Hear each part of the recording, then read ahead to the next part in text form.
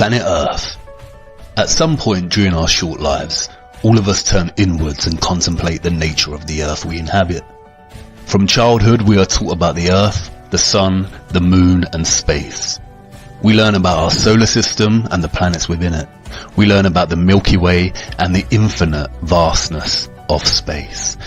And we accept these teachings as fact and go about our busy daily lives. One day, I decided I wanted to know more about our world and universe. I wanted to know everything, so I started digging. But straight away, I started to bump into things that made me stop and think, here are a few of those things. Did you know that our spherical Earth is spinning in space at a rate of over 1,000 miles an hour? And that the Earth rotates the Sun at over 67,000 miles per hour, causing us to hurtle through the Milky Way galaxy at over 500,000 miles per hour? And all the while the Milky Way is expanding at the speed of light, zooming at roughly 670 million miles per hour. Mind-dazzling, isn't it? And yet not one single human on Earth can actually feel this motion. We can feel the motion on a roller coaster, a train, we get car sickness, and when we fall our entire body feels a rush, but we feel not one aspect of the Earth's daily journey through the cosmos. That's weird. We've all seen images of Earth from space. In 1972, NASA released the first whole image of Earth, as seen from space. Titled The Blue Marble, one can only feel amazement at its perfect spherical shape and feel the immense enormity of the silent nothingness that surrounds our blue marble. But did you know that the Blue Marble image and every subsequent image of the Earth released by NASA are composite images, developed by computers out of data and finalized in Photoshop? There are no whole images of the Earth as seen from space. Who would have thought? And then there's gravity. Einstein theorized that gravity exists due to the curvature of space that results from a massive object, and it is the force that keeps us all rooted to the Earth. What goes up must come down, and gravity is so strong that it has the power to keep all our oceans strictly bound to the Earth and the power to curve them over our spinning planet. But it is not strong enough, however, to keep the birds from gliding through the skies, to stop feathers floating in the air and balloons rising. I guess gravity's power is a selective one. As I looked into space and physics more, I had more and more questions. And I knew that somebody much smarter than me out there had the answers. But it wasn't just space that fascinated me. I wanted to learn about the biological and geographical nature of our world. And again, as I dived into learning, I found more weird things that puzzled me.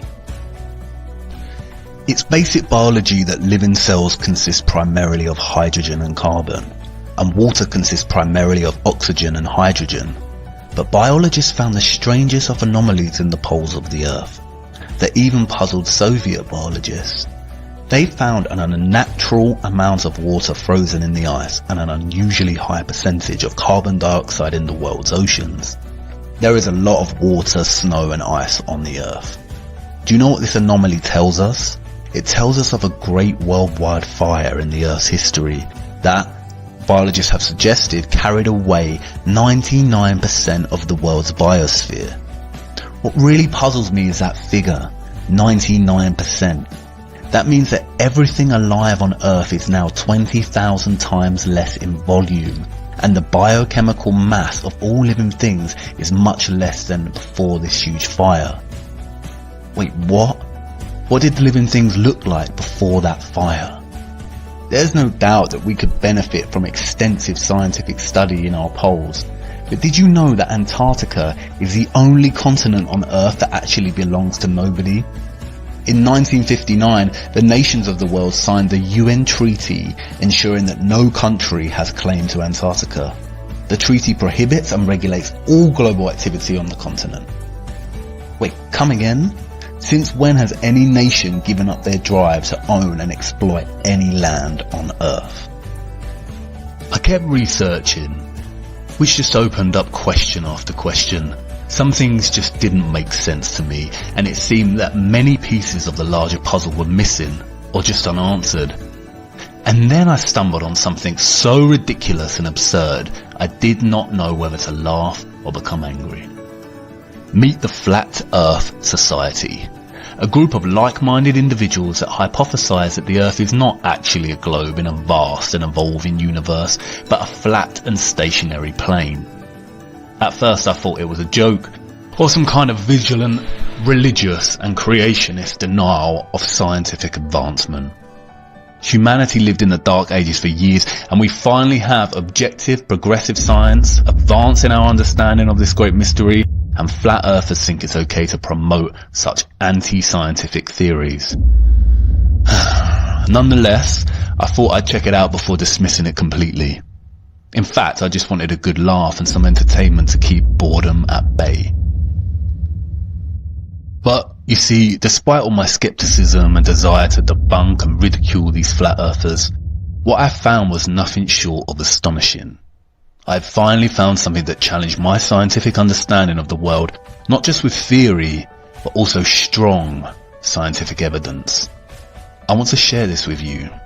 Come with me, if you will, down this rabbit hole to discover whether our Earth is in fact a flat and stationary plane. I only ask one thing before we begin. Keep an open mind until the end of this series and question absolutely everything. I promise you this, at the end you will certainly agree that everything we have been told about our planet is not exactly what it seems. You may even find that your entire perspective on the world has changed, like mine has. And I warn you, this rabbit hole is deep and perhaps at times a little troubling. But we'll take it one step at a time. And hey, who knows, maybe we'll even get to meet Alice on her way to Wonderland. Follow me now to part 2 of What on Earth Happened.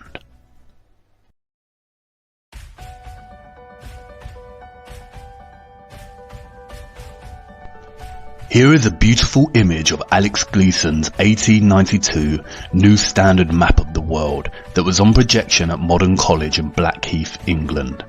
It states at the top of the map that it is scientifically and practically correct.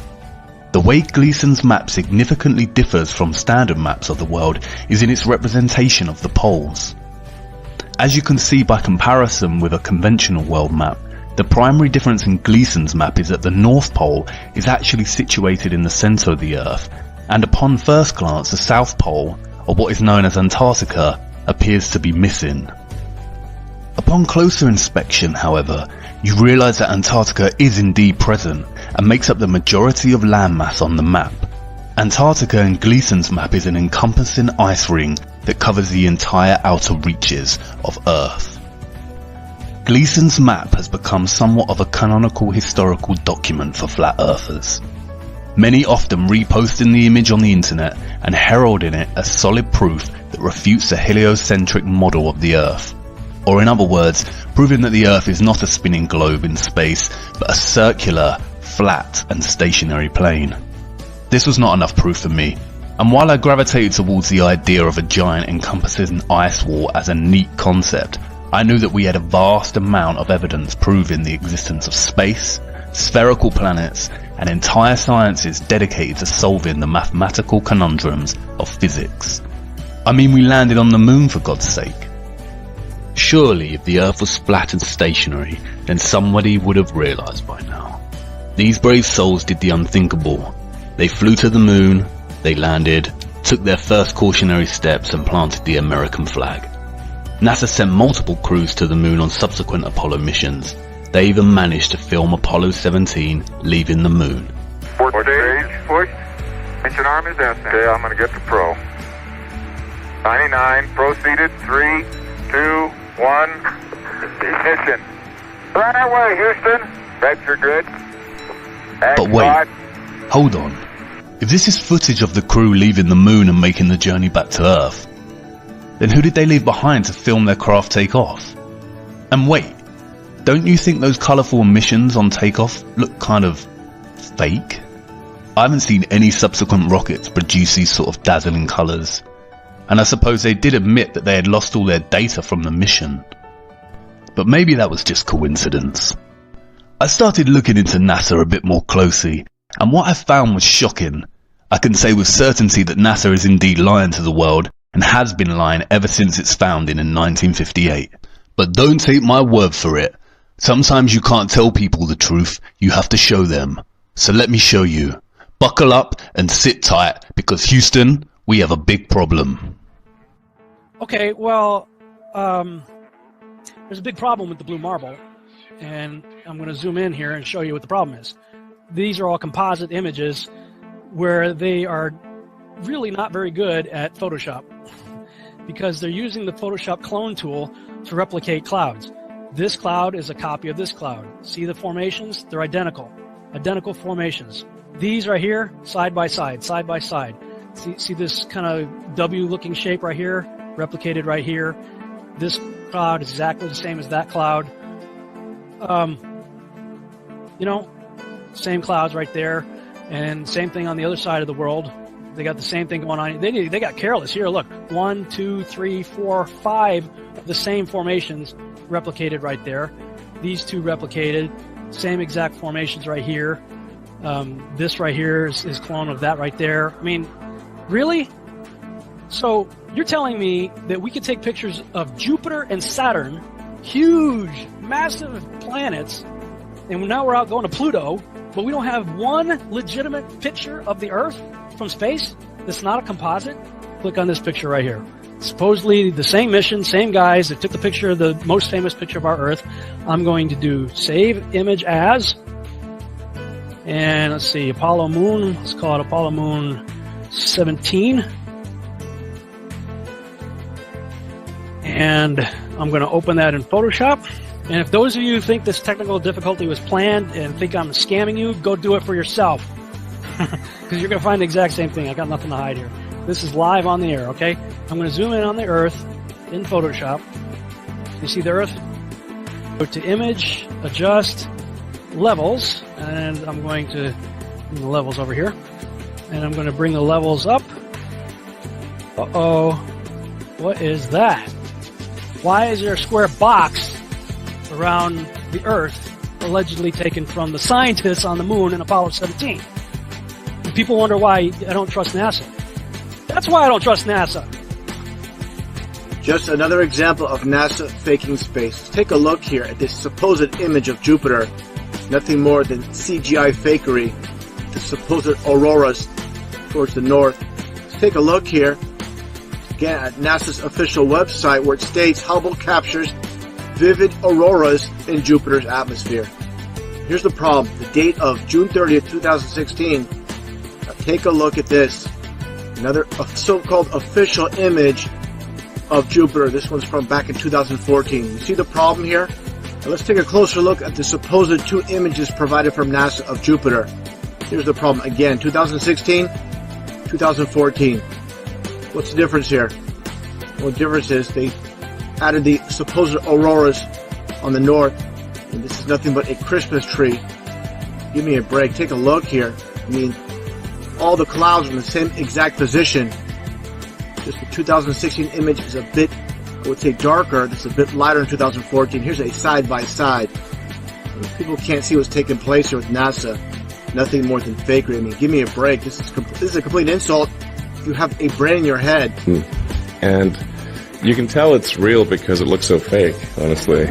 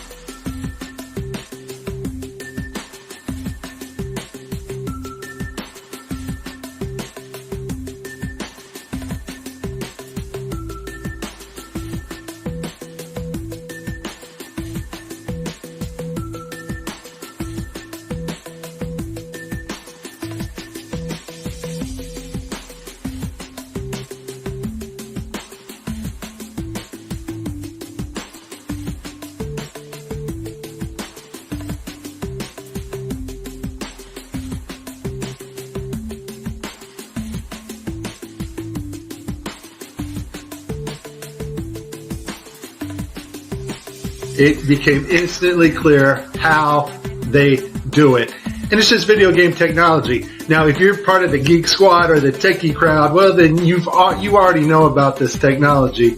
And so let's get to the video that caught my attention, and you will see the same things that I saw. Let's watch.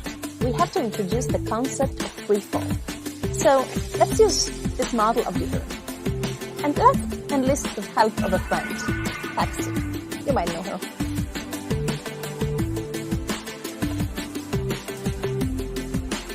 So what is significant about this video is, number one, it was live to school children. Number two, we have this stuffed animal that is transitioning in on another video channel. And the actor is able to reach up and grab this doll in real 3D space and manipulate this doll with their hands. And so the only way you're going to pull that off is with one technology. And that technology is virtual reality. More importantly though, something called augmented virtual reality is taking the objects in 3D space from a virtual reality world and putting them in our world on another screen, which we can see, manipulate, and touch with virtual reality contacts or glasses.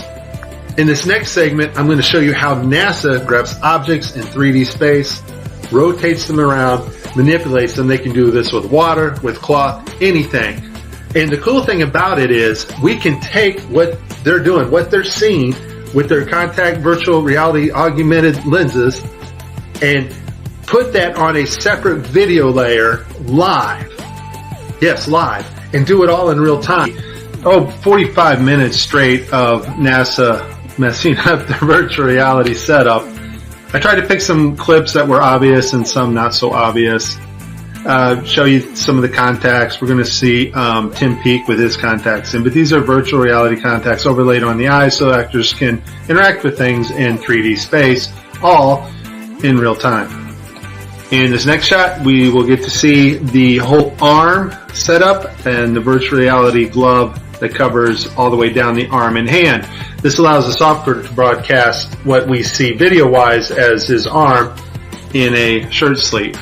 Okay, I have a lot of Tim Peake screw-ups, but this one here, this system glitches. The software does not track his hand properly, and Tim slips his hand underneath his other fingers, which is tightly holding onto the mic, which would be impossible.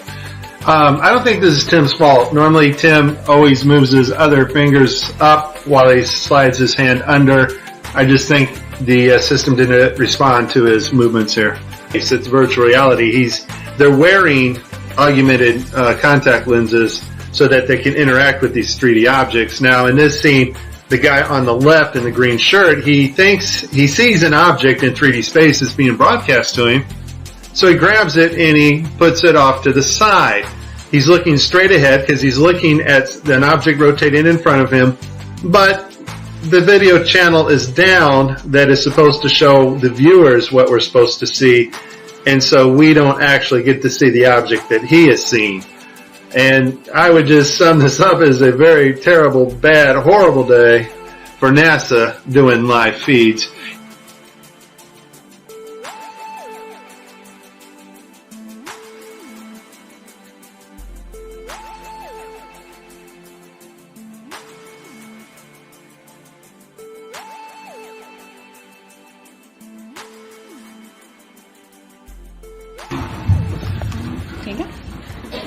So many times during spacewalks outside the International Space Station, we can see air bubbles rising up. Can you touch on how there are air bubbles in space?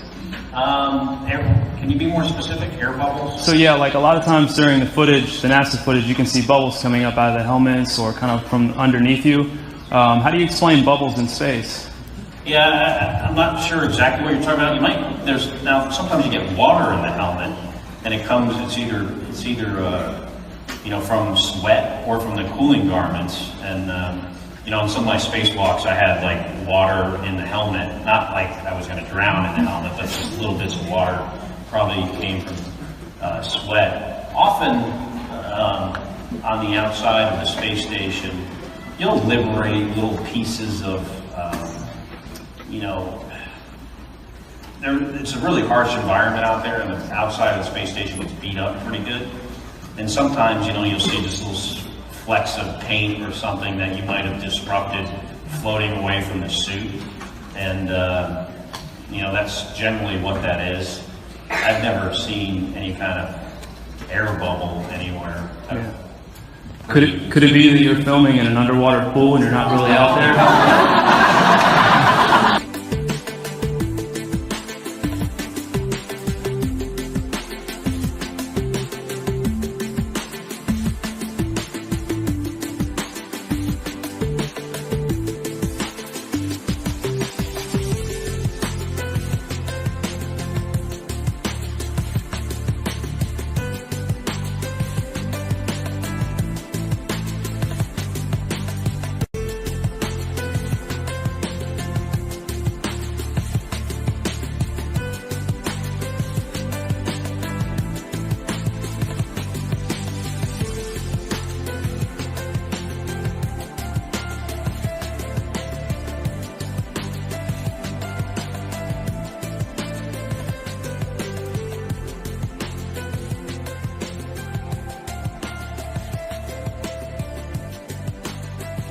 Why don't you swear in the Bible that you walked on the moon? You're the one who said you walked on the moon when you didn't.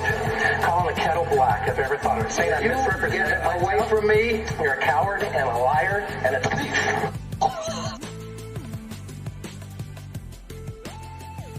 And then there is this. Official NASA research into the dynamics of an aircraft that would function over a flat and non-rotating Earth.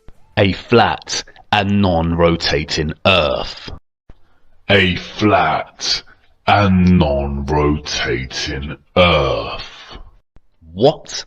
I know NASA has a tremendous multi-billion-dollar budget, but why would the organization waste funding research for an aircraft that functions over a flat and stationary Earth? I thought we lived on a spinning globe in space. Is this not like Toyota designing a new car that drives through lava? It would never be used and would be a tremendous waste of money. This is all fun and games until you really start to ponder NASA's lies. Why would the biggest space organization, whose vision statement on their website claims that it is their goal to discover and expand knowledge for the benefit of humanity, lie? And where exactly does their multi-billion-dollar annual budget go? In the last 5 years, NASA's total annual budget between 2016 and 2020 totals over a whopping $100 billion. Why would they commit such fraudulent actions if they want to benefit humanity with their understanding and exploration of space? And if we cannot trust the most famous of all space organizations to give us the truth, then is the Earth really what we've been led to believe it is? And then I remembered the 1959 United Nations Treaty, which prohibits and regulates all global activity on the continent of Antarctica and ensures that the continent belongs to no nation. With Gleason's map in mind, I started to wonder whether Antarctica was really what we had been told it was. Was it really a freezing white untouched paradise where, as Sir David Attenborough shows us, penguins play in the snow? Could it really be a huge ice wall encompassing the entire Earth? And then something dawned on me and stopped me in my tracks. How did I not notice? It was staring me in the face the whole time. Gleason's map. Hidden in plain sight in the United Nations logo. Look, the North Pole is at the center just like Gleason's map. And why is Antarctica missing? Or is it? Upon closer inspection I realized that the logo was framed in a circular laurel. I know from ancient Greek mythology that the laurel leaf came to symbolize Apollo. Apollo again. Just like the moon missions. In ancient Rome, the laurel was not permitted for profane uses, and lighting it at the fires of the altar was strictly forbidden. And I knew from the treaty that the UN had strictly forbidden Antarctica from being explored and exploited. Was there a message in this? I started digging, and then I realized that not only did the United Nations have this logo, but also the International Maritime Organization, the International Civil Aviation Organization, and the World Health Organization. The Maritime Organization polices the seas, and the Aviation Organization polices the skies. The World Health Organization controls all health and disease communications and guidance for the world, much like it has during the COVID-19 pandemic. Did the UN's military really police Antarctica with the maritime and aviation, or is it just an arbitrary treaty honouring the last unspoiled place on Earth?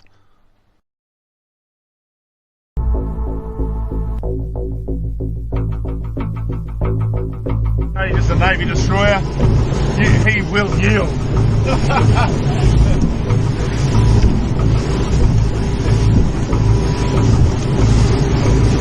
He'd be thinking, that cheeky better not cross my bow. Stop, Josh. They take it seriously. What did they say? You got to yield. You can't just fucking. They think you're going to charge them. We don't know for sure, but they did say something. No, they did. They come back last call. Yeah, fucking talk to them. Actually going around. He's turning. Stop. He's turning. He is actually turning. He said about the ship yesterday. No, he is turning. Fucking hell, what have we done now? It's turning, Josh. Just sit still. He's slowed down, has he? Yeah, he's really slowed down. No time we were in trouble. What for? It's coming to us. It is coming to us. He's got the shits because... This is Warship Hobart, channel 16, over. 16. Yeah. Exclusion area, please record your intention. Oh, who the fuck's that? We're heading to the shelf to go... Just say we're heading out fishing. Heading out fishing. No, we're just heading out fishing. He's out, boys.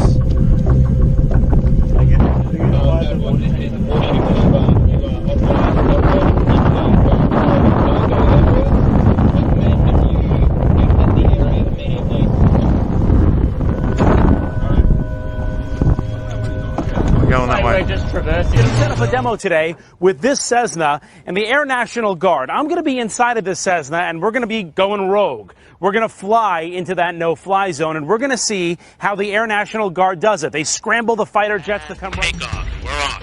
Flying for miles and miles until... Okay, we've just entered the no-fly zone now.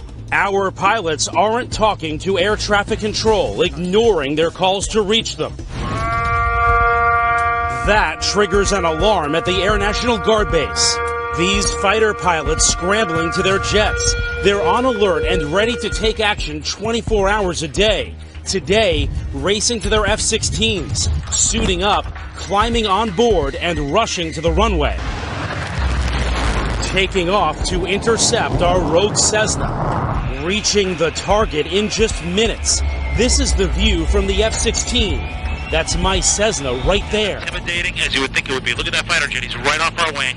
Another F-16 swooping in on the right, calling us on aviation frequencies. You have been intercepted. If you hear this transmission, acknowledge the radio call and rock your wings.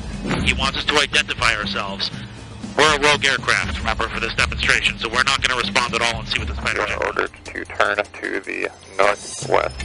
The fighter jet giving us one last warning. After all of this, the pilot still won't listen. The plane won't leave the airspace. Will you shoot them down?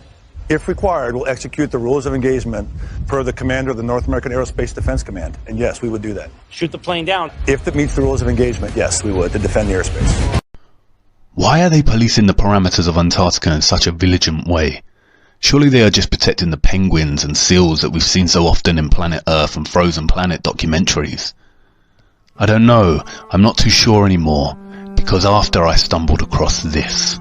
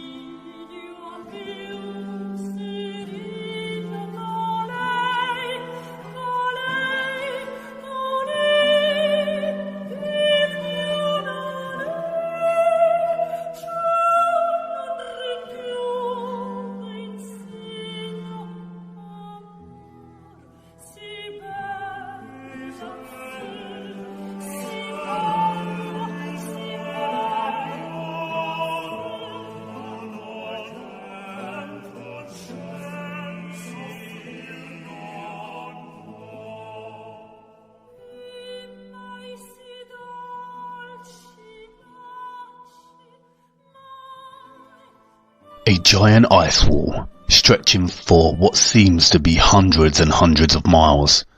I don't know about you, but I find this footage deeply disturbing. With NASA's lies in mind and that great ice wall looming in the distance, I began to experience what some call cognitive dissonance. I went into denial. Of course none of this could be true, and of course our Earth is a spinning globe as we've been taught throughout our lives. It's one thing NASA lying, but are all the professors and scientists lying too?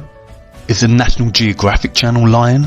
And what about Newton, Einstein, Hawking and Attenborough? Are they lying too?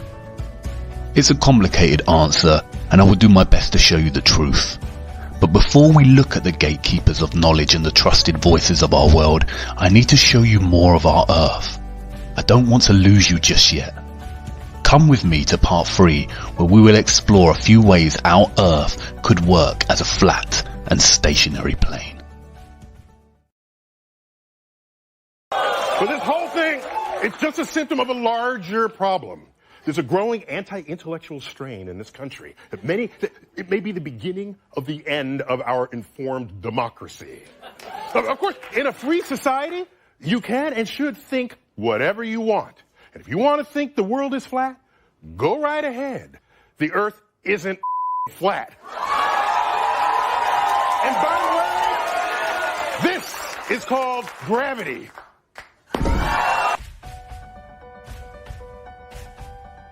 It is an interesting experiment telling somebody you know that you no longer believe in the universe and that our Earth is a giant spinning space ball. Try it for yourself. I guarantee they will tell you you're crazy, or at least look at you like you've lost your mind. The most interesting thing is when challenged, the ball believers will not actually be able to give you solid empirical evidence based on their first-hand experience that the Earth is actually a large spinning globe. Can any of us demonstrate first-hand in our day-to-day lives the Earth's curve or motion through the solar system? No, we cannot. And can any of us say we have seen the planets in their orbit and the universe expanding with our own eyes? No, again, we can't. Usually in response to this crazy person telling them that the Earth is flat, they will respond by 1. Bringing up images of the Earth as presented by NASA, or 2. They will say, come on, everyone knows space exists, and tell you that countless professors have dedicated their lives to studying this matter. At some point, perhaps, an emphasis on the existence of gravity will come up in the conversation. But you see, what is really happening when someone reacts so stubbornly to an alternative view of the Earth is not a result of the person's mental capacity. If the person had sat down with their heavily pregnant sister and said, "You are not a woman and you are not pregnant," then that is a statement which deserves such a reaction, as there is obvious empirical evidence of her pregnancy. No, what commences when challenging a person on the Earth is a battle against their programming. This programming is a deep-rooted and established matrix that is deliberately constructed when we are infants. Before we leave primary school, our first-hand experience of our flat and stationary world is slowly being erased and steadily inflating into the bloated and spherical idea that the Earth is a globe. The sad thing is, many of us grow up and never question this notion again. It is only in photographs and videos from NASA and other official trusted sources that the horizon appears curved. All amateur and raw unedited images of the Earth will provide a completely flat horizon. And this is what we see ourselves through our own two eyes when standing at a beach or looking out from a vantage point. At any altitude, the horizon always appears 360 degrees flat, because it is. And it always rises to meet the eye level of the viewer. You never have to look down or up to see the horizon. It meets you. No matter how huge they say the Earth is, if it were a curved ball, you would have to adjust your view upwards or downwards to meet the horizon. And I know we've seen the curve in photos and videos, but NASA and many other official sources continually distort the horizon in their footage with a fisheye lens to give the effect of a curved Earth. This is the same fisheye lens inherently built into the GoPro. And I know what you're going to say. You've seen the horizon bend and curve when journeying at altitude on an aeroplane. But unfortunately, this is more trickery. Aeroplane windows commonly bow outwards to give the illusion of curvature. A Telegraph article, catering to our gullible nature, explains that flight windows were changed because the square windows caused a higher percentage of crashes. Yeah, right. They use our size as human beings to dismiss our own infallible perception of a flat and stationary Earth, claiming we are not big enough to witness the curvature. But this balloon managed to ascend 121,000 feet and left its fisheye lens behind. Lo and behold, a flat horizon. The balloon wobbles and spins, but the horizon remains dead straight, not curving in any way, shape or form. And this is the problem. For centuries our ancestors used their own judgment and relied on their own natural-born senses to discern that the Earth was flat. And although some had dabbled in theories of the Earth's potential curvature, it wasn't until the early modern period, with voyages like Christopher Columbus, that the heliocentric globe model became dominant and humans forever sacrificed the knowledge of their own senses. And the heliocentric model is so blatantly flawed and nonsensical that it's astonishing that it even gained traction. Take the water bordering our horizon, for instance. It is the natural physics of water to find and maintain a level, and it just so happens that that level is flat. If Earth was a spherical ball, water would not maintain such consistent flat levels. We are used to water doing this and this, but we have never in all our lives on Earth witnessed with our own eyes water do this. Water does not bend. It's not called sea level for nothing, you know. And if water did not always find a flat level, then why would we use tools such as this to achieve accuracy? Again, water does not bend. Rivers, for instance, always run down to sea level. If Earth was a rotating ball, then inevitably many rivers on Earth would, at some point in their journey, have to flow uphill.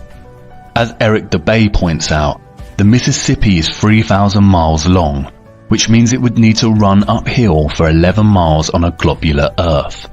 He also points out that a portion of the Nile runs for 1,000 miles with a fall of only 1 foot. Again, if the Earth was a spherical ball, this would be impossible.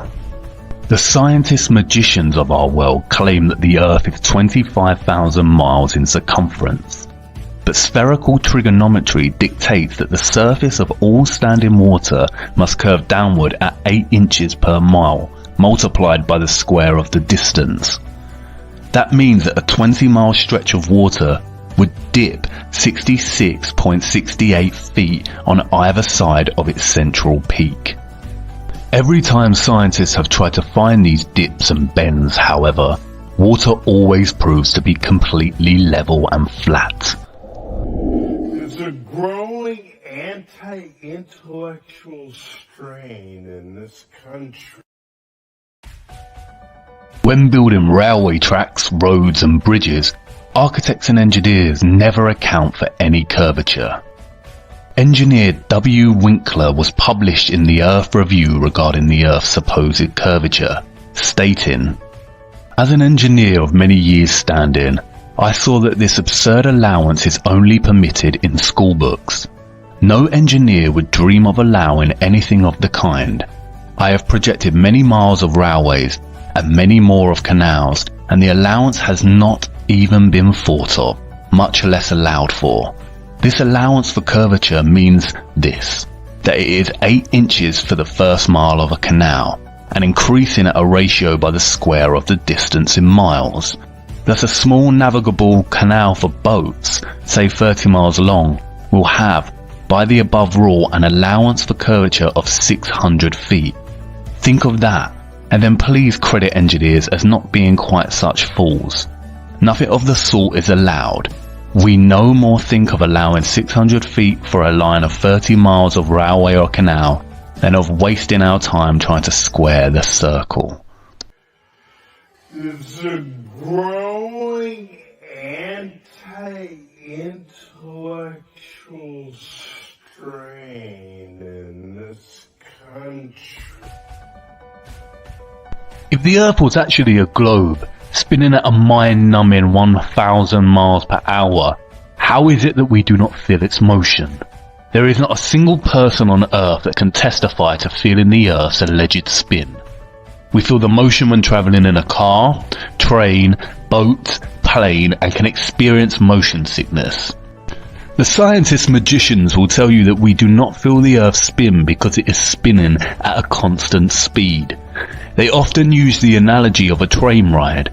We only feel that we are moving when the train changes speed.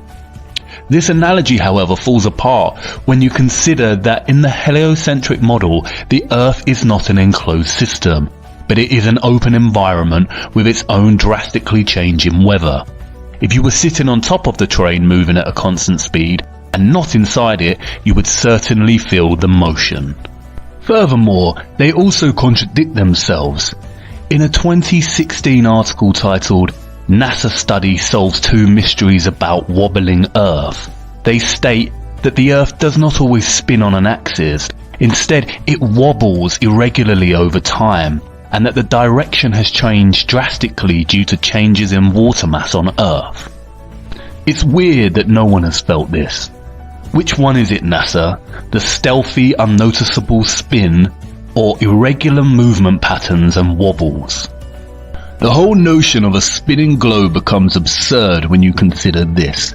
If the Earth was actually rotating, then helicopters and balloons would only need to hover over the surface and wait for their destination to come to them. Similarly, if it were a curved spaceball, then aeroplane pilots would constantly need to readjust their altitude downwards so they did not continue straight and start heading out to space.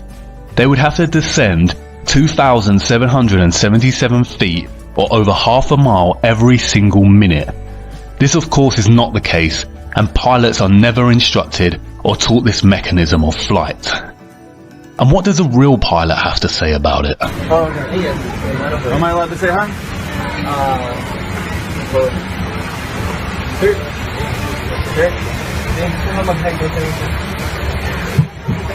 Hey, I just want to say thanks for the smooth flight. I did have one question. Is there like a specific angle of downward tilt you have to fly at? 3 degrees. 3 degrees for the curvature of the Earth? Oh, for the Earth? Because, yeah. No, we just fly over the troposphere. Really? Yeah. Do you have to keep like kind of going down because... No, we actually have to nose up. It flies... Yeah. Really? Because I was reading some stuff on the flat Earth that made a lot of sense. Have you looked into it? Which one? Sorry? I was reading a lot of stuff on the flat Earth.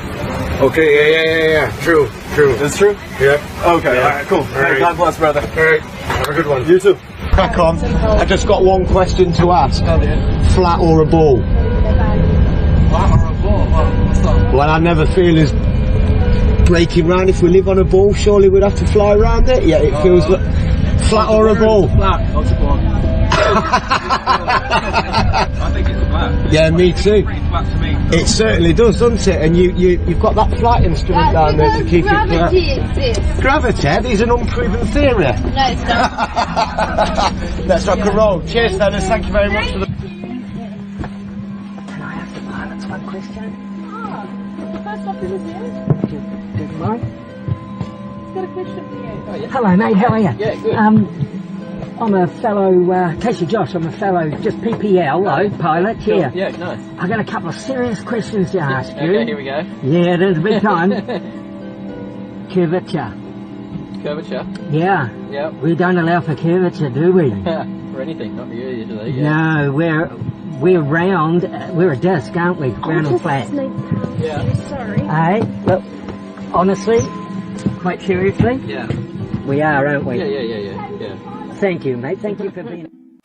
If the Earth is actually rotating, flight paths would become very messy. Flying west from New York to California is 2,441 miles, which takes just under 5 hours on a commercial flight. If the Earth is spinning eastwards at 1,000 miles per hour, then not only would this flight take a lot less time, but it would also make it near impossible to fly back the other way due to the constant rotation of the Earth. It would be like trying to run up a very long and very fast downward escalator. And what about the weather? If the Earth and atmosphere is spinning at 1,000 miles per hour, then don't you think it would be impossible to see such stationary clouds and weather formations like we do? Not to mention that clouds often crisscross in their pathways. This would be impossible if the Earth's spin was a reality. Thomas Winship states, "Let imagination picture to the mind what force air would have which was set in motion by a spherical body of 8,000 miles in diameter, which in 1 hour was spinning around 1,000 miles per hour, rushing through space at 65,000 miles per hour and gyrating across the heavens. Then let conjecture endeavour to discover whether the inhabitants on such a globe could keep their hair on.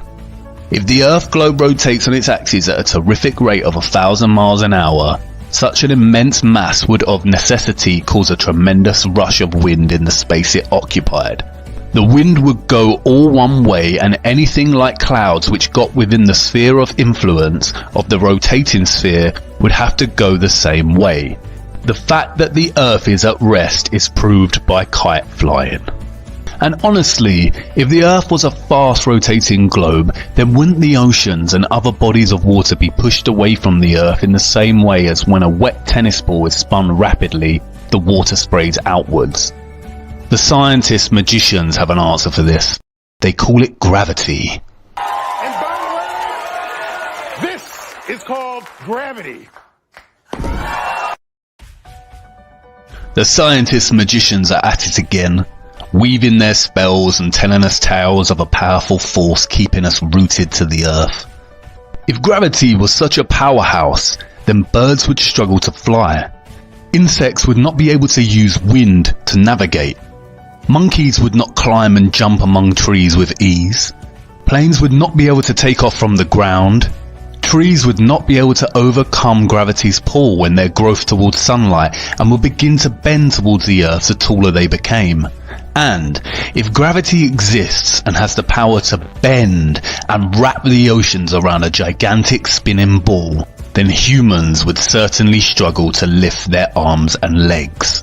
Legend has it that an apple fell on Newton's head as he sat under the tree, and this was the catalyst for his great discovery of gravity, which claims that objects are attracted to large masses and gravitate towards their centre.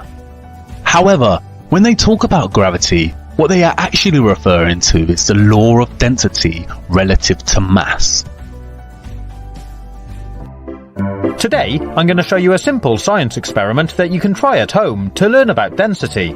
Start by taking an empty glass and tip in some water and food colouring. Then add some syrup or treacle. And I'm going to add a little bit more water to make the layer a bit thicker. Then finally, fill the glass up with some oil and leave it to settle for about 15 minutes. These liquids separate out into different layers because they're different densities and they don't mix. The syrup has the highest density, so it sits on the bottom, and the oil, which has the lowest density, rises to the top. Try dropping different objects in to see what happens. If we drop this metal nut in, which is really dense, you can see it sinks right to the bottom. But if I take this grape and drop it in, it sinks through the oil and water, but sits on the syrup. This is because the syrup is denser than the grape. Pretty cool, huh? Now if I take this plastic bottle top and drop it in, it slowly sinks through the oil and sits on the water. And finally, if I take this piece of sponge and drop it in, it sits on top. It is a scientific fact, verified by undisputable evidence, that when objects are placed in mediums with less density, they sink, and when placed in mediums with higher density, they rise or float. For example, a rock in water will sink because the object's density is greater than the water's density, as will a ship's anchor. Likewise, helium-filled balloons rise because they are lighter than the air. Submarines float on the ocean when their ballast tanks are empty and contain air, and they sink when their ballast tanks begin to be filled with water. This is how they manipulate their depth in the ocean, by adjusting the ratio of air and water in the tanks. This is proven by filling a balloon with 50% air and 50% helium.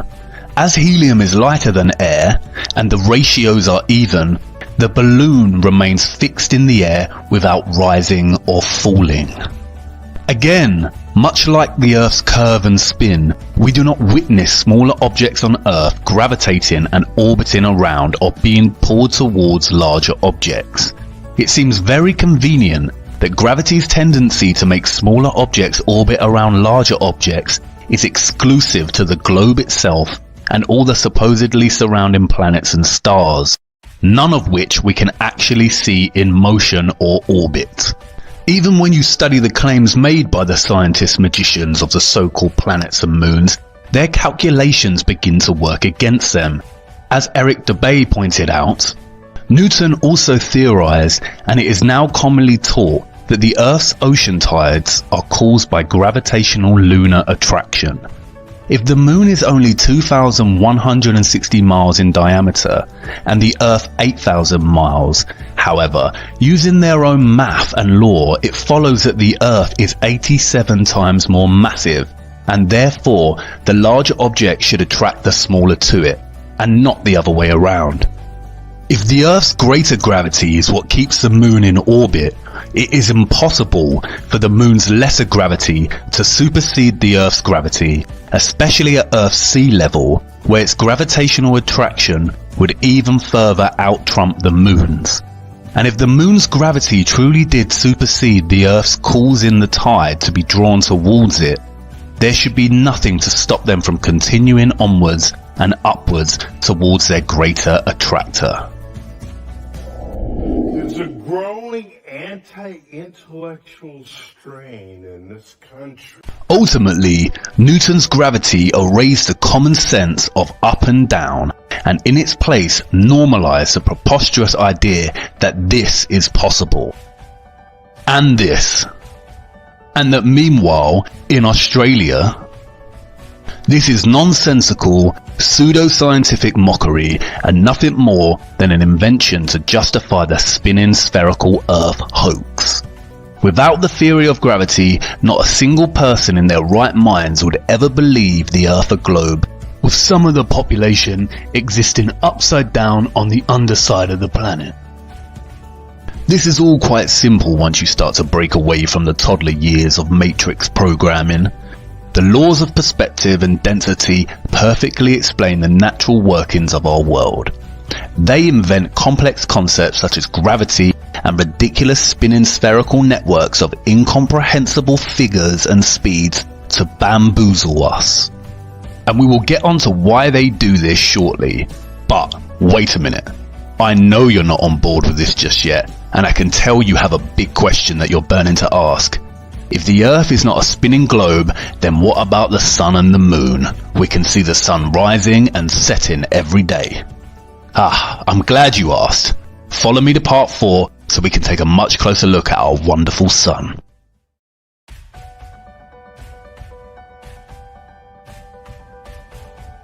Just as applying the law of perspective to the horizon tells us that our Earth is indeed flat, the same principle applies to the setting of our sun. The scientist liars of our world tell us that the sun is 109 times more massive than the Earth, and that it is 93 million miles away. They state that the split between day and night is because the Earth is rotating, and that when we see the sunset we are witnessing the rotation and our arrival into the dark phase of the spin, which is a time frame called night and when our moon becomes visible. Much like the proposed curvy nature of our world and the theory of gravity, this is complete nonsense. Before turning our attention to the sun, let's first look at 2 examples that debunk the heliocentric model of a rotating globular Earth. The first is the New York City skyline as seen from Harriman State Park's Bear Mountain, which is 60 miles away. If the Earth was a spinning globe of 25,000 miles in circumference, then this viewing from Bear Mountain's 1,283-foot summit should be impossible. If we take Pythagorean theorem, which determines the distance to the horizon being 1.23 times the square root of the height in feet, then this skyline should be invisible behind 170 feet of curved Earth. It should actually be beneath the horizon. Similarly, when ships pass the ocean's horizon, they should technically be vanishing over the curve of the Earth. A strong camera lens, however, proves this to be false. Ships do not vanish over the curve of the Earth, but vanish beyond our limits of perspective.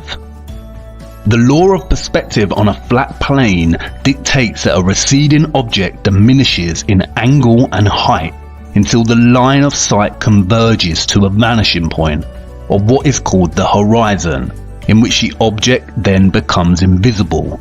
The scientist liars claim that the sun sets and vanishes beyond the curve of the Earth, but this is nothing more than the sun moving beyond the vanishing point of perspective, which is determined by the limitations of our eyes, other objects, and weather. The same law applies to how we see the sun and its rising and setting. The sun never rises or sets. It is an optical illusion determined by the laws of perspective. We think we see the sun rise and set because of the convergent and divergent nature of our line of sight. For instance, this row of street lamps appears to decrease in size further down the line of sight before vanishing completely, when in fact all street lamps are of the same height and continue to border the walkway well beyond the vanishing point. This is the same with this line of HP bottles. They are all the same size and they do not change size. It is just our perspective that makes it seem like they do. This is precisely what we experience when we watch the sun rise, set, and journey across our flat Earth.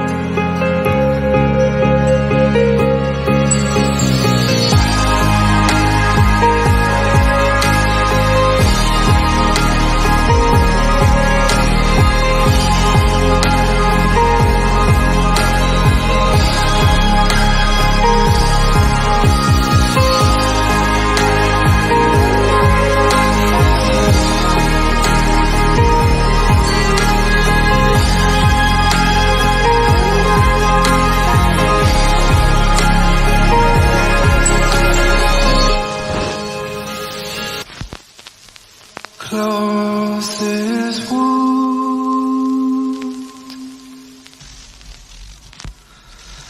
alive my bones,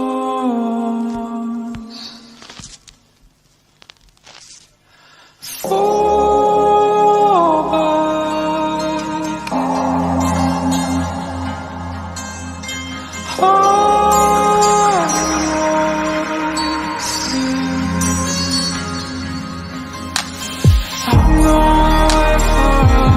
long time. I'm going away for a long time.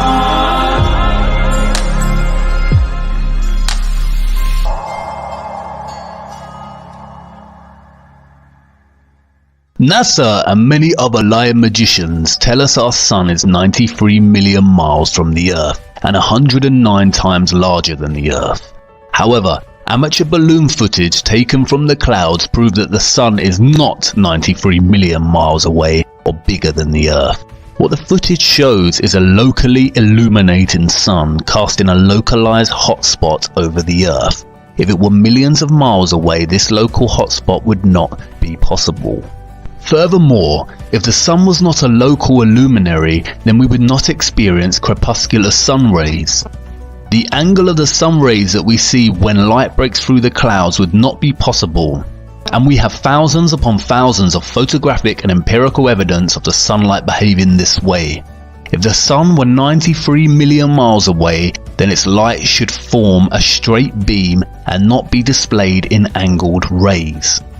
If the sun is so far away, then why does it grow so much with just a small rise in altitude on Earth? At 93 million miles away, this rise in altitude should be negligible or non-existent. The change in size suggests a locally illuminating sun that is not an inconceivable 93 million miles away, but is actually relatively close to Earth, journeying just above the clouds. And it is not 109 times larger than the Earth, but actually a lot smaller than the Earth. Our first-hand experience of the sun and the moon is that they are nigh on equal in size and circular shapes that journey similar circular paths over our flat, stationary plane. The scientist magicians make up these complicated theories of perfect spherical bodies of rock and gigantic balls of hot plasma that come with incomprehensible distances and calculations that bamboozle us. Anyone can use their common sense to discern that the sun and moon are of similar size. And the moon is not a ball of rock. And they just start making stuff up. Yeah. Like that Neil Armstrong guy. Have you seen him on the talk shows? Neil Armstrong, you mean the first man to walk on the moon? Talk about a fish story. Yeah. Man, and they're buying it. Oh, yeah. Yeah.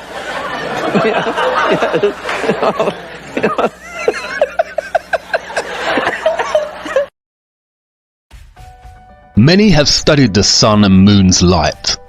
The sun's light is warm and drying. It preserves matter and prevents decay. If you leave fruits out in the sun, it will preserve them, like with sun-dried tomatoes and raisins. It is antiseptic and healing. The moon's light, however, is cold, damp, causes putrefaction and decay, and is septic. The sun's rays decrease the combustions of a bonfire, while the moon's light increases it. People have studied the temperature of the moonlight and were surprised to find that at night the temperature of direct moonlight is colder than the temperature of the shade. This proves that these two luminaries are unique and opposites in nature. It also undercuts NASA's claims that the moon reflects the sunlight. If that were the case, then the moonlight should have a degree of residual warmth to it and not be colder than the shade at nighttime. Furthermore, the moon cannot simultaneously be a spherical body and a reflector of the sun's light. When light is shined upon a spherical body, it produces this. Reflectors have to be flat or concave to actually reflect. A spherical convex surface results in no reflection. Again, basic, repeatable, verifiable and real science works against a magician's space saga hoax. A lot of photographic and film footage also proves that the moon is semi-transparent. When the waxing or waning moon is visible during the day, it's sometimes possible to see the blue sky right through the moon. Sometimes at night it is even possible to see stars directly through the surface of the moon. The Royal Astronomical Society has documented many of these instances. Faith believers in the pseudoscience of the rotating ball often use the moon's surface as proof of the heliocentric model, in which the moon appears upside down in the southern hemisphere and the opposite in the north. But again, this proves the stationary Earth. Time-lapse photography shows that it is the moon that turns clockwise like a rotating disc over the Earth, and this is only possible if the Earth is stationary and it is the moon itself that is moving. You see, the sun and moon luminaries rotate around our flat disk Earth in a similar way to the hands of a clock, dictating time and seasons and the fluctuating balance of dark and light, preservation and decay. In fact, our flat Earth is the oldest clock of them all, and this is how solar and lunar eclipses are possible. The heliocentric model completely fails when studying lunar eclipses. For a lunar eclipse to take place in the globe model, the sun has to be reflecting the Earth's shadow onto the moon, and all three have to be aligned in a straight 180-degree syzygy. But since the beginning of time, lunar eclipses have been observed while both the sun and the moon are simultaneously visible in the sky. Furthermore, when looking into the mechanisms of a solar eclipse, the heliocentric lie once again falls apart. As this footage demonstrates, the sun and the moon have to be roughly a similar size for a solar eclipse halo to form. Representing my sun source and a penny representing the moon. And as you can see, the flashlight is a lot larger than the penny.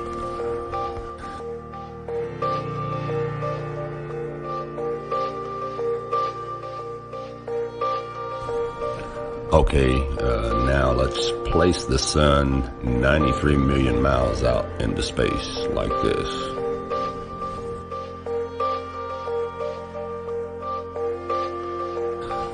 And let's get our penny a lot closer to the camera. Okay, where it's about the same size as the flashlight in perspective. Okay, now that doesn't look right. You can't see the corona, and it just doesn't eclipse. You can still see it light all around. It's not a total blackout. Okay, now I have a side light on the side of this flashlight that just so happens to be the exact same size and diameter as the penny, which is perfect for our next test because the sun and the moon are the same size on a flat Earth. And we'll bring the sun in closer to us as it would be on a flat Earth. Now let's try our eclipse with the moon right underneath the sun.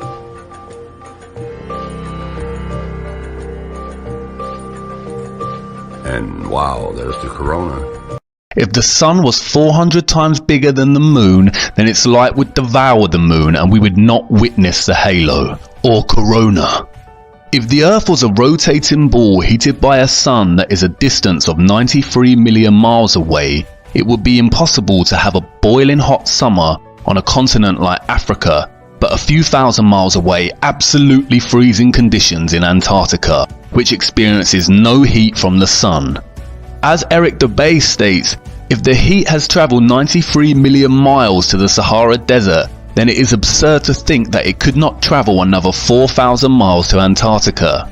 This is a difference of 0.0004%. If the Earth was a globe, then the Arctic and Antarctic polar regions should share similar conditions due to their comparable latitude. However, this is not the case. Antarctica is the coldest place on Earth with an average yearly temperature of -57 degrees and a record low of -135.8 degrees. The average annual temperature of the North Pole, by contrast, is a mild 4 degrees. The northern Arctic endures mild warm summers and survivable winters.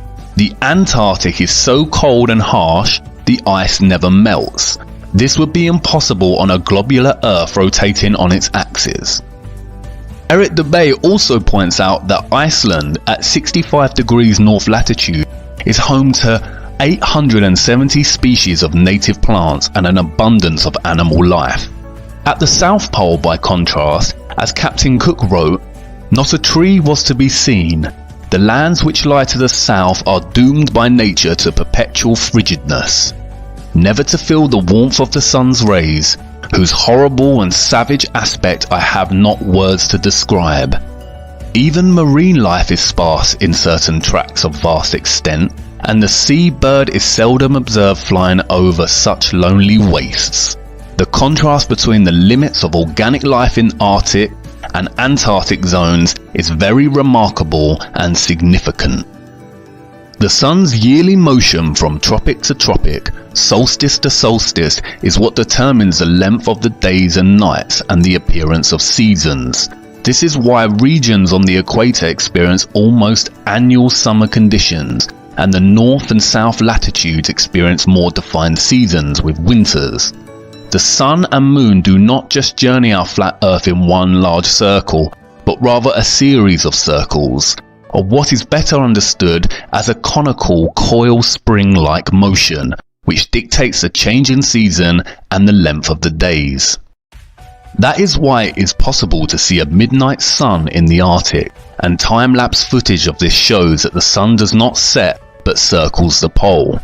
The scientist priests lie and say this is due to the poles on either end of the spherical globe, and that Antarctica also experiences a midnight sun. But we have no amateur footage of this, as no one is permitted to explore the region, and all official footage is highly suspect as either photoshopped or manipulated. Furthermore, if there was such a phenomenon in the Antarctic, then why does nothing grow there? NASA claims that the Earth is spinning at 1,000 miles per hour around its central axis, travelling at 67,000 miles per hour around the Sun, and spiralling at 500,000 miles per hour around the Milky Way, while the entire galaxy is travelling at 670 million miles per hour through the universe. If this was the case, then the North Pole star, or what is known as Polaris, should not remain a constant in the night sky. It always remains perfectly situated above the North Pole, despite all this motion and journeying. The word planet originates from the ancient Greek planetes, which translates to wandering or to wander. And the Greeks were correct. It is the stars above that are moving, not us on our flat, stationary Earth. Look.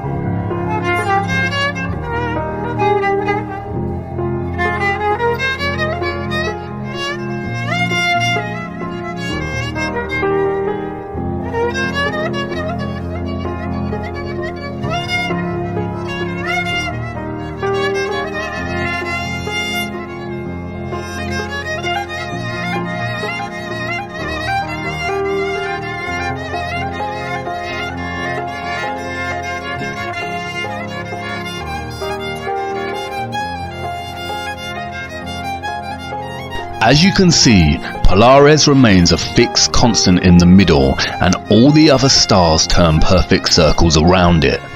If the Earth was spinning at 1,000 miles per hour, the stars would be seen to travel more or less horizontally across the sky. But this is not the case.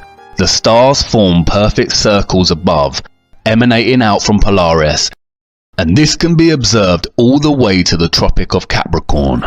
The reason Polaris never moves is because the North Pole is the center of our flat and stationary Earth, just like depicted in Gleason's map and the United Nations logo. So what are the stars above our heads? And if NASA is lying about the nature of our Earth, Sun and Moon, does that mean that space and the universe are also fake and not what we think they are? The short answer is yes, space as we know it is a hoax. Our flat stationary plane does not look like this sitting in space. We will look at what the stars are and the possible real space that our flat Earth resides in. But first we must venture deeper into a different rabbit hole. We have come a long way, but we have only really scratched the surface. This next rabbit hole is deep and dark, but it is necessary. And I promise you this, on the other side lies a comprehension of things so incredible in nature you would not have thought them even possible. Follow me now to part 5, as it is time to understand the why of the lie. Right before the founding and establishment of NASA, there was a significant historical event that holds the key to understanding the reason behind their lies and the signing of the UN Treaty on Antarctica. But before looking at this event, it is necessary to examine the theory of the Big Bang, and any historical reference to such a phenomena before the theory was established in 1929 by Edwin Hubble, who was influenced by the work of Albert Einstein and Georges Lemay.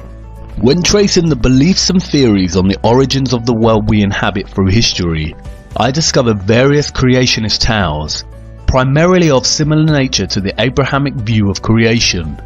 I also encountered various works of philosophers and scientists such as Aristotle, Immanuel Kant, Johannes Kepler and Isaac Newton that proposed the theory of the infinite nature of the universe. There is one text, however, that predates all of these ideas.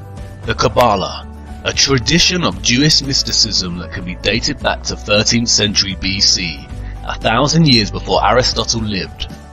In traditional understanding, it is said to originate from the time of Eden. The Kabbalah's account of the origin of the earth and universe is a complex one, but the summary of its vision can be understood through its concept of Ein Sof, which translates to unending or infinity. The Kabbalah lays out its origin story as such. In the beginning, the Ein Sof withdrew into itself, creating an empty space or vacuum, within which the forces of Din began to take on an independent life.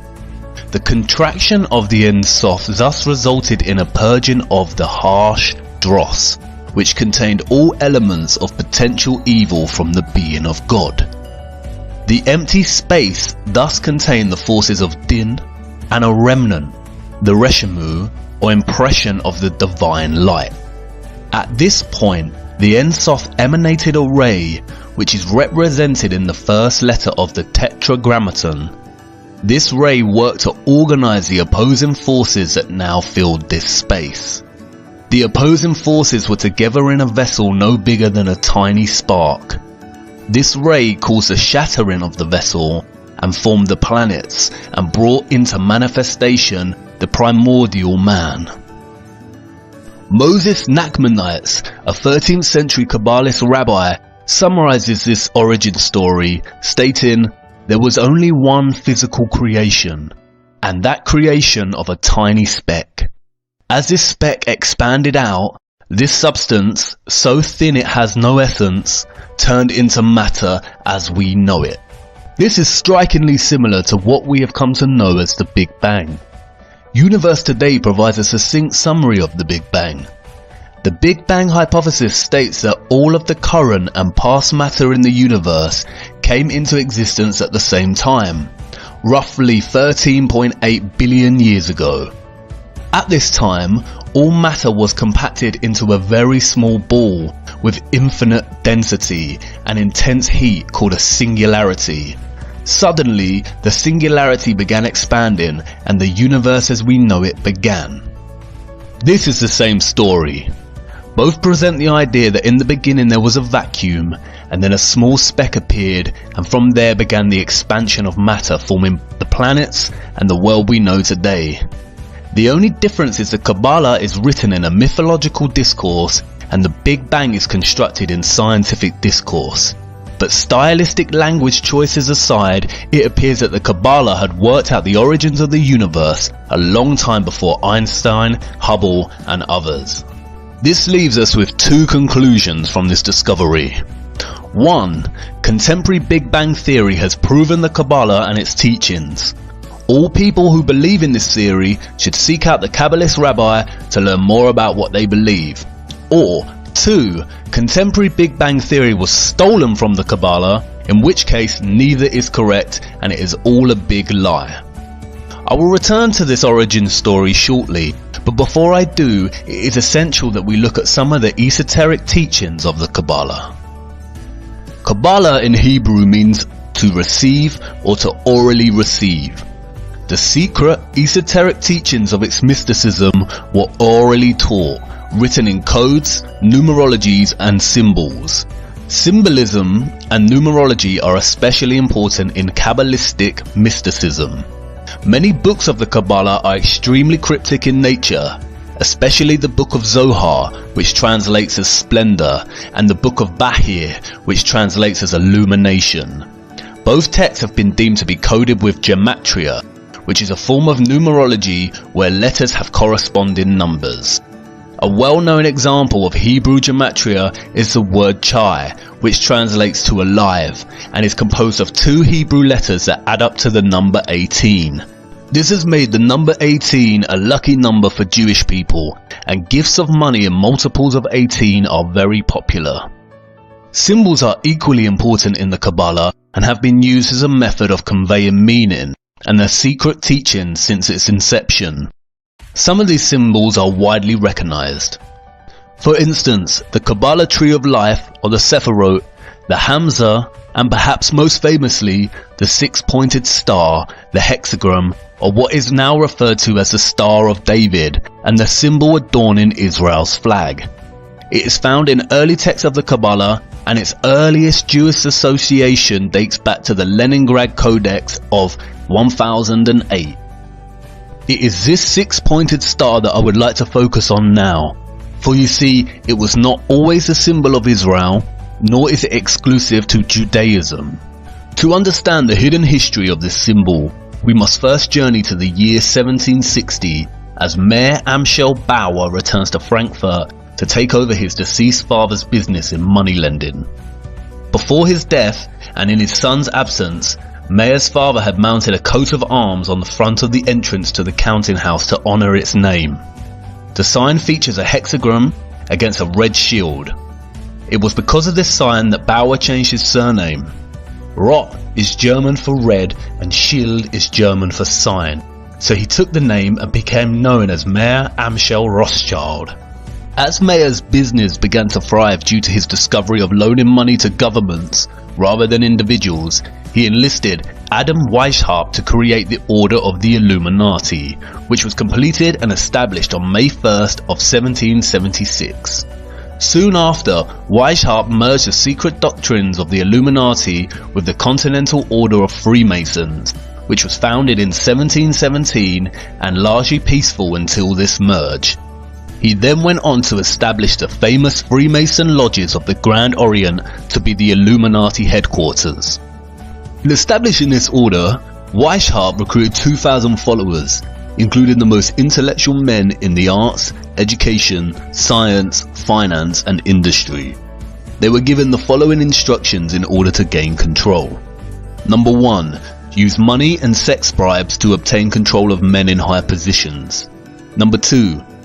Colleges and universities were to cultivate students possessing exceptional abilities and train them specifically in internationalism. Number 3. All influential people were to be used as agents and placed behind the scenes of all governments as experts and specialists. Number 4. To obtain absolute control of the press.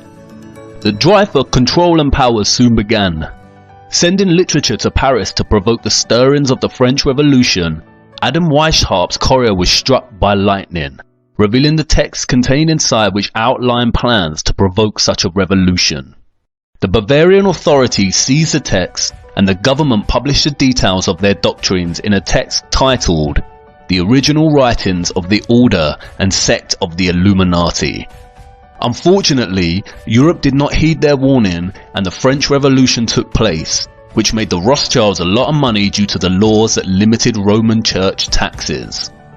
In 1798, John Robinson, one of the leading intellectuals of his time and professor at Edinburgh University, published a book, Proofs of a Conspiracy Against Religions and Governments of Europe, carried on in the secret meetings of Freemasons, Illuminati and secret societies.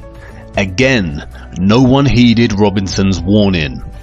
In 1812, Mayer Rothschild died and laid out specific laws for the House of Rothschild, which are 1. Only males will enter the business, 2. Intermarry to preserve fortune, and 3. The eldest son of the eldest son is to become the head of the family. After his death, Mayer's children left Frankfurt and established banks in all major European cities. Nathan Rothschild moved to London at 21, where he established a banking house. During the Napoleonic Wars, the 5 Rothschild brothers worked to provide gold to both Wellington's army through Nathan in England and Napoleon's army through Jacob in France, thus establishing a formula they would retain until the present day. Exactly this: fund both sides of each war and become rich in the process and aftermath. The Napoleonic War forced Britain and many other countries in Europe to borrow vast sums from the Rothschild Bank, with interest rates they would never ever be able to pay back. Furthermore, they manipulated the stock market. During the war, speculators would watch the value of Nathan Rothschild's British war bonds in an attempt to guess who would win the war. Shortly after the battle ended, and long before anyone else knew who was the victor, Rothschild began selling bonds. Everyone assumed this meant that Napoleon had won and Europe had lost. Panic selling followed, and when prices crashed, Nathan bought the majority of these bonds. The ownership of such high value bonds meant that the Rothschilds literally owned the Bank of England. From that moment onwards, the interests of the British Crown and the Rothschilds became so entwined that the Rothschilds were given titles of nobility. Nathan famously said, "I cared not what puppet is placed upon the throne of England to rule the empire on which the sun never sets. The man who controls Britain's money supply controls the British Empire, and I control the British money supply." The Rothschilds used their control of the Bank of England to replace the method of shipping gold from country to country, and instead used their European banking network to establish a system of paper debits and credits, the same system we use today. At the end of this period, the Rothschild family controlled half the wealth of the entire world. During the 19th century, the Rothschilds took control over the financial operations of the Catholic Church worldwide and began setting up their banks in the United States. They also began to gain control in other areas of industry. In 1862, the Rothschilds used one of their own, John D. Rockefeller, to form an oil company called Standard Oil, which went on to dominate all competition and was funded to prominence by the Rothschilds.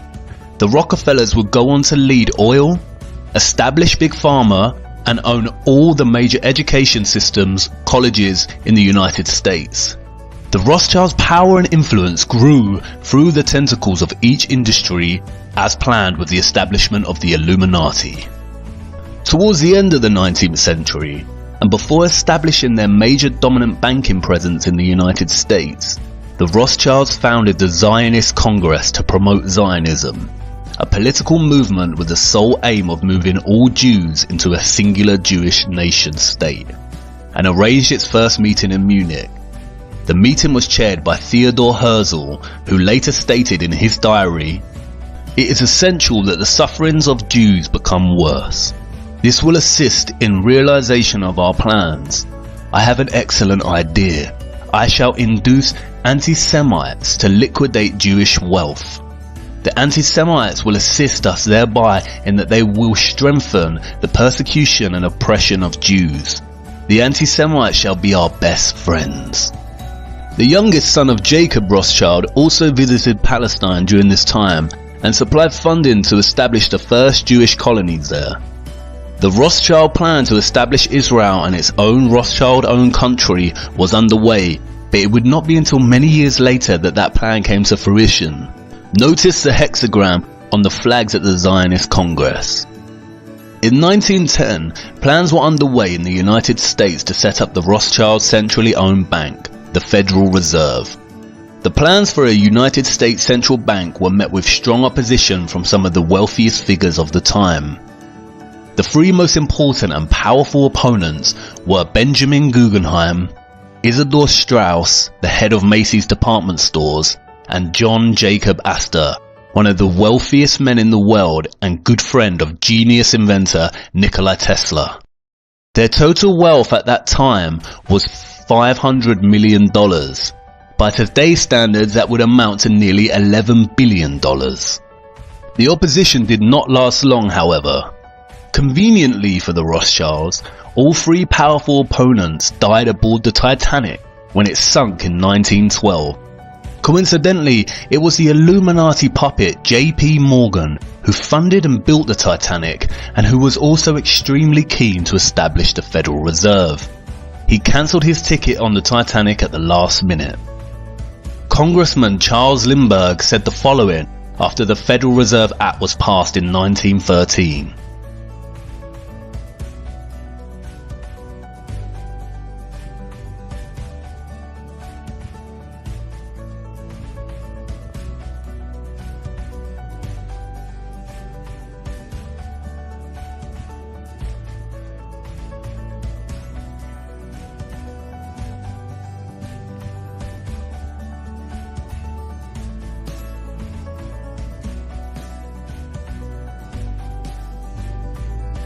The last part of this statement is especially important.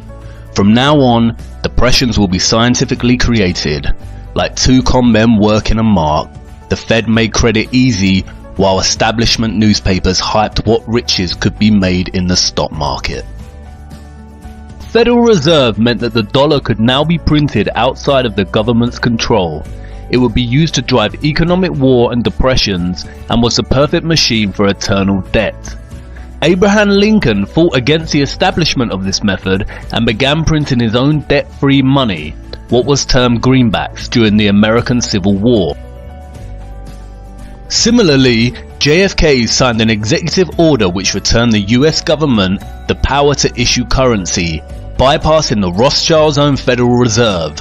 What do both of these presidents have in common? They wanted to print dollars for the American people against the wishes of the Rothschild system, and both were assassinated. During World War I, we see the same Rothschild war formula play out. The German Rothschild loaned money to the German government, the British Rothschild loaned money to the British government, and the French Rothschild loaned money to the French government. During the war, and while Britain is considering Germany's offer of armistice, Louis Brandeis, the elected leader of the Executive Committee for Zionist Affairs, sends a Zionist delegate from America to Britain, with the promise to bring America on the side of the British, provided the British agree to give the land of Palestine to the Rothschilds. The Rothschilds had interest in the Far East, and having their own governed state meant that they could own their own military, which they could use on any aggressor who stood in the way of those interests. In light of this, the British Foreign Secretary, Arthur James Balfour, drafted a letter which became known as the Balfour Declaration, to none other than dear Lord Rothschild. It states that the British government would do all it can to help establish Palestine a national home for the Jewish people. In 1919, the Paris Peace Conference was held to discuss reparations that the Germans needed to pay to the victors of the war. The host of the conference was Baron Edmund de Rothschild. A delegation of 117 Zionists headed up by Bernard Baruch brought up the subject of Palestine. The Germans felt betrayed as the nation had always had good relations towards Jews. The conference was also used by the Rothschilds to float the idea of setting up a world government called the League of Nations. Bernard Baruch then went on to found the Council on Foreign Relations in the US. The first objective of the Council on Foreign Relations was to gain control of the press. This task was given to none other than John D. Rockefeller, who set up many national magazines such as Life and Time magazine. With the Rothschilds' power presence now firmly established in the US, they soon began preparations for World War II. At the same time, Adolf Hitler, the Chancellor of Germany, was driving Jews out of governmental positions. A Rothschild puppet, Samuel Untermyer, the head of American delegation and blackmailer of President Roosevelt, called for all Americans to destroy German-made products, and thus began a large propaganda campaign. Once the effects of this boycott began to be felt in Germany, the Germans, who had demonstrated no violence towards the Jews up to this point, simply began boycotting Jewish stores in the same way the Jews had done to stores selling German products in America. This is the same year that President Roosevelt ordered the Illuminati eye to be placed upon all new dollar bills, along with the Latin phrase Novus Ordo Seclorum, which means a new order of the ages. 1 year later, Swiss banking secrecy laws were reformed, and it became an imprisonable offence for any bank employee to violate bank secrecy. This is all in preparation to cover the trace of the Rothschilds as they fund both sides of the war. You see, the Rothschild-controlled US company IG Farben would go on to arm Germany in the war and produce Zyklon B, the lethal gas used in the concentration camps. The Rothschilds also financed American IBM, which provided the supply of machines to the Nazis to produce the punch cards to help organize and manage initial identification and expulsion of Jews, the confiscation of their property, and their eventual extermination. Interestingly, during this time, Prescott Bush, the father of President George Herbert Walker Bush, had his company seized under the Trade-in with the Enemy Act. He was funding Hitler from America while American soldiers were fighting against the Germans. The Rothschilds' connection to Hitler may be more understated than initially realized. As Hans-Jürgen Kohler's Inside the Gestapo states, Adolf Hitler's grandmother Maria was a servant at the Rothschild mansion. You see, the war was very choreographed and had nothing but the Rothschilds' interests in mind. As Zionist Isaac Greenbaum in a speech to the Zionist Executive Council put so succinctly, "One cow in Palestine is worth more than all the Jews in Poland." This piece of propaganda was to scare Jewish survivors into believing their only place of safety was Israel. At the end of the war, in 1945, the Rothschilds not only profited significantly financially, but their vision of a League of Nations came to fruition with the establishment of the United Nations. British had stated that there would be no more immigration of Jews to Palestine in order to protect the Palestinians, but after the Second World War, the British transferred control of Palestine to the United Nations. The United Nations divided Palestine into two states, one Zionist and one Arab, with Jerusalem to remain as an international zone to be shared by all religious faiths. In the years that followed, the Israelis launched a series of military assaults on the Arab Palestinians, causing a mass exodus. The Israeli secret intelligence agency, the Mossad, was formed. Its motto is, "By way of deception, thou shalt do war." In 1948, the Rothschild bribed President Harry S. Truman with $2 million, which they gave him on his campaign trail, to recognize Israel as a sovereign state. The flag of Israel was soon revealed, which is none other than a blue version of the Rothschild red hexagram. And this is where the story just begins. Follow me to part 6, so we can take a look at the true meaning of this six-sided star.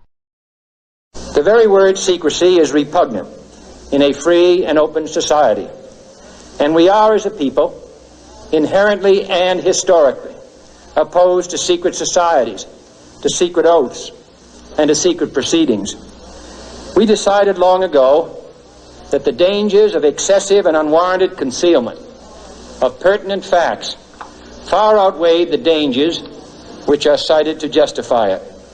Today, no war has been declared, and however fierce the struggle may be, it may never be declared in the traditional fashion.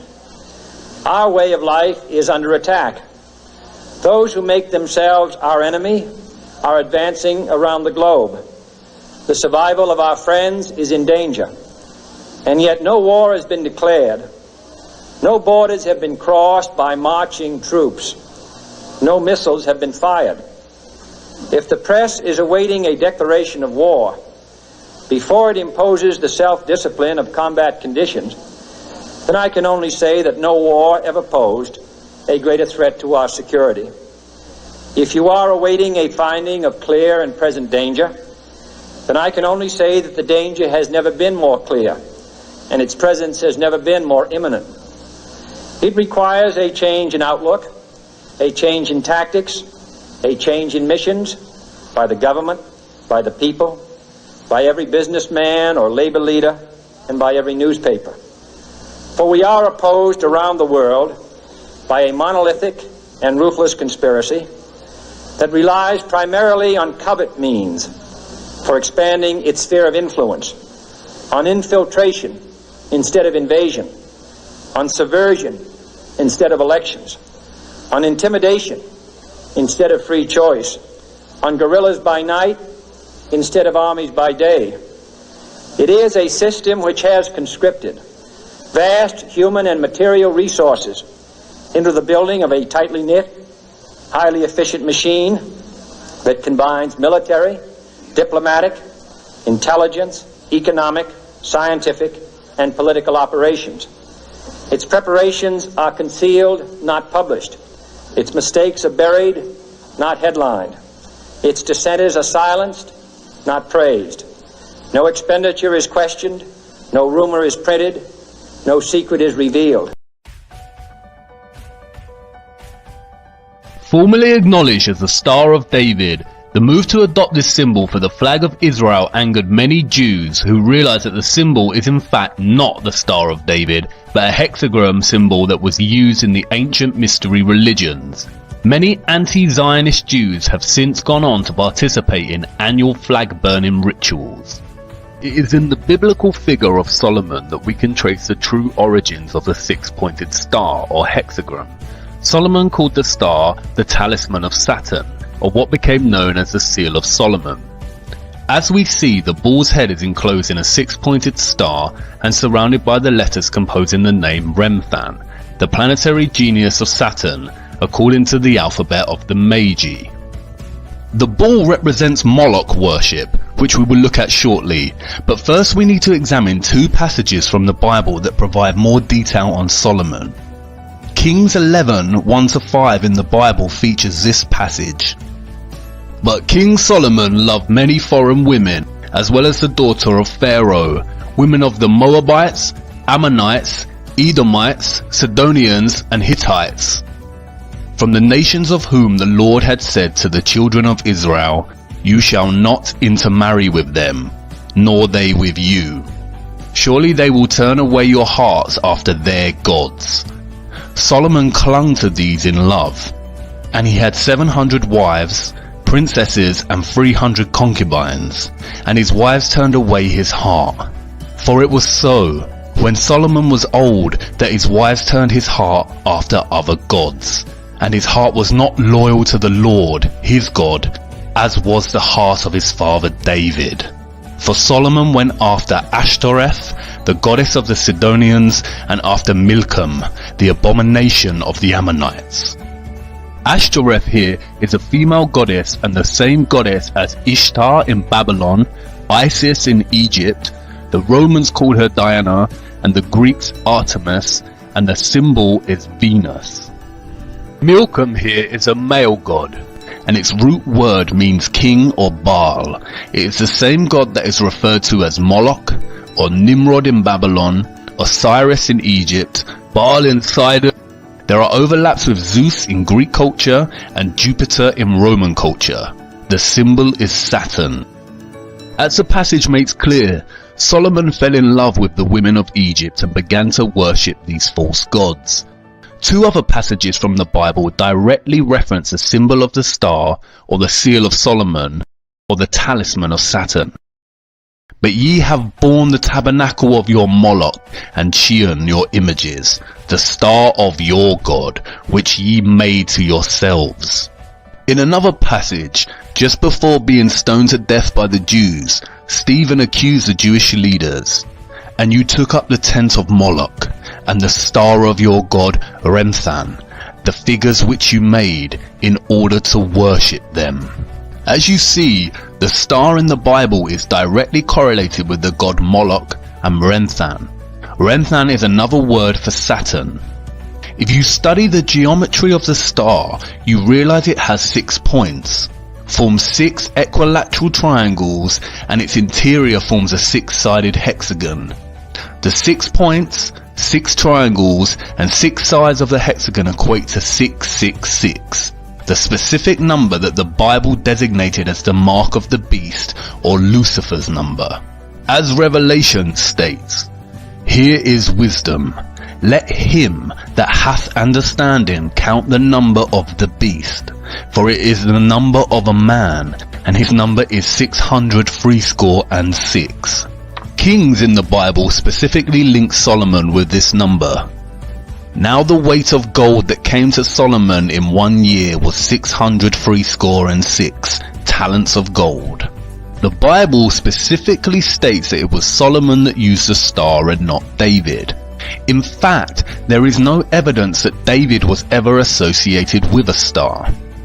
We've seen how Freemasonry had been infiltrated and overtaken by the Rothschild Illuminati agenda. Here is what Albert Pike, a Freemason in the 1800s, said about the secret society. Masonry is a search after light. That search leads us directly back, as you see, to the Kabbalah. Kabbalah is the key of the occult sciences. The true philosophy, known and practiced by Solomon, is the basis on which Masonry is founded. It is not only Albert Pike himself who reveals the links between Freemasonry, Solomon, and the Kabbalah.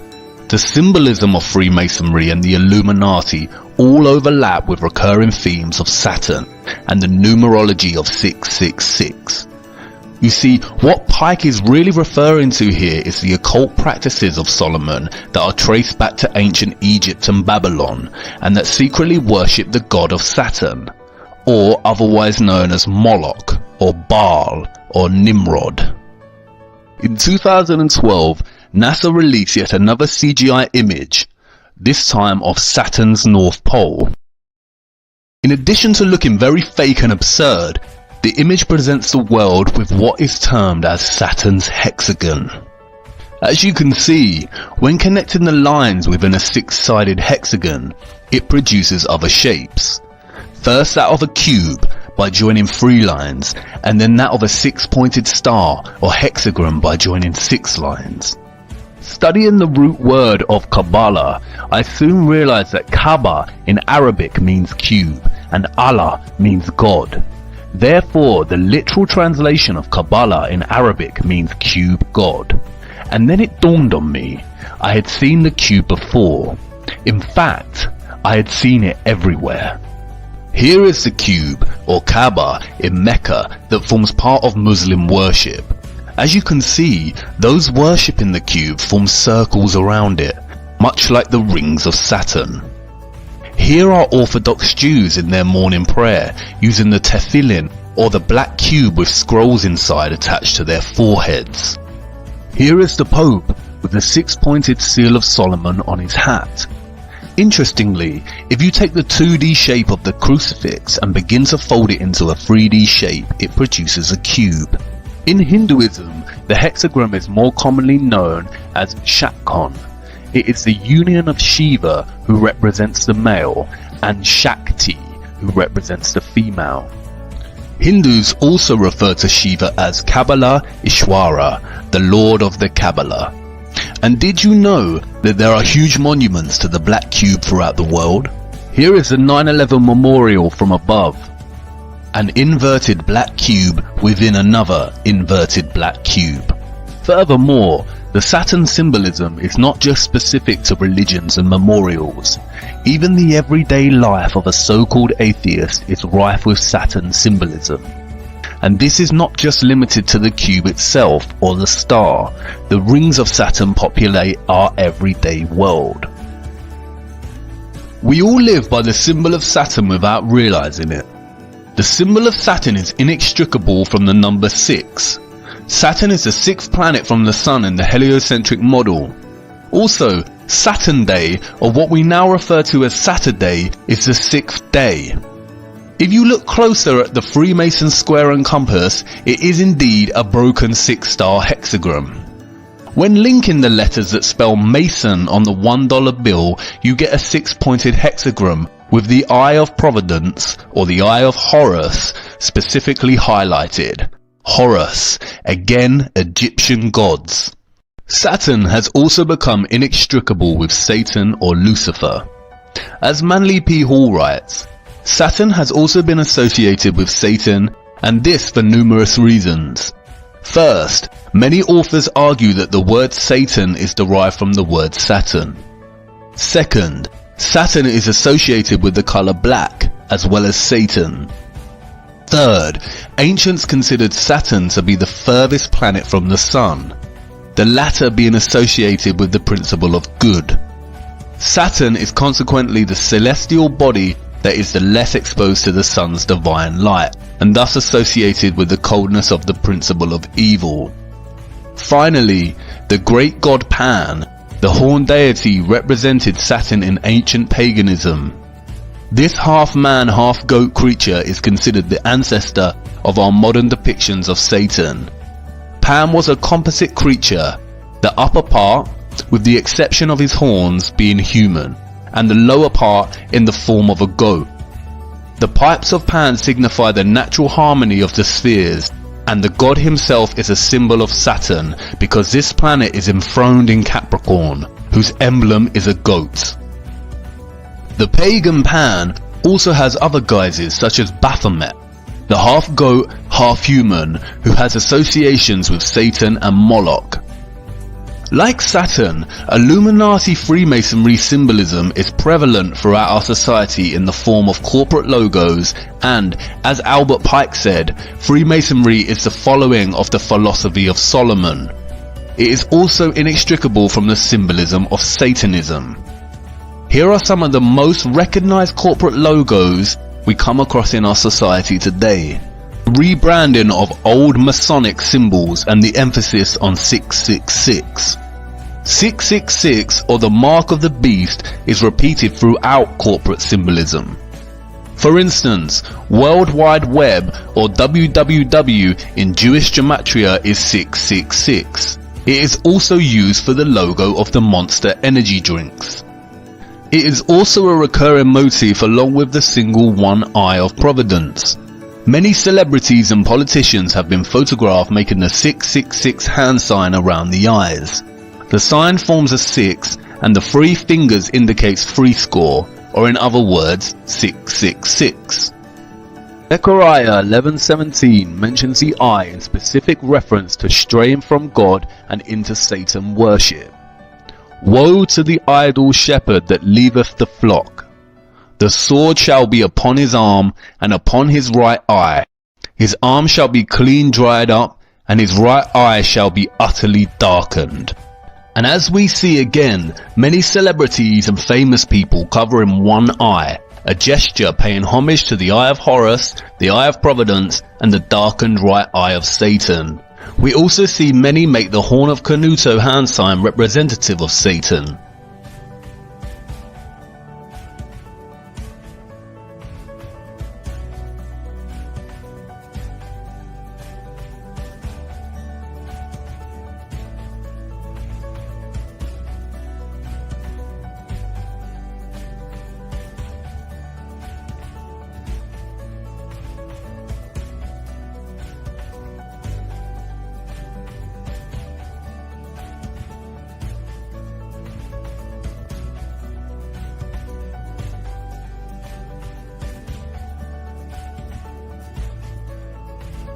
The symbolism is literally everywhere.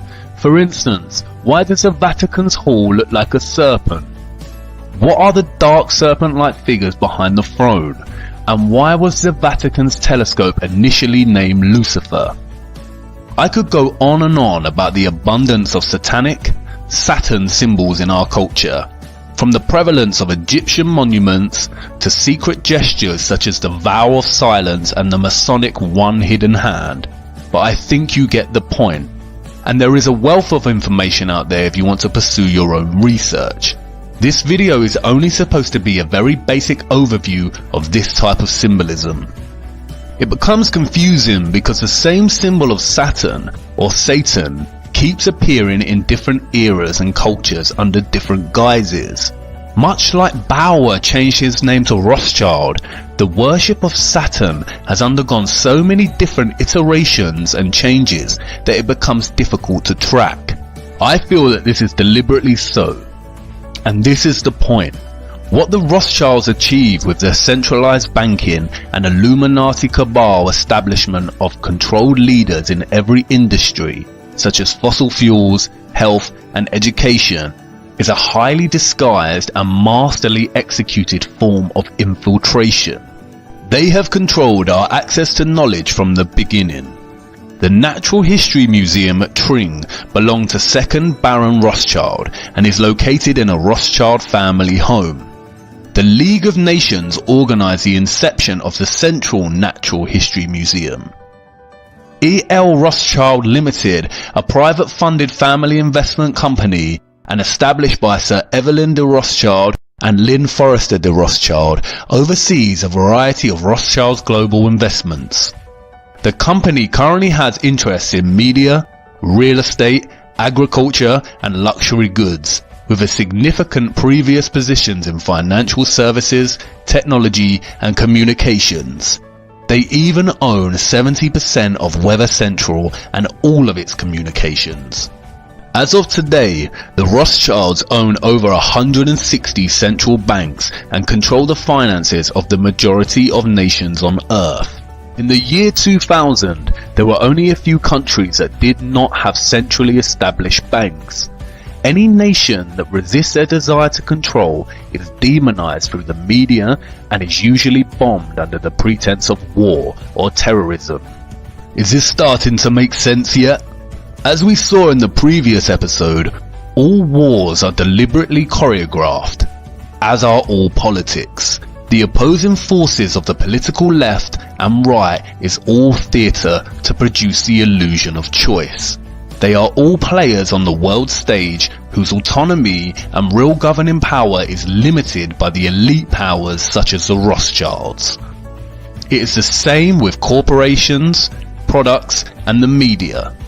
The illusion of choice, when in fact they are all owned by the same top of the pyramid companies that are in the pockets of the Rothschild elite.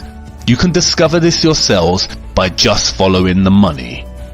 The primary aim of the Illuminati cabal is to establish Novus Ordo Seclorum, as stated on the $1 bill, and which means a new order of the ages, or a new world order. The agenda of this order is to establish a globalist one world government, with a world military, centralized banking, health, education and religion.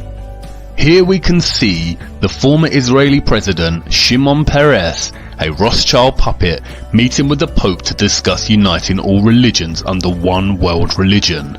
And I can bet you that the one world religion would carry the symbol of Saturn. Again, I will not go into much depth about globalism and the New World Order agenda. There is a wealth of material on the internet if you are interested.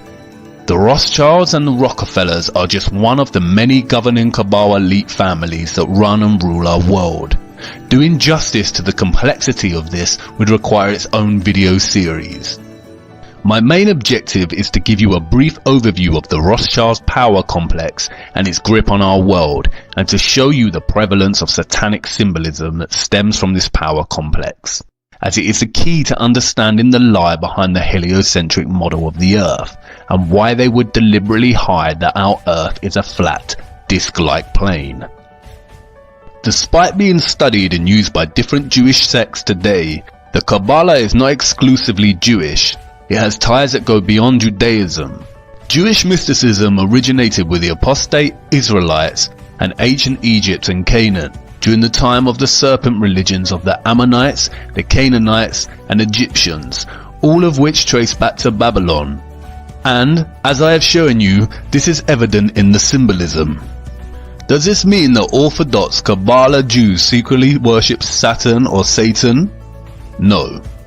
What the Rothschilds and their puppets have successfully achieved is a worldwide worship of Saturn or Satan in its various guises through deception and infiltration without the world knowing it. I am not suggesting that Jews in general worship Satan, especially in their study of the Kabbalah, nor am I suggesting that Muslims in their prayer to the Kaaba or Catholics visiting the Vatican are Satanists. I am showing you that without actually knowing it, we are all in some way giving our energy and worship to this satanic lineage without realizing it. Even if you're an atheist, the black cube and Saturn rings are so prevalent in your life you may wear clothing with the symbolism on without even realizing. It is now important to return to the Big Bang. As I mentioned in the previous episode, the Kabbalah Ein Sof provides us two conclusions: that either the Big Bang has proven the Kabbalah and its teachings, or that the Big Bang theory was stolen from the Kabbalah. But you see, perhaps there is an even more sinister conclusion behind this. Perhaps, just perhaps, modern Kabbalists, or more specifically the Illuminati Freemasonry Satanic Complex, have figured out a way to force their beliefs onto others by renaming their views as science. Perhaps atheism is not atheism at all, but a deceptive form of Satan-Saturn worship, which encourages people to forsake the idea of God and creation and adopt randomness, nihilism, or the idea of nothingness, and is achieved through none other than widespread institutional control and infiltration of the sciences via the Rothschilds, Rockefellers, and other puppets. And when met with any opposition is shame from the so-called scientific community. In a nutshell, atheism legitimized coincidence. What about all the central scientific figures supporting the heliocentric model and the theory of the Big Bang? Well, here is a photo of Zionist Albert Einstein dining with Lord Rothschild. Isaac Newton was a Freemason and had a keen interest in the occult. And all big NASA figureheads and astronauts are Freemasons and openly display this, as does Neil deGrasse Tyson. There exists an organization called the Anti-Defamation League, which serves as an instrument to try and convince everyone that any mention of the Rothschilds and their allies is an anti-Semitic attack on all Jews. This is given historical weighting by the Rothschild choreographed Holocaust and also controlled by the Rothschild-Rockefeller media complex. All major mainstream media outlets can be traced back to their control. As David Rockefeller stated at the Bilderberg Conference in 1991, we are grateful to the Washington Post, the New York Times, Time magazine and other great publications whose directors have attended our meetings and respected their promises of discretion for almost 40 years. It would have been impossible for us to develop our plan for the world if we had been subjected to the lights of publicity during those years. But the world is now more sophisticated and prepared to march towards a world government. The supranatural sovereignty of an intellectual elite and world bankers is surely preferable to the national autodetermination practiced in past centuries. The official controlled narrative states that the Rothschilds are Jews. They are not. They are Satanists. Satanism is the hidden religion that rules the world, and its presence is so prevalent and insidiously woven into the fabric of our everyday lives it is shocking. Its method of control primarily centers around deceit. Just as the Mossad phrase states, by way of deception, thou shalt do war. And I want you to really marinate on this. Imagine If you're that powerful that you literally own the majority of nations on Earth and most of the world's GDP, if you had an agenda, is there anything that would be able to prevent you? Would people in power or of fame be able to speak out against you without it having dire consequences? Really consider that kind of wealth and power. It is becoming more and more evident we have been deceived on the true nature of our Earth. And I understand that what I am telling you probably sounds just as ludicrous and ridiculous as when I first mentioned that the Earth is flat. And I know you are on the brink of turning this off and writing it off as garbage conspiracy theory. But let me tell you this, conspiracies are real. It's the lack of evidence that makes them a theory. Stay with me. As I said before, you cannot tell people the truth, you must show them. Do not take my word for it. I cannot just make claims that there is an elite body of people that worship Satan and have operated throughout time by deceiving the common people as to the true nature of the world, and that they have full control over all the information we receive. Prevalent Satan symbolism and the history of the Rothschilds is not enough proof or evidence. If Satanism is real, then I need to show you the true evil of such worship before I show you what they are covering up with NASA. Come with me now to part 7. We are nearly through this rabbit hole. During 2016, in the lead up to the presidential election between Donald Trump and Hillary Clinton, WikiLeaks published thousands of leaked emails sent and received by the Democratic National Convention.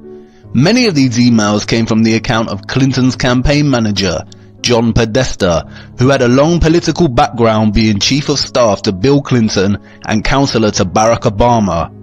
The emails reveal corruption at the heart of the Clinton Foundation and the party's relationship with the media and banks. But there was something else hidden deep within these emails. As many began digging into the contents of Podesta's emails, they discovered bizarre references to pizza and other food. Phrases such as, "The realtor found a handkerchief, I think it has a map that seems pizza related," and "I'm dreaming of your hot dog stand in Hawaii," and "I consider ice cream, its purchase and consumption serious business," and "I think Obama spent $65,000 of the taxpayers' money flying in pizza dogs from Chicago for a private party at the White House not long ago. I assume we are using the same channels." Out of WikiLeaks' 2,060 Podesta emails, there are 149 references to pizza, 73 references to hot dogs, 85 to cheese, 78 to pasta, 41 to sauce, 84 to ice cream, and 47 to walnut. All in very bizarre contexts that have nothing to do with food. Who sits in their office dreaming of a hot dog stand in Hawaii, or arranges to get pizza for an hour? And why are John Podesta, his brother Tony Podesta, and their affiliates obsessed with pizza? Pizza and hot dogs, you see, is actually code for something else. You've probably never heard of this because you're not a disgusting paedophile, but, like the world of the mafia, paedophilia has its own language and code. To really understand this, we need to look closer at James Alefantis and the Washington DC pizza restaurant Comet Ping Pong that is referenced so many times in the emails and was often used to host Clinton and Obama fundraisers. Meet James Alefantis. In 2012, GQ magazine described him as one of the 50 most powerful men in Washington, D.C. How is it possible that a small restaurant owner even makes it onto this list?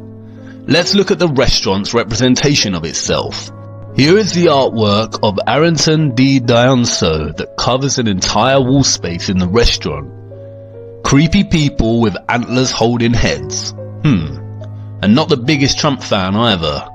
Nothing too bad, I guess, but these paintings certainly do not seem that suitable for a family-friendly place. What about some of the bands that play regularly at Comet?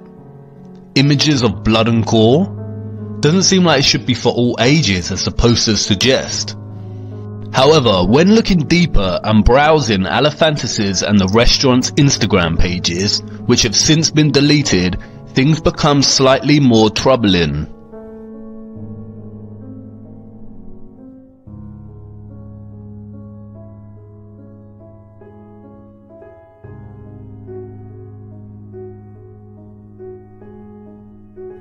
Why so many babies?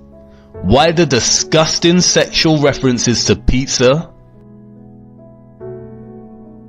Why is there a young girl in a t-shirt with pizza slut written on it? And why are his friends calling this the kill room? And just rinse it off when you're done. What's with the obsession with weird pandas and little coffins? And what the hell is this guy doing? This prompted me to go back and look closer at the artwork taste of Alephantis, Comet Ping Pong's Hired Entertainment, and the Podesta brothers. I stumbled on this poster for Comet Ping Pong, with what looks to be bodies floating away from a central body and becoming more opaque each time. Through this image, the poster directly references the work of Kim Noble, an artist with dissociative identity disorder and over 13 different personalities. Kim was a victim of satanic ritual sexual abuse and trauma-based mind control. She has openly discussed this, and it is reminiscent of the CIA's MK-Ultra mind control operations during World War II. The same operations that Kubrick's A Clockwork Orange explores. These paintings are highly disturbing, and it makes me feel sick just looking at them. Interestingly, here is one of her pieces called Key. Notice the Kabbalah Sephiro, or the Tree of Life. Why does Comet Ping Pong's posters reference these works? And is this just a coincidence? Well, perhaps not. Alephantis did own an art gallery called Strand on Volta in Washington, D.C. The Podesta brothers are close associates of Alephantis, with the former hosting regular pizza parties at Tony Podesta's house. Tony Podesta is a political lobbyist and art collector. Here he is standing by a huge piece in his house hanging from the ceiling. It is called the Arch of Hysteria and features a headless body contorted and twisted. It is also a reference to the serial killer Jeffrey Dahmer, who left his victims in a similar pose, and reminiscent of The Exorcist, a film about demonic possession of a young girl. Other artwork displayed in Podesta's house are that of Serbian painter Biljana Đurđević. Here are some of his pieces. Podesta and his wife are also great admirers of Patricia Piccinini. Here are some of her artwork. Again, this makes me feel sick, and I have no idea why someone would want to collect this stuff and display it proudly in their home. This is not artistic, but grotesque and obvious in its reference to child predation. And then there is the case of those regular performers at Comet Ping Pong. Here is one speaking. Welcome, friendly people, to Comet Pizza and Ping Pong. Have any of you enjoyed this special pizza here tonight? But no, she held on to that child all the way to the end. And the fucked up thing was really, it was after it was born. I had to put that shit down. Euthanasia. You're poor. I was like, this is what happens with us babies. And it gets all this noise. What do they mean when saying they had to put that shit down in reference to a newborn baby? And again, this does not look like a family-friendly place in which all ages should be welcome. This is very creepy. It was not long after the WikiLeaks release of Podesta's emails that people started to put two and two together. And just like that, Pizzagate was born, which, through a lot of research and investigation, discovered that there was a huge network of child trafficking taking place in the heart of Washington, D.C., and which involved sexually molesting children and torturing them, and that the Podestas, Clintons, Obama, and other Democratic officials were at the heart of. All these weird references to food such as pizza, ice cream, chicken, walnut sauce, pasta, hot dogs was nothing other than the preferences of pedophiles. They use these codes to communicate, hiding things in plain sight and deceiving the masses to think they just like the food pizza. At first it was hard for me to get my head around, but there were just so many things that didn't seem right. For instance, Why did one of Podesta's emails reference still being in the torture room? And what was this supposed kill room on Alephantis' Instagram? And then there is this email. Why is a close associate of Hillary Clinton emailing her to say that they were hoping to sacrifice a chicken to Moloch? Who talks like this? And there it is, the reference to Moloch. Something we did not explore in the previous episode, but it is vital to touch on now, is what Moloch, Saturn, Baphomet, Baal, Nimrod all had in common other than being demonic gods and synonymous with Lucifer. Why does the Bible call Milcom the abomination?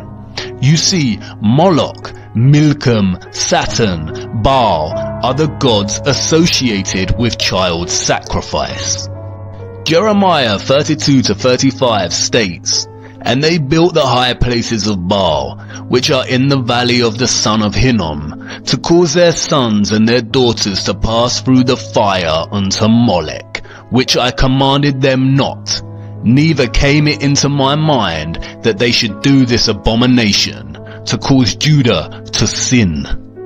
This is why Saturn in old paintings is depicted as eating a child, and we see people offering a child here as a sacrifice to Moloch. It was becoming more and more evident something very bad was going on, and a lot of people were collectively starting to piece together the Pizzagate puzzle. But then the inevitable happened. The media, as they always do, intervened swiftly to do what they do best: improperly debunk the so-called theory. A Kelly File exclusive tonight on the conspiracy theory that came to be known as Pizzagate. File exclusive, James Alefantis, owner of Comet Ping Pong in Washington, D.C. James, thank you so much for being here. Thank you for having me. What a terrible ordeal this must have been for you. It has been. And it started to appear that images of children and other people were being taken from social media and blasted throughout the internet with this insane conspiracy idea filled with just lies about this impossible international conspiracy of human traffickers involving Hillary Clinton. Oh my goodness. And you're a Democratic donor. There's nothing illegal about that. No. It doesn't make you a pedophile or somebody who's part of a child sex ring.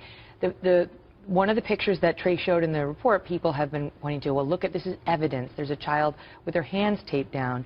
And you say there's a very simple explanation for that. Yeah, I'm very glad that you've had us on today. It's an incredible thing. We've invited your cameras into the restaurant because people have all of these ideas, and people use social media. This is a picture of my godchild in a completely innocent place, very happily playing with her sister. Her sister's taped her hands. Her parents are there.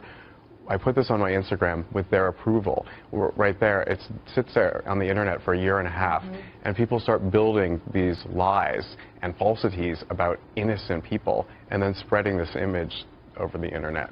When people talk about fake news, you know, a lot of folks just roll their eyes like, oh, you know, whatever. People will figure it out. The truth is they don't always figure it out. It's a pack of lies, and it's dangerous. And to be accused of being a pedophile because you have emails that talk about pizza.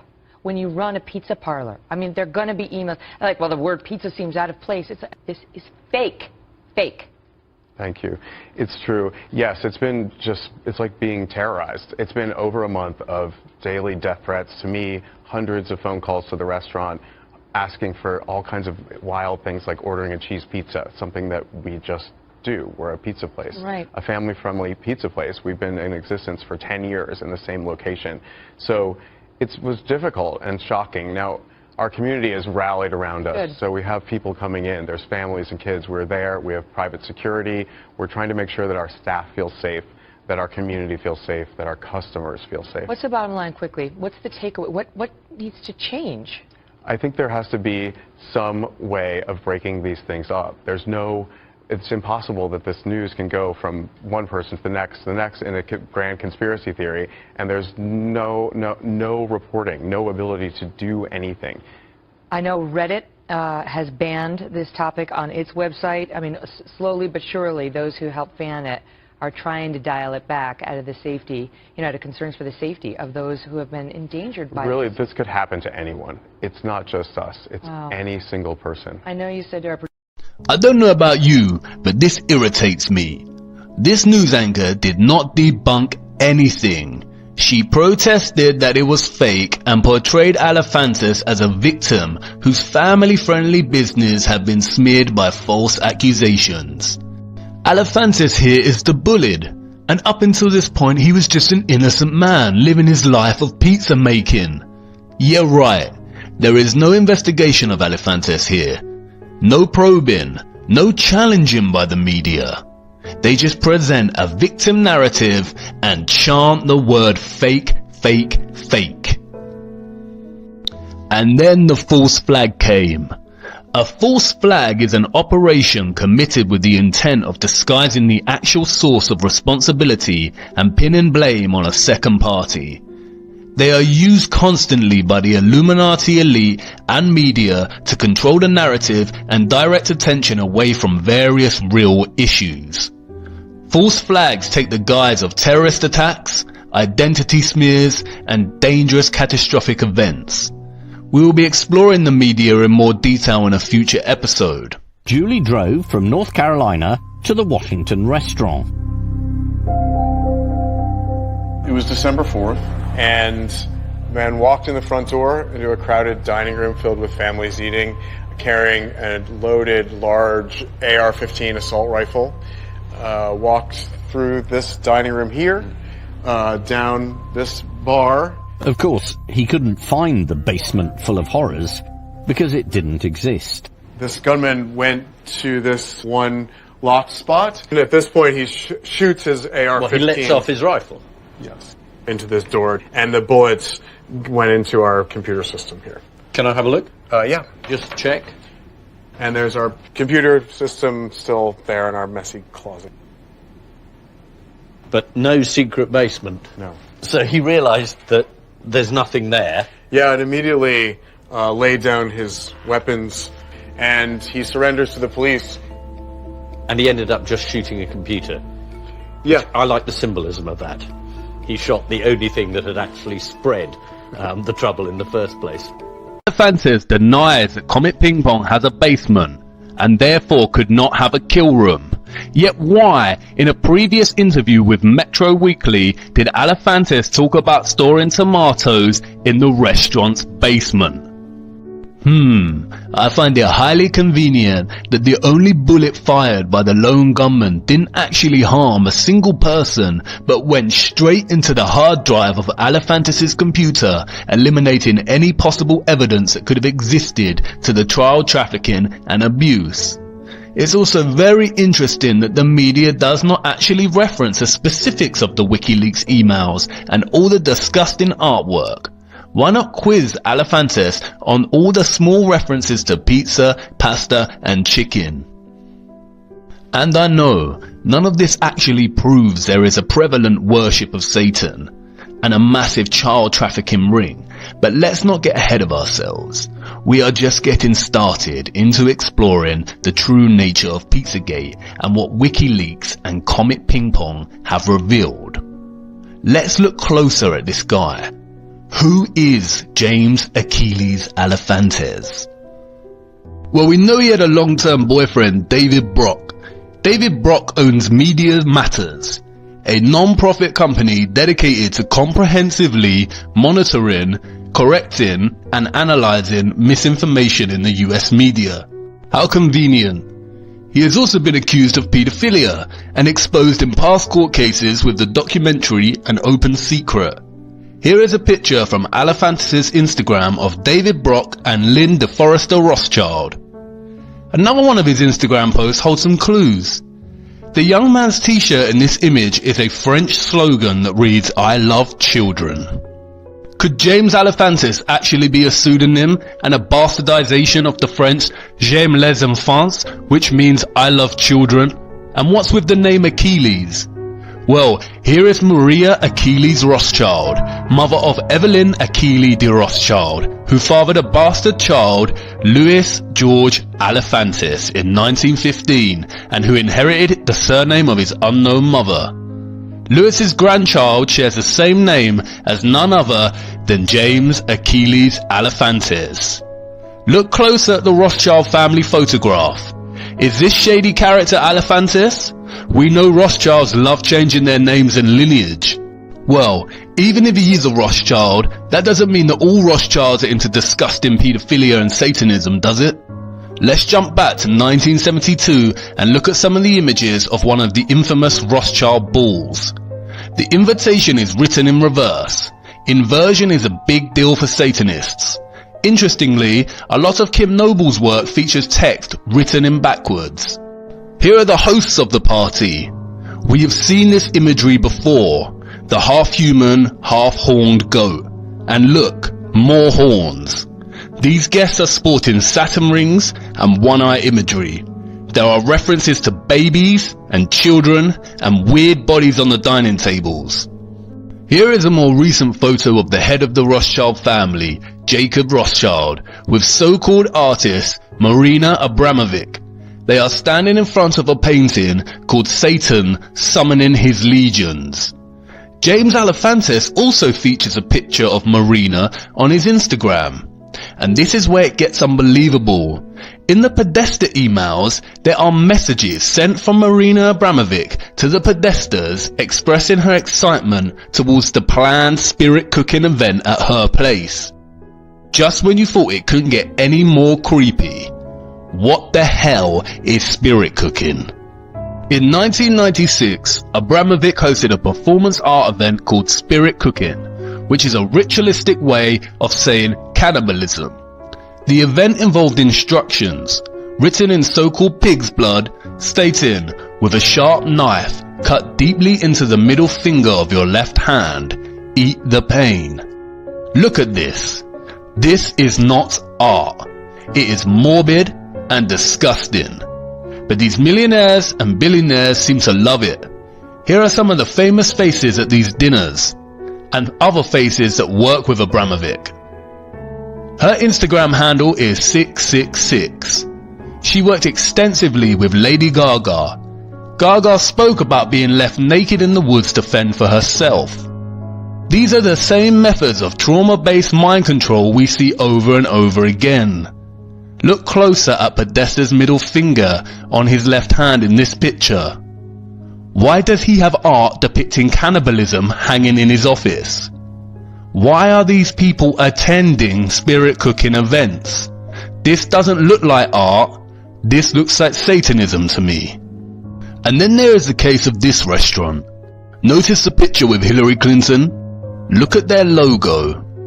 In 2007, the FBI declassified documents outlining common symbols pedophiles use to communicate and signal one another.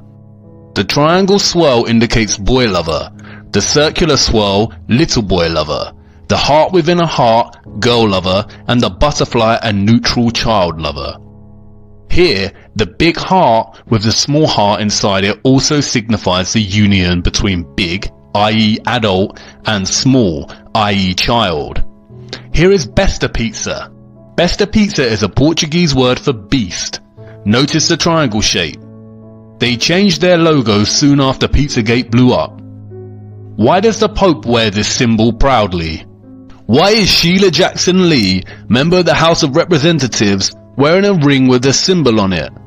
Why does Theresa May wear the swirl symbol around her neck? And why did she try to lower the age of consent to 14? Why do the logos of famous children's sweets and snacks contain these symbols?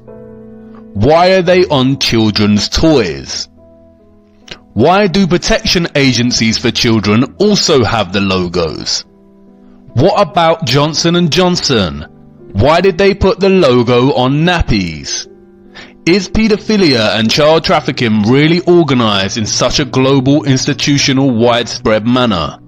Laura Silsby was arrested over child trafficking in Haiti under the guise of the Clinton Foundation and eventually let off.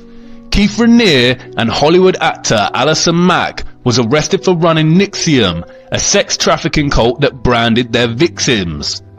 John God, a so-called Brazilian healer, was arrested for trafficking on a grand scale. How has this become so widespread? Why do Disney films feature paedophile symbols regularly and references to sex and the Illuminati? And why the union between food, paedophilia and satanic spirit cooking? Hollywood is the key to understanding this question. I can tell you that the number one problem in Hollywood was and is and always will be pedophilia. That's the biggest problem for children in this industry. The casting couch even applies to children. Oh yeah. Not in the same way. It's all done under the radar. Nobody talks about pedophilia. It's the big secret. And it's widespread? Oh yeah. I was surrounded by them when I was 14 years old. Surrounded. Literally. Didn't even know it. It wasn't until I was old enough to realize what they were and what they wanted and what they were about and the types of people that were surrounding me till I went, oh my God, they were everywhere like vultures. Blacklisted from Hollywood years ago, Australian actor Mel Gibson disclosed off the record that Hollywood is a den of parasites who feast on the blood of kids. They are drenched in the blood of innocent children, according to Mel Gibson, who claims the consumption of baby blood is so popular in Hollywood that it basically operates as a currency of its own.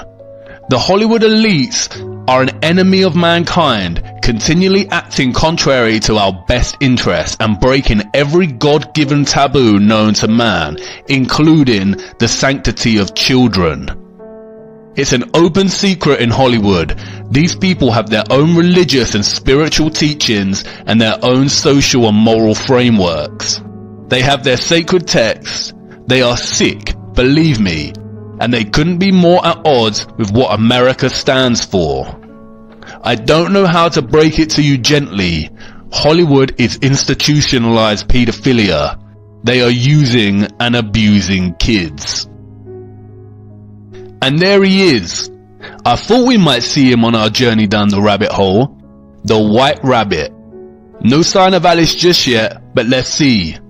What Mel Gibson is referring to here is the drug adrenochrome. Its chemical structure is the shape of a rabbit, and it is produced naturally by our bodies.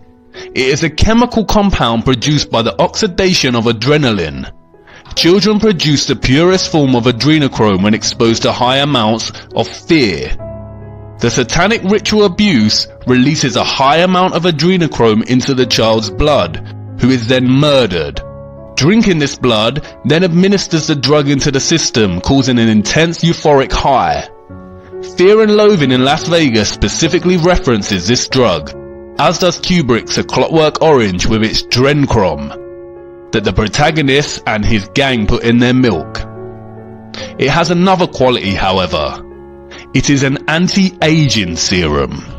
To notice that blood specific means that young blood cells secrete some molecule or protein that helps heal the body and keeps it young. And as an organism ages, they lose the ability to make this molecule. Previously, it was thought that GDF11, a molecule that circulates throughout the blood, was the fountain of youth. But a recent study contradicts that finding. This new study, published in the journal Cell Metabolism, found that as mice aged, the more of this molecule circulated in their bloodstream. And as researchers injected aging mice with this molecule, the worse their muscles repaired themselves. So who really knows right now? But even though scientists are still figuring that out, other studies show that there's really something powerful about young blood. Other studies, like one published in journal Nature Medicine, found that young blood recharged the brains of older mice. Researchers ran mice through standard laboratory tests after they received an infusion of plasma from young mice. They did much better on the test than older mice without young blood coursing through their veins.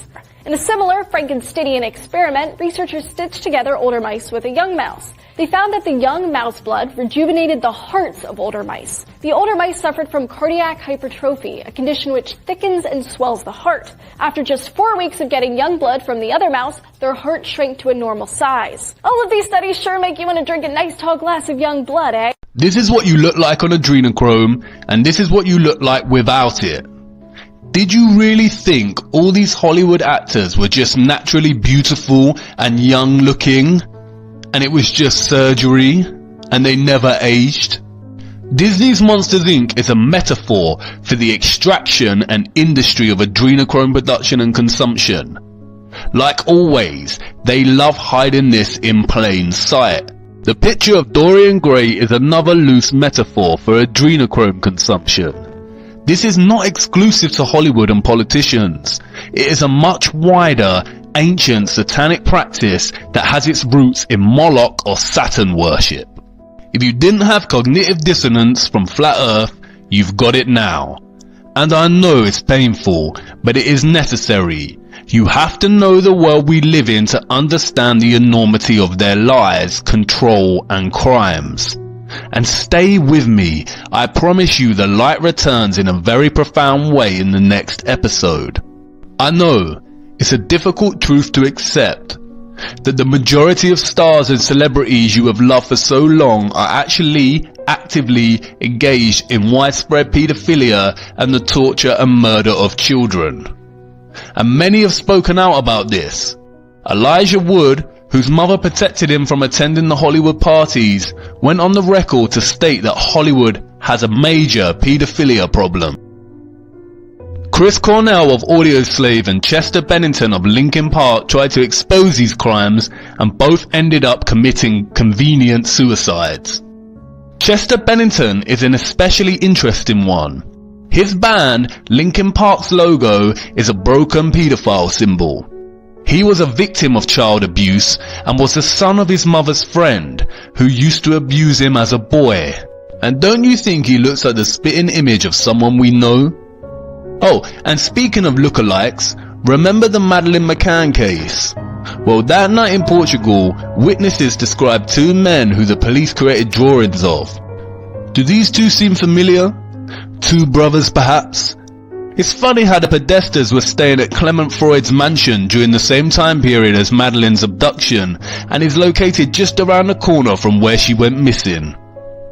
Isaac Cappy spoke out about Tom Hanks raping him. He also called out Steven Spielberg for abuse. He went on record to say he was not suicidal, yet nonetheless he was found dead. The authorities ruled suicide. If you have a stomach for it, looking through Tom Hanks' Instagram is very revealing, as he has an interesting obsessive hobby of photographing the missing clothes items of young children. And speaking of clothing, what's with all the red shoes? Well, Macaulay Culkin tells us, during an interview in Paris, he said, "Have you ever seen leather products made from human skin? It has a very unusual, distinctive look. I learned at a very young age to identify it. I learned very early to recognize which one of them wanted to abuse you and which one of them had even darker tastes." In an exchange with a senior Hollywood big shot, he told him to look at his shoes. He said they were made from the skin of children he and his friends had murdered. He said leather made from human skin is the finest leather known to man. References to pizza, hot dogs, pedophilia and adrenochrome is rife in Hollywood. They are hiding it in plain sight. Selena, you've always been so sweet. You really are a genuine fan, and it's amazing. And we've known each other for years. Yeah. You've been to my house. We've had pizza. Girl after my own heart. Do we love a pizza or what? We love a pizza. It's so much fun. Now, someone did life back. Hail Satan.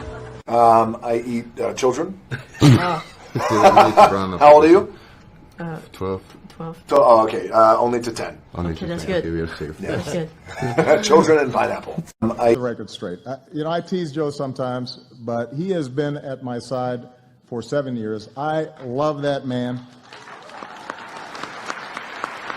He's not just a great vice president, he is a great friend. We've gotten so close in some places in Indiana, they won't serve us pizza anymore.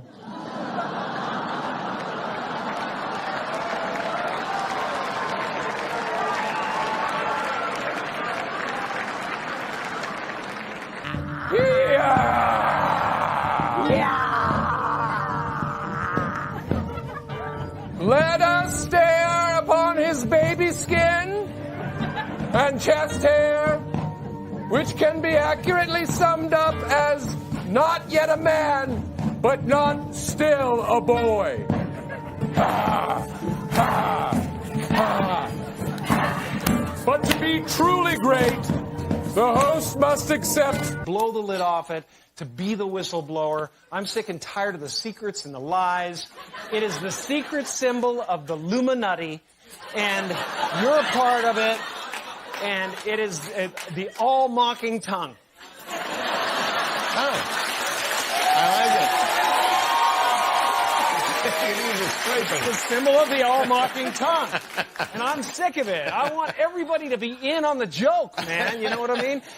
For years now, talk show hosts, people on television, people in sitcoms have been hired by the government to throw you off the track, to distract you, to make you laugh and stuff like that, make you happy and docile so you don't know what's really going on. You know, and they get out there in the woods in a circle naked and they decide these things and, you know, and you know, look at him trying to come with that. It's hilarious. And my name is Roy, and and for the most evil invention in the world contest, I invented a child molesting robot. Come on, go. Let's go eat some fried fish. Fried fish. Come on, road and go. Let's go eat some fried fish. Fried fish. 'Cause there's no more pasta. Oh no. So we're gonna eat some fried fish. Fried fish. You want the whole box? Really? Well, no, not the whole box. All right. Cheese, that's a cheese. Yeah. Julia wants cheese. Who's your favorite movie star? They're here. Well, who do you want to talk to? Oh, Sandy? Sandy, you have money. You've got a lot of money. You can tip him, right? Sure, I'll take it. Where's Harvey Weinstein? Harvey. You see, Satanists believe that they have to reveal who they are in some form. That's why we see so many occult members continually displaying symbolism and things hiding in plain sight. It is also highly satanic to hide something in plain sight, to mock those that don't know. Those that follow them and just think they are being edgy. Those that buy children's products and watch Disney films without really knowing what the symbols or logos are. Why was Oprah such good buddies with John of God? Why does James Gunn, the director of the Guardians of the Galaxy films, tweet openly about paedophilia? Why does Chrissy Teigen and John Legend openly tweet about this? Why is LeBron James making Illuminati worship signs before he plays? Why do they hail Satan? And I do not want to hear that they are just joking around. There is nothing funny about bloated Dwayne Johnson's sketch, or James Gunn's tweets, or Jennifer Aniston's pizza parties. No one speaks about pizza like that. It is not funny. These people are evil, and these people are sick. And they are laughing at us. They are laughing at the sheep that follow the stars. They are laughing as they hide our true flat earth and show us stupid spinning globes. They are laughing while they steal, molest, torture, kill, and eat our children. These are crimes against humanity. And Pizzagate has not been debunked. Do not let the mainstream media and Google and Wikipedia tell you otherwise. Use your common sense. They are lying and under the control of the Illuminati satanic power complex. Look up the owners of Fact Checker Snopes. They are a pair of degenerates, not officials. And I understand that these are dark, horrific, and difficult truths, but subscribing to your confirmation bias by buying into their labels of conspiracy theory is not the answer. There are too many so-called coincidences surrounding this satanic, pedophile elite, and to achieve the status of debunk requires a huge full-blown investigation across multiple countries and by multiple investigation agencies. But again, we know how controlled and complicit these agencies are. Do you see the problem we are in? Are you angry yet? And no, this is not just America. How is it that the same themes and stories keep coming up in different countries, eras, and from different elite people? What about Ronald Bernard, a Dutch ex-Illuminati banker who couldn't take it anymore and had to speak out? Nou, dat is dus het breekpunt geweest. Je komt zo diep in die kringen. Je tekent ook eigenlijk ik heb niet met bloed getekend ergens voor, maar je tekent wel een contract voor je leven dat je zwijgt over namen van bedrijven, organisaties, personen. Dat is ook de reden waarom ik denk nog steeds leef. Je houdt je daaraan. Hun diende dus iets onstoffelijks. Hun diende wat zij noemden Lucifer. Mm-hmm. En ik kwam dus ook in die kringen. Alleen ik lachte erom, want het waren voor mij gewoon klanten. Dus ik kwam in wat ze noemden Satanskerken. Ik wou zeggen, we hebben het nu over het satanisme. Ja. Oké. Ik kwam dus in Satanskerken, maar ik kwam zeg maar op route even langs, even buurten. En daar was dan op dat moment een heilige mis, hun heilige soorten mis. En dat was met blote vrouwen en wat drank en dit en dat. En ik vond het alleen maar leuk. Maar er kwam een moment, toen werd ik dus uitgenodigd, daarom vertel ik dit ook, om mee te gaan doen aan offers in het buitenland.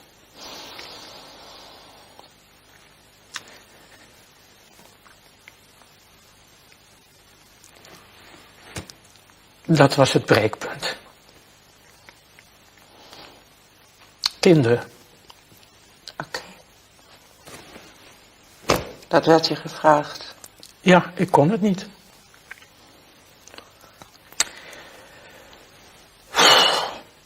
What about the Hampstead case in England? Listen to what these children are saying. I work with the official services. And what did they do to you? They do sex. They touch each other. They touch me and Gabriel. They have plastic quillings. And they stick it in our bottom. Who does? Who sticks it in your bottom? Social services. Everybody does. All of them. Who? Everybody. Does your mother do it? No. Do I do it? No. Who does it then? Papa, Mr. Norling, the school.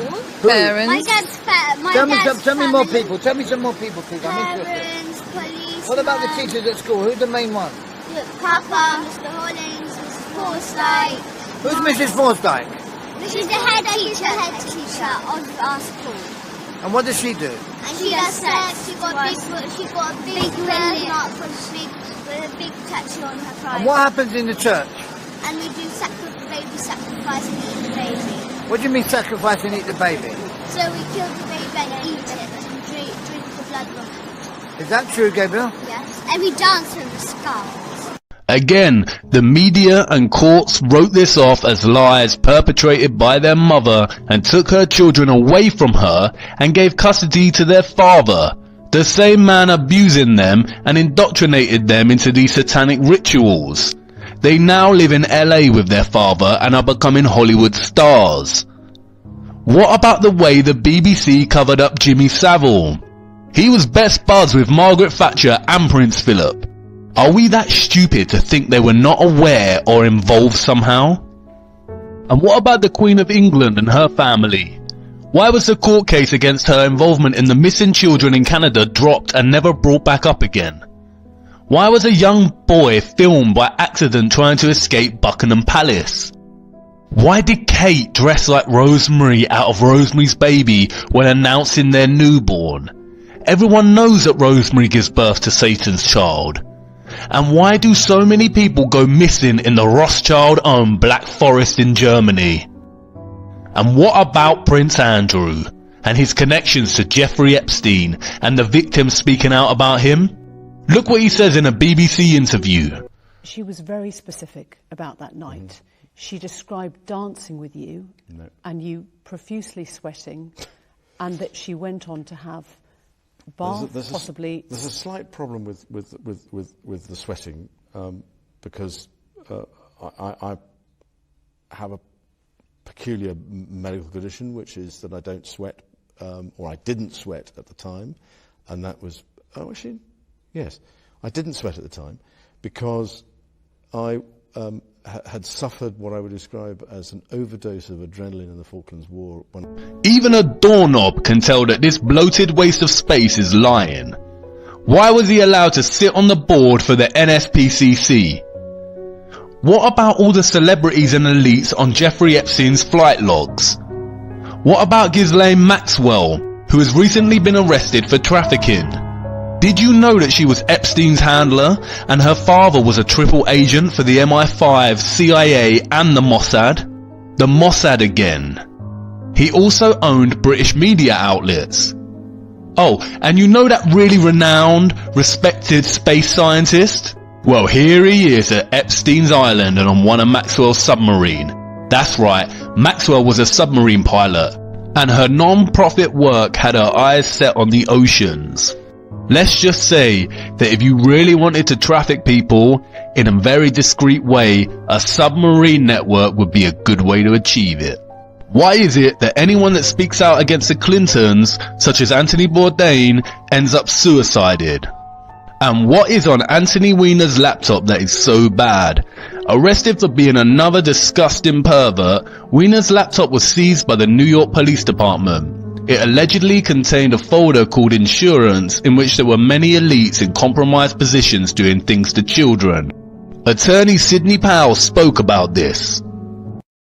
675,000 Clinton emails when they got Anthony Weiner's laptop in a search warrant because of all his sex perversion issues.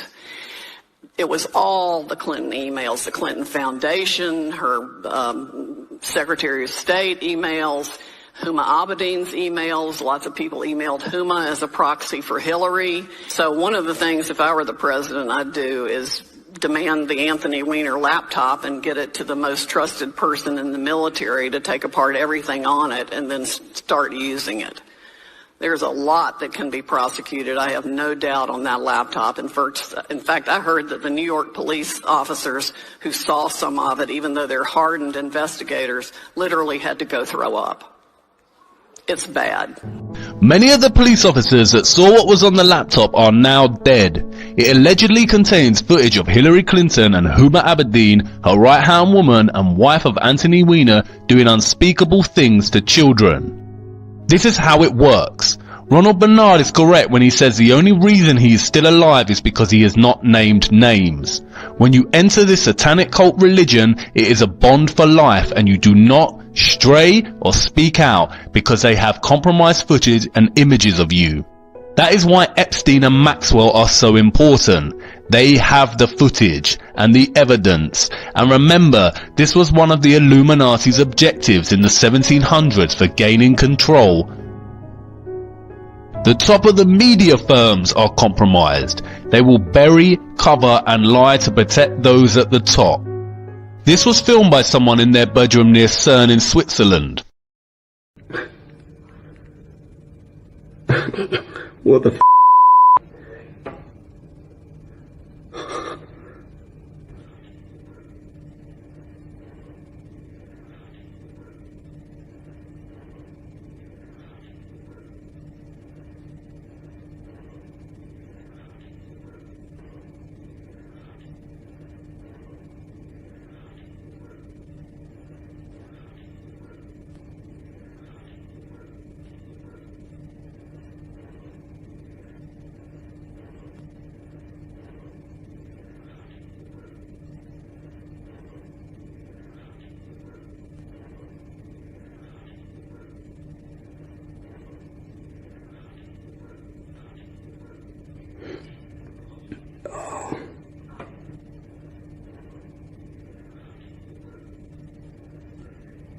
What the?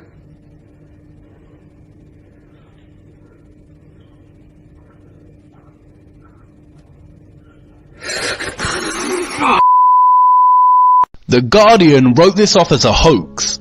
Well, I'm sorry, but since when has The Guardian had the authority to claim conclusions over any investigative authority? And doesn't all this Satan worship and sexual perversion remind you of something? Kubrick's Eyes Wide Shut. I find it very interesting that Kubrick died before the film's release and before he had made the final cut. Many Kubrick fans have discounted the film as not a true Kubrick picture because it was edited without his consent after he died. How convenient. You see, I think Kubrick was trying to tell us something, and he specifically revealed a lot to Nicole Kidman. And just like the rest that speak out and try to show the world what is hiding in plain sight, he ended up dead and silenced. I'm surprised no one has got to Ricky Gervais yet. And this is the point. Satanism and such evil is real. The act of raping and torturing a child is satanic in itself. we wouldn't even need the symbolism and imagery to justify that as anything less than Luciferian and evil. But you see, the symbolism is there. And it is because of their infiltration and control of all the organizations of the world that the information we are given is lies and primarily fake. Our entire history as humans has been edited heavily by the satanic Illuminati elite. That is why they are illuminated, because they know a lot more of what our existence is and where we come from. Hollywood, celebrities, the sexualization of all culture, the arts, sports, and rumors and gossip are all deliberately constructed complexes as a form of distraction and control, in the same way that war, politics, poverty, disease, and nihilism is all deliberately choreographed to keep us ignorant, dependent on slave wage debt systems, and living in fear. If you are frightened, you are easier to control. All the while, they carry out their sick, twisted religion and laugh at us. But things are about to change, and I truly believe a lot of their actions will soon be exposed to the light for the whole world to see. But that's another video. If you want to pursue more research into this topic, then there is a lot of information out there. But I don't know about you, but I'm ready to leave this behind. We have to stick to our journey in discovering flat Earth. We have made it through the darkest of the rabbit holes. Come with me now to part 8. I am going to finally show you what NASA and the Illuminati satanic religion of scientism are hiding from us. In 1946, after World War II, the US Navy launched the largest expedition to Antarctica to date. Titled Operation High Jump, the mission was led by Admiral Richard E. Byrd. The official narrative of the mission's objectives were to establish a US military and scientific research bases on the continent of Antarctica. Although Admiral Byrd's previous missions to Antarctica before the war gained him notoriety, they primarily failed due to the harsh conditions. Operation High Jump proved just as treacherous, with some of the crew perishing in blizzards and plane crashes, and resulted in early termination. Operation High Jump included a staggering 13 ships, aircraft escort, aircraft carrier, a submarine, 2 destroyers, and a total of 4,700 men, with full battle gear in what was officially called an ordinary training exercise and attempt to establish research bases. Speaking about the operation, Byrd said that the most important result of his observations and discoveries is the potential effect that they have in relation to the security of the United States. The fantastic speed with which the world is shrinking, recalled the Admiral, is one of the most important lessons learned during the recent Antarctic exploration. I have to warn my compatriots that the time has ended when we were able to take refuge in our isolation and rely on the certainty that the distances, the oceans, and the poles were a guarantee of safety. He also said he didn't want to frighten anyone unduly, but that it was a bitter reality that in the case of a new war, the continental United States would be attacked by flying objects which could fly from pole to pole at incredible speeds. Many have since theorized that the specific security risk relates to the numerous alleged covert operations that took place during the Nazi era, the most memorable being that of New Swabia and the mysterious Base 211 located within Antarctica. These theories suggest that Byrd and his crew were actually searching for these secret Nazi bases that have been rumored to be impenetrable. There are rumors and speculations that the Nazis had developed a type of aircraft with anti-gravity, specifically the type we now associate with flying saucers, and were able to not only just leave the planet and journey into space, but also launch very powerful attacks on any challengers. Interestingly, in July 1947, just 5 months after Byrd's Operation High Jump was terminated in Antarctica, the infamous Roswell crash happened. The official narrative states that a balloon crashed into a ranch in Roswell, New Mexico, but since the incident, a growing body of theories have arisen that suggest that what actually crashed in Roswell was a UFO. Between 1978 and the early 1990s, documents were obtained via Freedom of Information Act requests which fueled these theories, suggesting a UFO had crashed at Roswell and alien bodies and technology had been recovered by the US military. A plethora of books have been written on the subject. Interestingly, soon after the crash in 1947, the Central Intelligence Agency, the Department of Defense, and the National Security Agency were all established. Just as a space race between America and Russia began in 1956, Admiral Byrd returned to Antarctica under Operation Deep Freeze to once again attempt to establish US Antarctic bases. It marked the beginning of a permanent military presence in Antarctica. Speaking about Antarctica, Byrd said, Admiral Byrd, you've been to both the North Pole and the South Pole. Is there any unexplored land left on this Earth that might appeal to adventurous young Americans? Yes, there is. And not up around the North Pole, because it's getting crowded up there now, because they find out it's really usable, not only to live in, but militarily. But strangely enough, there's left in the world today an area as big as the United States that's never been seen by a human being. And that's beyond the pole, on the other side of the South Pole, from Middle America. And I think it's quite astonishing that there should be an area as big as that unexplored. That's a tremendous So challenge. there's a lot of adventure left down at the bottom of the world. Admiral Byrd died in his sleep of a heart ailment a year later in 1957. He was an active Freemason. A year later, in 1958, NASA was established. And then soon after, in 1959, the Antarctica Treaty was signed by the UN, prohibiting access and ownership. I do not dispute that the Nazis created advanced technological flying crafts, and I do not dispute that many of them could have potentially fled to deep Antarctic bases.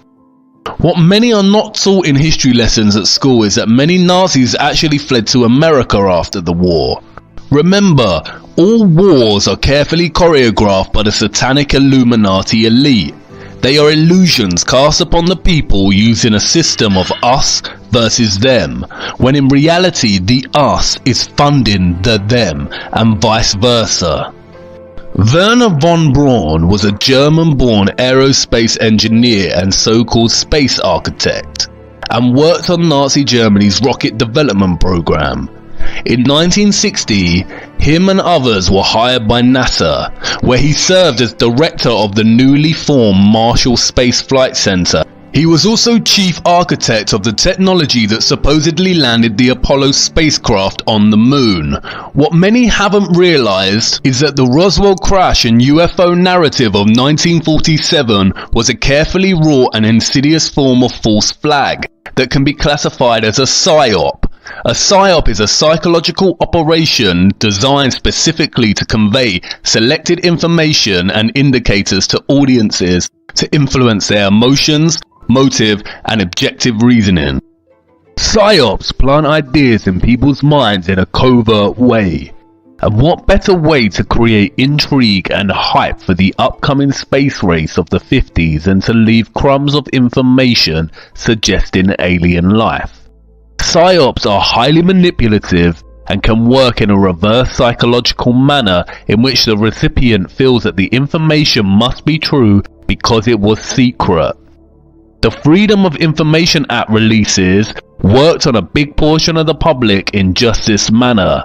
They appeared secret with just enough deliberately planted UFO and alien references to provoke an intended response in their audience. Other very famous leaked government documents such as Majestic 12 work in the same way. Just because something leaks does not mean it is true. Leaks can be plotted to influence and manipulate. And it makes getting to the truth really tough business. If a government has top secret information, mitigation procedures make it very difficult to leak, and that's why any leaks that do make it out require high skepticism and proof by evidence. The Pizzagate emails actually tell us minimal, but the real life evidence and prevalence of such evidence validates them. Leaked UFO alien disclosure works the opposite way, We have next to no evidence of this existing other than the so-called secret information suggesting its existence. Governments, the media, and Hollywood do not explore satanic child sacrifice. In fact, they act very fast to censor it quickly. But they do love to entertain the alien agenda whenever they get a chance. You see, there is a secret, and it's a secret that they do not want us to know. It is one of the greatest secrets of all time. And Roswell, Nazi UFOs, NASA, the space race and the moon landings were all carefully designed to cover it up. You see, as the space race was heavily underway, there was another military operation taking place. Before we turn our attention to the specifics of this operation, it is necessary to take a look at another US Navy leader, James Van Allen. During the same time period between 1946 and 1954 that Admiral Byrd was exploring the North and South Poles, so was Van Allen. The satanic scientist Kabbalah priests tell us that he was conducting experiments to discover more about the Earth's magnetism, or magnetosphere. Van Allen had developed this bizarre invention called a rockoon, a balloon rocket combination that lifted missile rockets on balloons high above the Earth's atmosphere before firing them even higher. And he was conducting these experiments at the Arctic and Antarctic regions. What he discovered was, of course, named the Van Allen belts. NASA tells us that the belts are barriers of seething radiation that surround the Earth, and a collection of charged particles gathered in place by Earth's magnetic field. The belts extend from the starting altitude of 640 kilometers all the way to 58,000 kilometers. According to science, the belts begin at 640 kilometers, or what is referred to as just above low Earth orbit. And this is where it gets tricky for NASA and the governments of the world. Listen to what they say. As we get further away from Earth, we'll pass through the Van Allen belts, an area of dangerous radiation. But Orion has protection. Shielding will be put to the test as the vehicle cuts through the waves of radiation. Sensors aboard will record radiation levels for scientists to study. We must solve these challenges before we send people through this region of space. And unlike the previous program, we are setting a course with specific and achievable milestones. Early in the next decade, a set of crewed flights will test and prove the systems required for exploration beyond low Earth orbit, beyond low Earth orbit, beyond low Earth orbit. The kinds of technologies that we're testing out on Space Station are definitely helping us with our goals of going beyond low Earth orbit. So we have a really robust exploration program at NASA. The plan that NASA has is to build a rocket called SLS, which is a heavy lift rocket. It's something that is much bigger than what we have today, and it will be able to launch the Orion capsule with humans on board, as well as landers or other components to destinations beyond Earth orbit. Right now, we only can fly in Earth orbit. That's the farthest that we can go. And this new system that we're building is going to allow us to go beyond and hopefully take humans into the solar system to explore. So the moon, Mars, asteroids, there's a lot of destinations that we could go to, and we're building these building block components in order to allow us to do that eventually. The moon, Mars, asteroids, there's a lot of destinations that we could go to. The moon, Mars, asteroids, there's a lot of destinations that we could go to. The moon, the moon, the moon. Wait, what? Come again? I thought we went to the moon. It seems like someone is lying. And now that you know about these radiation belts, do you really believe we went to this imaginary ball of rock in this tin can? We never went to the moon, and no one can go to the moon as it is not a sphere. Van Allen was approached by the military in the early 60s. In 1962, he suggested clearing the belts away by setting off nuclear bombs near the outer belt. The US military contacted Van Allen and began conducting a series of nuclear tests in the early 1960s called Operation Dominic. As the official narrative tells us, The operation included within it the Operation Fishbowl events, which were designed to understand how nuclear weapons would interact with the Earth's so-called magnetic field. The highest of the Fishbowl events was called Starfish Prime, a 1.4 megaton nuclear bomb detonated at 400 kilometers on July 9th, 1962. Why were they firing rockets and nuclear bombs way up into the Earth's atmosphere to discover more about its radiation? You do realize that nuclear bombs produce extreme radiation. You do not discover the chemical composition of lemon juice by squeezing more lemon juice onto it. And this is a secret. No one in history has ever left Earth. You cannot leave Earth. They are telling you to your face. Now, one thing I really want your generation to embrace is that the Earth is a closed system. The Earth is a closed system. We cannot leave the Earth. There's no place to go. And this is from one of the highest satanic scientist Kabbalah priests himself, straight from the goat's mouth. See, these Satanists just have to tell you, they are hiding it in plain sight again. And they're getting away with it because they are relying on both our inability to get our heads around the bamboozlement of impossible figures and phenomena, and they are also relying on our blind trust in the scientific institutions of the world and their word. No one has ever left flat Earth. It is a closed system, and not because there are radiation belts. No one has left because there is a dome-like roof above of what is better understood as a firmament. We cannot leave the Earth. This is what Admiral Byrd discovered in Antarctica. They discovered the foundations of the firmament. And that's why you cannot go to Antarctica. It is literally the edge of the Earth. And I know what you're probably thinking. What? This is going from crazy to crazier to insane.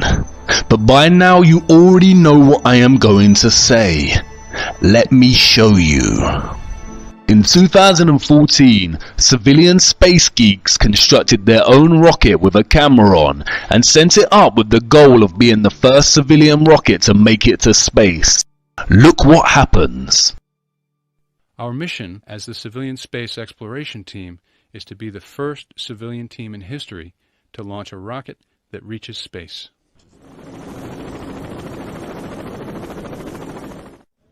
All systems are go for launch. T-minus 10 seconds. 9, 8, 7, 6, 5, 4, 3, 2, 1.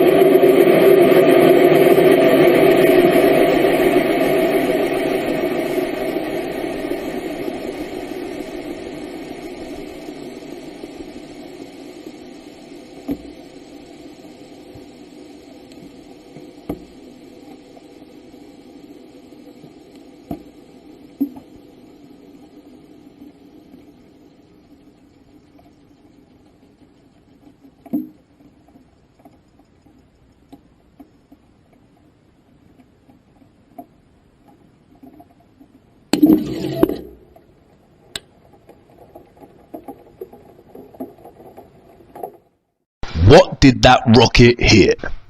If there was a high amount of intense radiation up there, it would have scorched that mini rocket to pieces.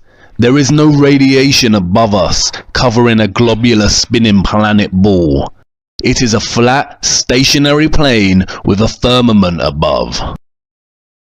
And I know that you want to scream and say that does not prove anything. The rocket's engine could have failed. But take it easy. We are just getting started. You see, what they never told you in school is that every single civilization in our Earth's history knew that the Earth is flat and there existed a firmament above our heads. They were trying to tell us, and illustrations throughout the years have brought their conceptions of the world that we live in to life. Look.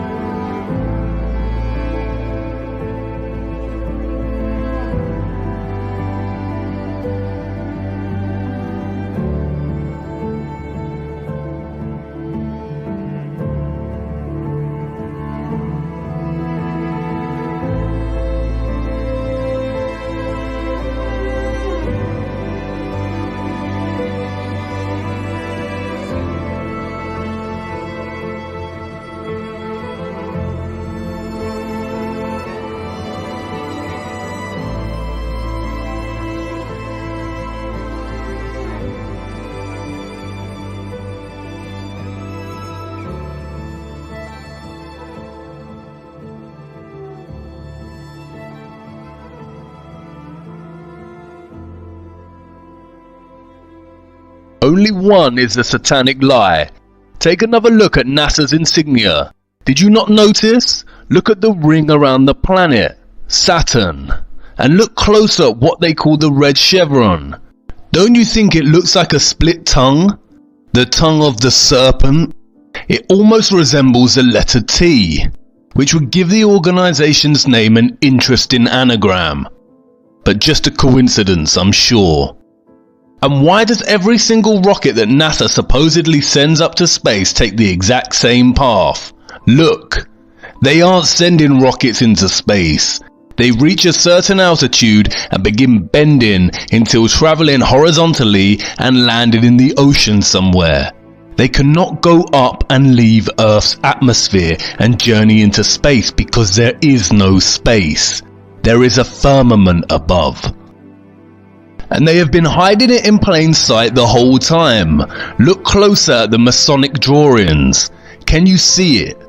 The four pillars, or the four corners of the earth, the sun and moon the same size and both within an arched dome or firmament. And of course satanic pedo Hollywood has already told us while laughing behind our backs. Look.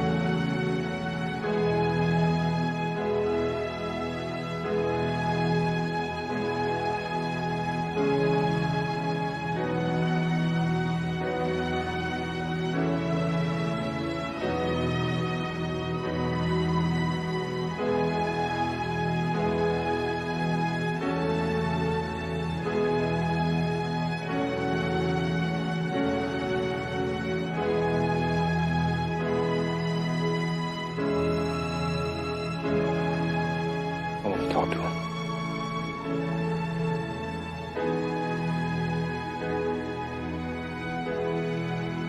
And the more they brainwash us with movies about space, fake rocket launches, and bamboozlement science, we are forgetting more and more that our ancient historical texts reference the firmament. The Book of Enoch, a non-canonical biblical text that was discovered as part of the Dead Sea Scrolls, reads, "And I saw the cornerstone of the earth, and I saw the four winds which support the earth, and the sky, and I saw the winds which turn the sky and cause the disk of the sun and all the stars to set. And I saw the winds of the earth which support the clouds, and I saw the paths of the angels. I saw at the end of the earth the firmament of heaven above." The Quran references it. "With power and skill did we construct the firmament." The Book of Job, which is older than the Torah itself, references this very firmament. "Hast thou with him spread out the sky, which is strong as a molten looking glass?" What does that mean? A molten looking glass. I guess I'm up against the highest, hardest stained glass ceiling. So, I guess I'm up against the highest, hardest stained glass ceiling.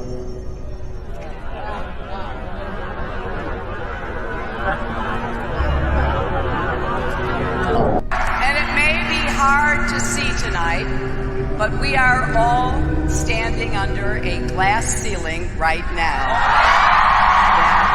It was fine for all this talk about me running to break the big, hard glass ceiling. And Although we weren't able to shatter that highest, hardest glass ceiling this time, thanks to you, it's got about 18 million cracks in it.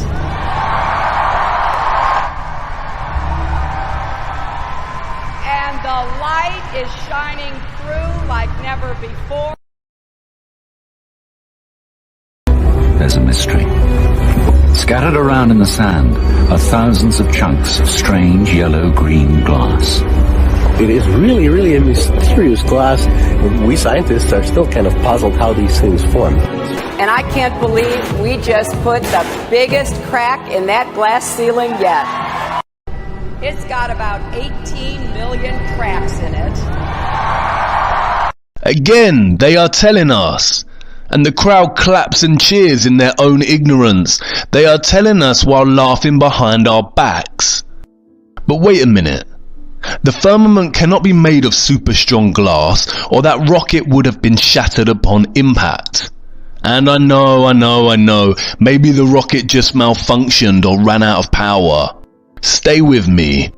Interestingly, the biblical book of Genesis holds some clues to this mystery.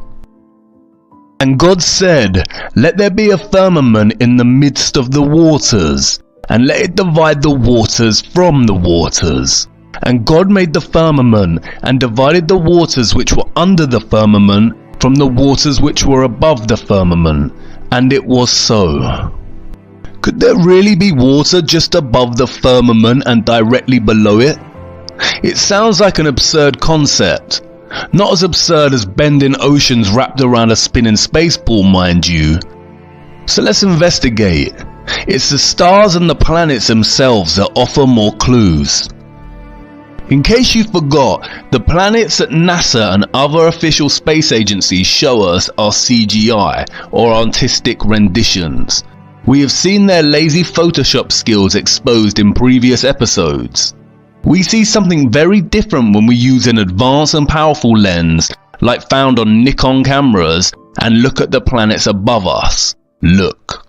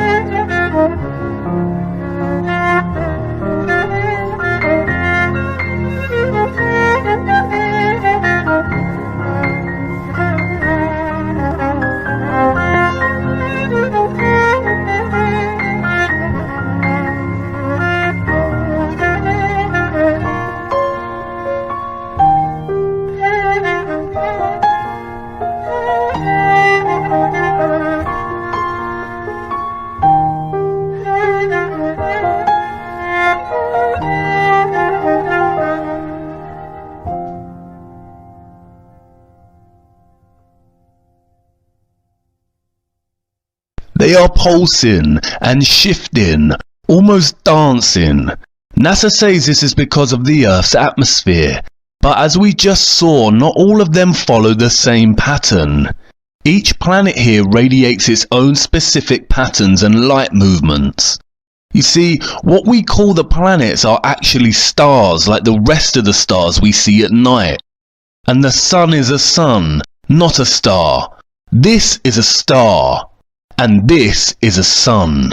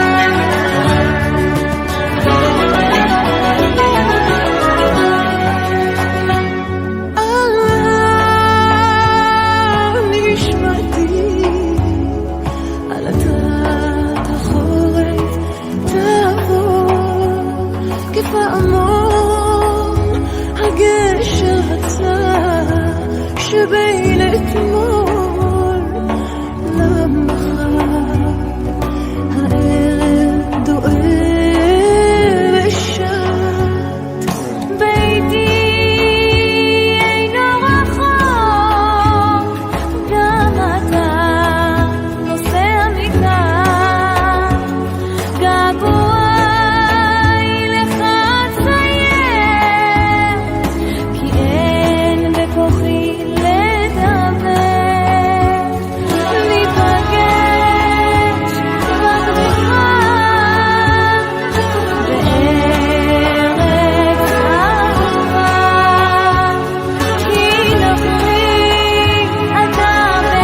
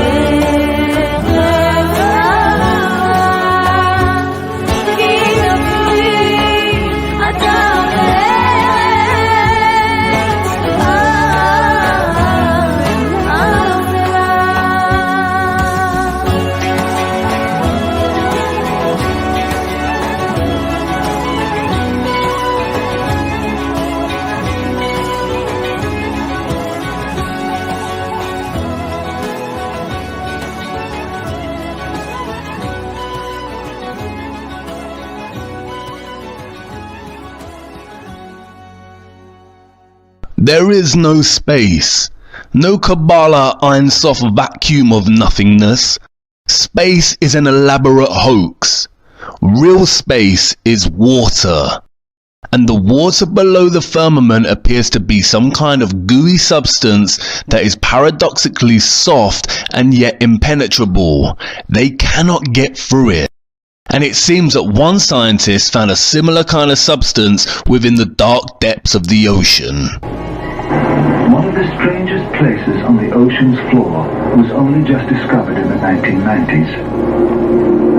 I might agree it's one of a handful of people to ever see it in person. Without a doubt, one of the most amazing things that I have ever seen in the bottom of the ocean. It was while filming for Blue Planet. It was in the Gulf of Mexico. And I noticed there's something out in the distance. Couldn't tell exactly what, but it looked like a dark band.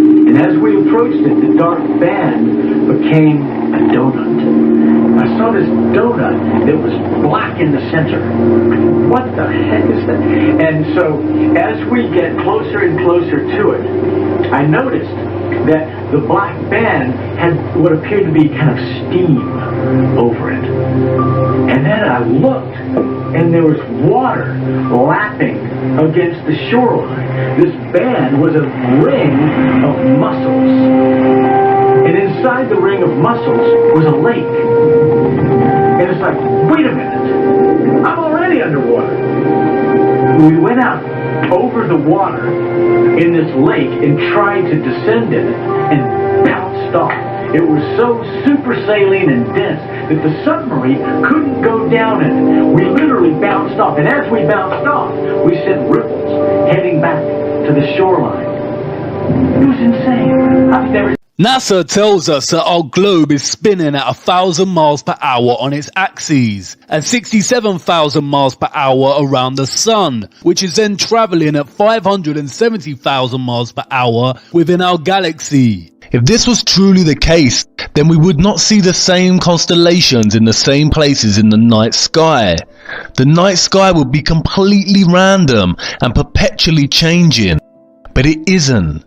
As we've seen, the stars above us, attached somehow to a great, immense and mysterious firmament, travel in circular motions around our flat, stationary Earth, with Polaris, or what we call the Northern Star, a fixed unmoving point in the center and above the center of our Earth at the North Pole. We've been told that comets are huge ice particles that, when passing within the distance of our sun, begin to melt, which causes them to release gas and create a trail and tail. They tell us that comets can travel 100,000 miles an hour. But they are lying again. Here is time-lapse footage of the recent comet Neowise.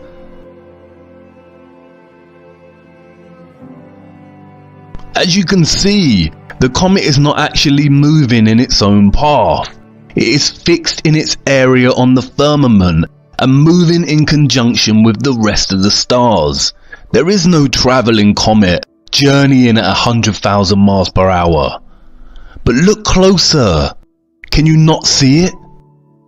It is a large opening in the firmament, casting a ray of light from whatever exists behind and through the water beneath it, much like you see with the light entering in an underwater cave opening deep in the ocean.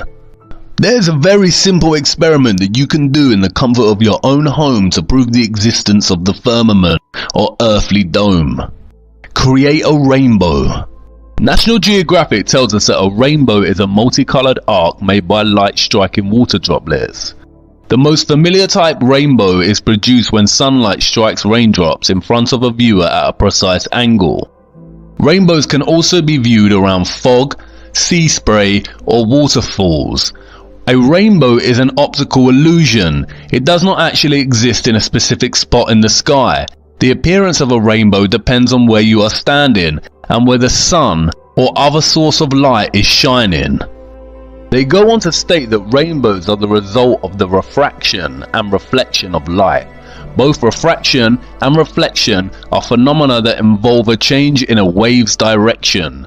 A refracted wave may appear bent, while a reflected wave may seem to bounce back from a surface or other wavefront.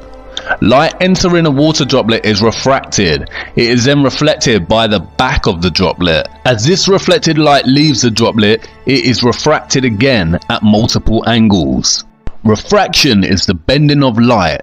It also happens with sound, water and other waves, as it passes from one transparent medium, such as glass, into another. Here we see the white light hitting the glass triangular prism and refracting the light into a straight rainbow. We have never seen a straight rainbow, a triangular rainbow, or one that forms right angles or goes up and down or left to right. In order for refraction to take place, the white light has to reflect through a prism, which has to be transparent like glass. So whatever the white light of the sun is hitting when we see a rainbow, it has to be the shape of the prism it is hitting. The rainbow is always there, but there needs to be a screen for us to see it. The rainbow is always there, but we only see it when the rain forms a condensed mist, like a screen. That's why we see smaller rainbows in garden sprinklers. And it's important to note that the rainbows we see in garden sprinklers retain the same shape as the ones we see in the sky. The screen mist of water provides us a screen to see the refracted light of the rainbow, which holds its prism's shape, i.e. a glass dome. It's really that simple. In the same way the laws of density and perspective are really that simple. But here's where it gets unbelievable. Look at this image of a rainbow reflected in the ocean. Notice how the colors are reflected, like in a mirror, so the colors are reversed.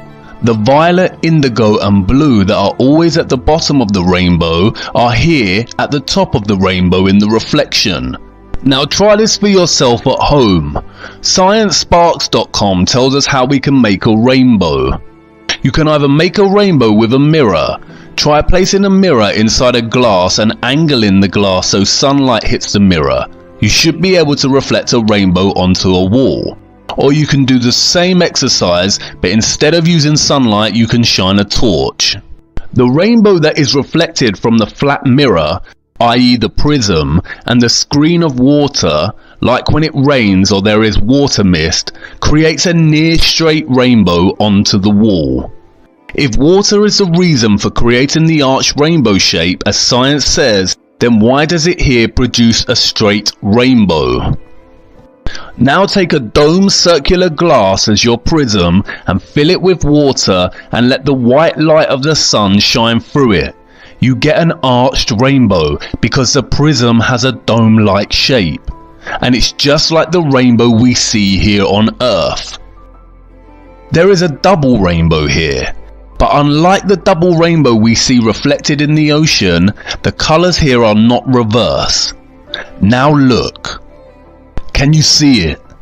The colours in the top rainbow are reversed. What you are seeing is a reflection of the rainbow in the glass firmament above, just like you would in a mirror and just like we see over the ocean or a lake. How dare they lie to us? And now really think about it. Why would a satanic Illuminati network of individuals who have all the money, power and control in the world and who molest, rape, torture, murder, drink the blood of children and worship Lucifer want to hide that our earth is flat and that there is a firmament above and the sun and the moon are local and within our dome? Why hide the true nature of our earth from us? Well, if they worship something immaterial they call Lucifer and convince everyone that is not in their little cult that they are the product of a nothingness that randomly produced a small speck which then randomly expanded and created matter and life, then you remove all possibility in the person's mind that their life is anything more than a random coincidence.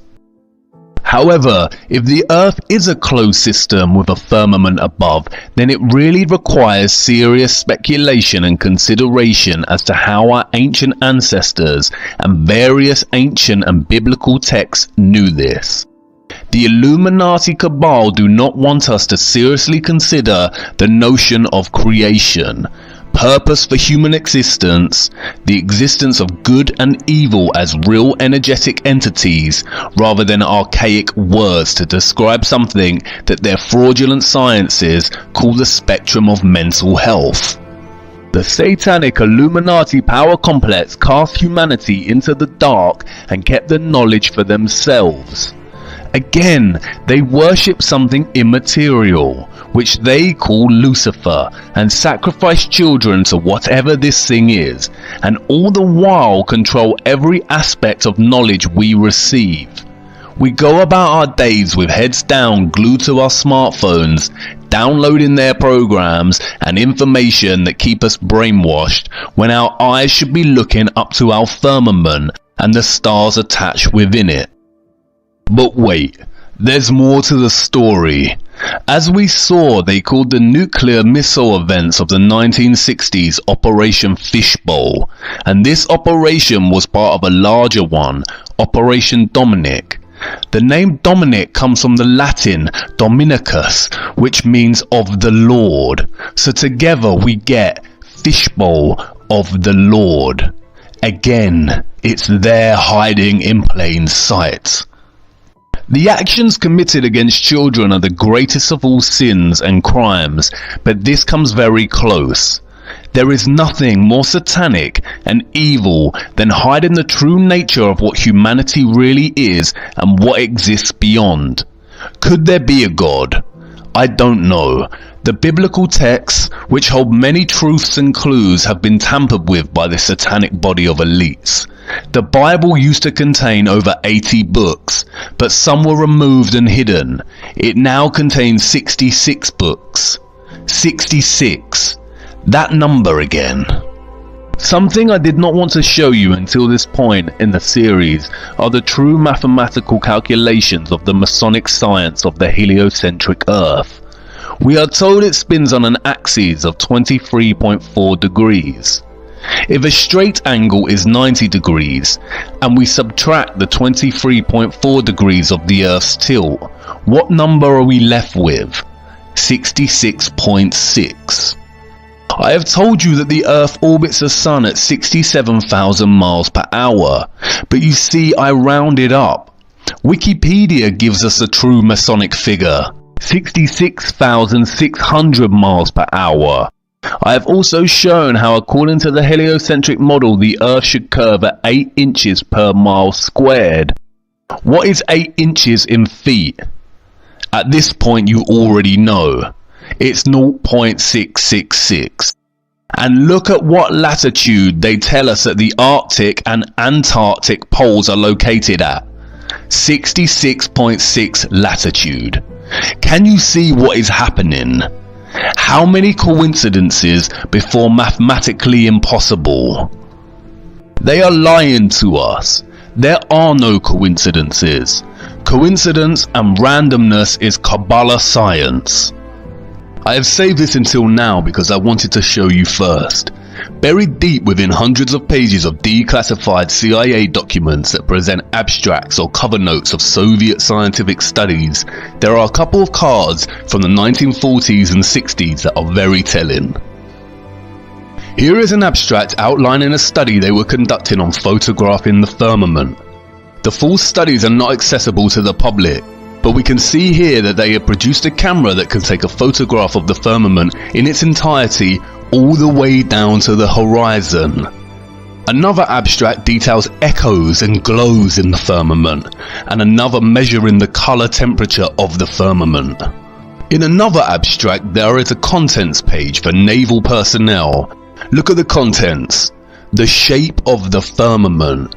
Rings around the sun and distortion of the sun's and moon's disks at the horizon. Disks, not spheres, just like reference in the Book of Enoch. Again, it is just an abstract of the manual and we cannot see the full contents. In another abstract we see reference to what they call the Eros firmament. It states that at the Eros firmament, the passage of the sun is 5 times quicker. The passage of the sun. They do not reference the Earth's spin in orbit, but that the sun is the one moving and making a passage over the Earth right below the firmament. Notice the dates, which align with all the operations at the poles and firing missiles up into our sky. The reference to a firmament is scarce and almost unnoticeable in the hundreds of pages that were declassified, but it is there. And there is a huge difference between these declassified documents and the government leaks I spoke about earlier, like that of Majestic 12. Barely anyone has ever noticed these snippets of study abstracts. I would say that it was by negligence that these references were even declassified within hundreds of other pages of unrelated material in the first place. But I don't think it's that. It's complacency. No one is ever likely to come across these buried documents, and if they did, I doubt they would think twice after skimming over a study title referencing the firmament. The space heliocentric hoax has been so ingrained in our minds from our early years and reinforced on a daily basis in ways we don't even think twice about, it would never occur to us the significance of such references in documents of the 1940s and 60s. But it is there, hidden in plain sight. Even the Simpsons have told us. Santa Claus kicks and deals. It's a long fly ball going back, and the ball shatters the sky, bringing the ocean itself down into the stadium. Oh, and you remember Nazi aerospace engineer Werner von Braun, who was a leading director at NASA upon its founding and a leading figure in the Apollo moon missions? Well, he died in 1977. Look at his grave. It references Psalms 19:1. What is that verse? The heavens declare the glory of God, and the firmament showeth his handiwork. You see, it's always been there waiting for us to notice. We just fell asleep as children to bedtime stories of space explorers and never woke up. Space is a highly manipulative and controlled psyop, an elaborate hoax to control us and destabilize us from our true human nature. It is the greatest lie of all time. And I know what you're thinking. If space is fake, does this eradicate the possibility of alien life? I can almost feel the disappointment in you, just like all those years ago when you discovered Santa was not real. But no, it doesn't mean there isn't other life, and I implore you to consider the potential vastness of a new kind of space and land beyond the poles that Admiral Byrd was referring to. Again, it's been right in your face the whole time. ETs, extraterrestrial, aka extraterritory. Don't worry, I am not going to ruin the excitement your imagination feels when it thinks of extraterrestrials. In fact, I'm going to enhance it. But before I do that, however, we need to examine more of our flat stationary plane that is bound by the wonder of our firmament and the waters above. We still have time, and I need to make an important stop first. Come on, move swiftly. Follow me to part 9. I need to show you the panic they are in now their little secret is starting to emerge. The sharing of biased and false news has become all too common on social media. More alarming, some media outlets publish these same fake stories without checking facts first. The sharing of biased and false news has become all too common on social media. More alarming, some media outlets publish these same fake stories without checking facts first. Unfortunately, some members of the media use their platforms to push their own personal bias and agenda to control exactly what people think. And this is extremely dangerous to our democracy. This is extremely dangerous to our democracy. This is extremely dangerous to our democracy. This is extremely dangerous to our democracy. This is extremely dangerous to our democracy. This is extremely dangerous to our democracy. This is extremely dangerous to our democracy. This is extremely dangerous to our democracy. This is extremely dangerous to our democracy. This is extremely dangerous to our democracy. This is extremely dangerous to our democracy. This is extremely dangerous to our democracy. This is extremely dangerous to our democracy. This is extremely dangerous to our democracy. This is extremely dangerous to our democracy. This is extremely dangerous to our democracy. Not only have our media corporations been funded and owned by high-end Illuminati elites and puppets like the Rockefellers and Robert Maxwell since their inception, but this same system of control also remains today. Even outside of the United States, in nations such as the United Kingdom, a handful of Illuminati cabal billionaire elite puppets own all media corporations. These media corporations receive huge amounts of their funding from major trusts and foundations and from major corporations through advertising. The level of infiltration is outstanding, and all you have to do is follow the money and you will find the same individuals and foundations at the top. And most people understand and recognize this. The problem is that many believe this level of ownership and control primarily extends to the reach of political bias and stops there. For example, it is well known that Harold Evans, a former editor at the Sunday Times, made it very clear to the Leveson inquiry how Rupert Murdoch interfered with the content of the paper. Evans was often rebuked for not doing what Murdoch wants in political terms, including when reporting on the economy. But again, the scandal of injecting political bias into reporting is just another form of theatre. Remember, the Illuminati elites own it all, and in reality right and left are just two wings of the same bird. What most do not realise, however, is the extent of infiltration in our global media and the staggering reality that the media was created with the intended purpose to control the masses. In 1948, Frank Wisner was appointed director of the Office of Special Projects, which became the espionage and counterintelligence branch of the Central Intelligence Agency. Wisner was told to create an organization that concentrated on propaganda, economic warfare, preventive direct action, including sabotage, anti-sabotage, demolition and evacuation measures, subversion against hostile states including assistance to underground resistance groups and support of indigenous anti-communist elements in threatened countries of the free world. Later that year, Wisner established Operation Mockingbird, a program designed to influence American media. In the beginning, Mockingbird was created and led by Wisner, Alan Dulles, Cord Meyer, Richard Helms, and publisher Philip Graham of the Washington Post. Their main focus was to interact behind the scenes with major media outlets and get reporters on the CIA payroll.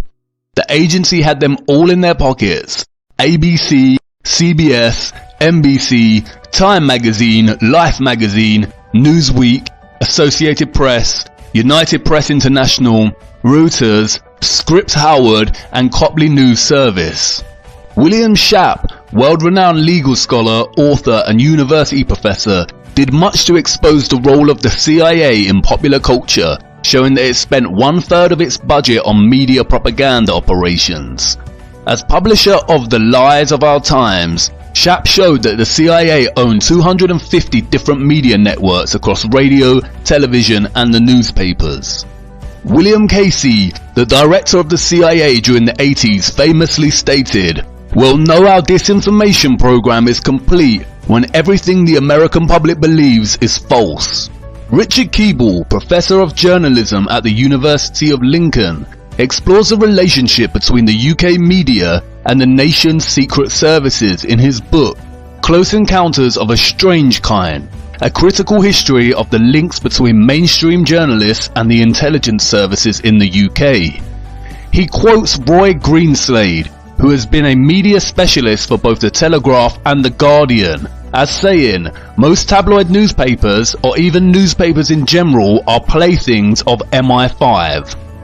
Richard Keeble states that Block and Fitzgerald, in their examination of covert UK warfare, report the editor of one of Britain's most distinguished journals as believing that more than half of its foreign correspondents were on the MI6 payroll. And in 1991, Richard Norton Taylor revealed in The Guardian that 500 prominent Britons were paid by the CIA and the now defunct Bank of Commerce and Credit International, including 90 journalists. David Lee, former investigations editor of The Guardian, wrote about a series of instances in which the secret services manipulated prominent journalists. He claims reporters are routinely approached and manipulated by intelligence agents, and identifies 3 ways in which they do it. 1. They attempt to recruit journalists to spy on other people or themselves attempt to go under journalistic cover. 2. They allow intelligence officers to pose as journalists to write tendentious articles under false names. 3. The most malicious form. They plant intelligence agency propaganda stories on willing journalists who disguise their origin from readers. Robert Maxwell, father of Ghislaine Maxwell, owned the Mirror Group newspapers. He was also a triple agent for the CIA, MI5, and Mossad. Anderson Cooper, a prominent CNN anchor, apparently interned at the CIA before assuming his role at CNN. As if anyone can just intern at the CIA. And he is also the son of prominent high satanic priestess Gloria Vanderbilt. Similarly, there is a striking coincidence in the time frame from when the Pentagon DARPA-run LifeLog operation was shut down and when Facebook was launched. LifeLog aimed to gather in a single place just about everything an individual says, sees or does. Out of this endless ocean of information, computer scientists would plot distinctive routes in the data, mapping relationships, memories, events and experiences. This is in essence the same thing as Facebook. The LifeLog project was cancelled by DARPA on February 4th, 2004, the exact same day that Facebook was founded. They want you to believe some loser geek invented Facebook at Harvard, when in reality it was born from the secret military-industrial complex. Disguised as social networking, it is a subtle propaganda machine of control, influence, data collection and surveillance. Again, all of this points to infiltration instead of invasion. They know, as of today, and I say as of today at this hour, we have 33 confirmed positive tests for the virus. Yesterday we had 22 cases. Today we have 33 cases, so it has gone up by 11. Those are 11 new cases. 22 goes to 33. As we sort through this here in Arkansas, today we have 33 confirmed positive cases in Arkansas. As of today, we have 33 confirmed cases with Boston residents. We expect those numbers to climb. As of this afternoon, we have 33 Pennsylvanians who have tested positive for COVID-19. So as of this morning, there were 33 confirmed cases in North Carolina. Evening to you. Lots to get to tonight. I'm Leon Hendricks. We want to start with new information into our newsroom. Within the past couple of hours, there are now 33 confirmed cases of the coronavirus in Michigan. Good evening, everyone. Thanks for joining us for the news at 6. I'm Richard Gearhart. Karina Corral has the night off. More cases of the coronavirus were confirmed today in San Luis Obispo County, bringing the total number now to 33. Right now, Georgia is reporting a total of 99 cases in 19 counties. That is 33 new cases from just yesterday. Good afternoon. I'm Karen Swenson. More cases and more events affected. Here is the latest coronavirus news. There are now 33 cases in Louisiana. As expected. The number of cases of COVID-19 jumps. A total of 33 people in our state have been tested and are confirmed to have the coronavirus. Day 4 of the shelter-at-home order brought 6 new confirmed cases of the coronavirus to San Luis Obispo County, bringing the total number to 33. All troopers will be professional, polite, and will treat everyone with dignity and respect. These latest steps as the number of confirmed COVID-19 cases in Rhode Island jumps by 33 overnight. If your email inbox is out of control and you've given up sorting it out, a Baltimore company thinks it has a solution for you. Could this be the end of email overload? Could this be the end of email overload? Could this be the end of email overload? Could this be the end of email overload? Could this be the end of email overload? Could this be the end of email overload? Could this be the end of email overload? Could this be the end of email overload? Could this be the end of email overload? Could this be the end of email overload? Could this be the end of email overload? Could this be the end of your email overload? Could this be the end of email overload? Could this be the end of email overload? Could this be the end of email overload? Could this be the end of that email overload? Could this be the end of email overload? Could this be the end of email overload? Could this be the end of email overload? Could this be the end of email overload? Could this be the end of email overload?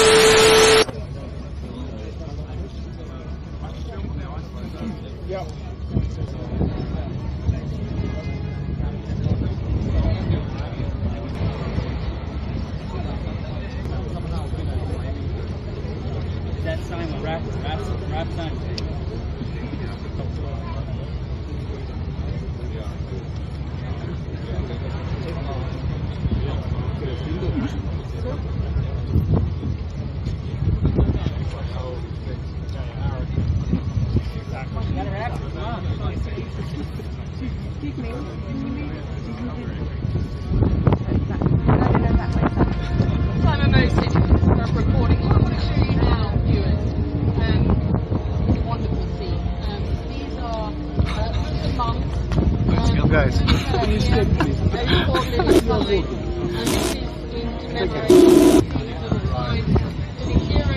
Reporting. What I want to show you now, viewers, is a wonderful scene. These are Muslim mums.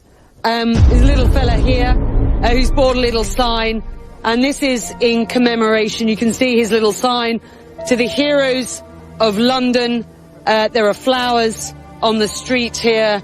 Ladies with hashtag turn to love, hashtag ISIS equals enemies of Islam, hashtag ISIS will lose, hashtag turn to London. And I think a poignant scene, and a scene we should sit on just for you viewers to understand exactly how people feel here on the streets of London, so close to what were such brutal attacks last night.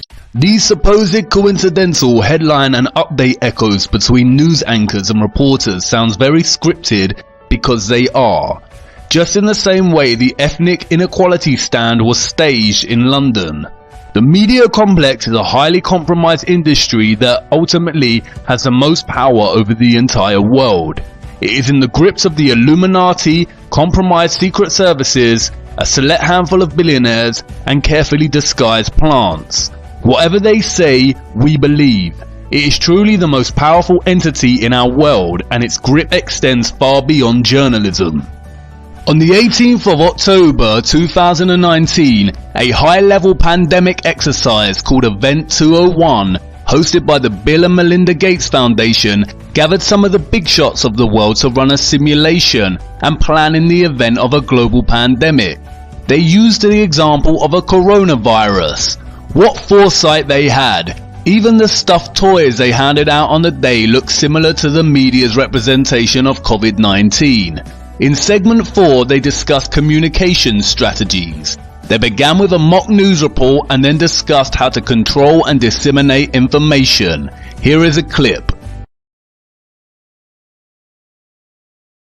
Okay, others, yeah, Jane. Yeah, so can I agree with that? And my fact, it did come from the Edelman Trust Index, you'll be pleased to know, but also borne out by the work I've done as a CEO in my time. Can I also add that I think there are real technology opportunities here. I personally do not believe that trying to shut things down in terms of information is either practical or desirable. And we do have, I think, a couple of strategies that are available to us, one of which is the flood strategy, second of which is relying and informing and equipping trusted sources of information with the facts so they can then pass that on. But we also need to actually think about a technological answer to this. So there is work that's being done to actually create algorithms to sift through information on these kind of social media platforms. And I know that the Gates Foundation and others are funding organisations to work on things like this in order that people can actually have more confidence in the sources that they will use in any event. And then another issue, I suppose, is just through that, if you have a trusted source, I believe in the idea that we shouldn't be trying to control communication, but rather flood the zone, in a sense, with a trusted source that then is influential community leaders as well as health workers, as Brad noted, and others on these issues in order to try to amplify the message that's coming through. And flooding good information. So I think one of the ways that we need to approach this is to make sure that we have the right representatives on traditional media networks in order to portray our side of the story and make sure that there isn't misinformation. That's a manifestation of flood. Chris? Sorry? No, I think a complementary tactic, too, is to tap faith-based organizations and civil society and other institutions to recruit them also to basically, almost at a grassroots level, continue to basically have the integrity of the information. The champion for TB in South Africa was Nando's Chicken. And so I think as we think about these large, atypical players who have no credible vested interest in this issue but have a strong voice that's economically differentiated for their... You see here they talk about flooding the zone. This is a propaganda technique in which the government officials, the media and others literally flood our zone with the same messaging. It operates on repetition to create a consensus of belief. It can instill both fear and reassurance and works to shape our understanding of the world. They also talk about employing trusted voices to enforce their messaging. Trusted voices primarily take the form of organization officials, spokespersons, celebrities and famous individuals in whom we trust and admire. That's why Leonardo DiCaprio and Tom York are great puppets to promote action for climate change, another silly hoax. And Beyonce and John Boyega lead the way to enforce dangerous, divisive social movements like Black Lives Matter. We have seen so many celebrities from Lady Gaga, Piers Morgan and many others reinforce the importance of following the rules during the COVID-19 pandemic. Celebrities and Hollywood stars, as we have seen, are complicit in the satanic Illuminati complex, and they have everything in the world, but there will be times when they are called upon to do the work of steering our minds in certain directions. It is these same tactics of manipulation that we see in the coverage of Flat Earth. Throughout the last 5 years, as Flat Earth was gaining popularity and people were beginning to question the absurdity of living on a giant spinning space testicle, many took to social media platforms such as YouTube, Facebook and Twitter to collectively start exploring the notion that our Earth is not a globe. Let's examine the media's response to this and the use of trusted voices. Going backwards. Like you talk in the book about how we now have to listen to people saying the Earth is flat. Yeah, yes, that's one of the pieces in there is about the new Flat Earth International Conference. This isn't a conference from the 14th century. This is a conference that started, I think, in 2017. And it is a growing thing, and that's because people are so contrarian, people are so willing to believe unsubstantiated things that have websites, that they are now going back on the conclusion we have all rightly drawn about the shape of the planet we live on. And that people are sort of going, and by people I mean idiots, are saying, I'm a questioning person, so why am I going to go along with this idea that the world is round? Well, I'll tell you why, because people went up in a rocket, looked out of the window and took a bloody photo.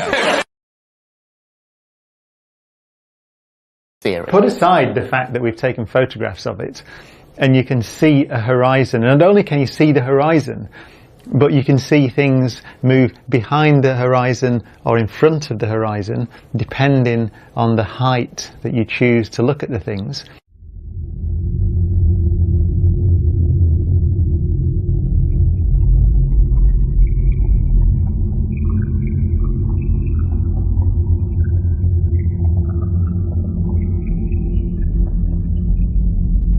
You see, I'm lost for words. It's probably the most nonsensical suggestion that a thinking human being could possibly make. It is drivel.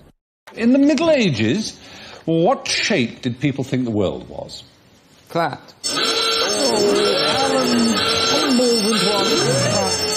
I know we all think they did, but there's absolutely no evidence whatsoever. They all thought it was round. They all wrote about it as round. The Greeks knew that it was round. Round and flat? No, round. They thought it was a sphere.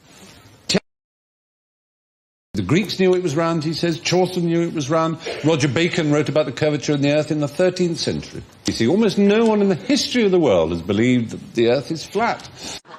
I was watching a documentary recently about flat earthers that was fascinating. I don't know if anybody saw this. There are people who believe the Earth is flat. The documentary is called Assholes. You must ask yourself here the question as to why these trusted voices are all saying the same thing. Flat earthers are not only wrong, but we are stupid, idiots, assholes, nonsensical, full of drivel. Why the hate-directed speech? It is very interesting to me that the trusted voices tend to be celebrities admired for their so-called wit and knowledge. You see, their manipulation of the public here is not actually subtle. Anyone with common sense would question their heated response. Why does it matter if some believe the Earth is flat? Ask yourself, would David Mitchell, Stephen Fry or Brian Cox talk this way about religious groups who believed in so-called archaic notions such as God? They are being paid to say this. Their response is not scientific at all. It's panic. It primarily revolves around ridicule and outright rejection. Any real scientist may actually find the notion of flat Earth intriguing. They may want to investigate further and enjoy this kind of discussion and debate. But no, flat out rejection from the globe heads. And it is not because flat Earth is preposterous, it is because their entire careers and comfortable satanic lifestyles are at risk if they do not comply with their handlers' wishes. They must act as a trusted voice. But this wasn't enough to stop the flat earthers, and more people are waking up, and to combat this growing awareness, the matter went to Congress. Ms. Downs, does Google think that this is a problem, and what is the solution that you're coming up with to address it? Thank you for the question. So as you noted, when Alex Jones posted the video you described saying that the survivors of the Parkland massacre were crisis actors, that violated our harassment policy. We have a specific policy that says if you say a well-documented violent attack didn't happen, and you use the name or image of survivors or victims of that attack, that is a malicious attack and it violates our policy. In terms of conspiracy theory content generally, our goal is to promote authoritative content to our users. So we have two principles that guide the way here. That's the first one, is we want to provide users with authoritative, trustworthy information. I'm sorry to cut you off. I only have a minute and a half, and I don't really need to hear what you're trying to provide. I want to know how you're dealing with all these conspiracy theorists on your platform. So the first way is by demoting low-quality content and promoting more authoritative content, and the second is by providing more transparency for users. So we're introducing boxes that provide factual information at the top of results that have shown themselves to turn up a lot of information that is counterfactual, such as searching for the Earth is flat on YouTube, where you see a lot of... Your response is to put a box saying, nope, the Earth is not flat. Correct. Okay. Again, ask yourself, if flat Earth is false and a conspiracy theory, why is it specifically being discussed in Congress? Did they also discuss Bigfoot and aliens? This is Juniper Downs, the global head of public policy and government relations for YouTube. The Congress session dressed itself up as attending to the matter of disinformation, when in reality it was a call for censorship. Furthermore, when trying to view this video on YouTube, you receive this message. Let's look at the ways YouTube censors flat Earth. First and foremost is the manner in which they use algorithms to promote manipulative content debunking flat Earth. Miserably, might I add. All of the content on the first page focuses on debunking flat Earth. Videos such as destroying flat Earth without using science, not even debunking, destroying. Look at this Vice feature on flat Earth. Look at the cover photo. It already sets the viewer up for rambles of what appears to be a crazy man. Based on what they're showing us, it seems very fake when we're being presented with things like the moon landing footage, and you've only got to look at it with a critical eye to see that it's done on a set.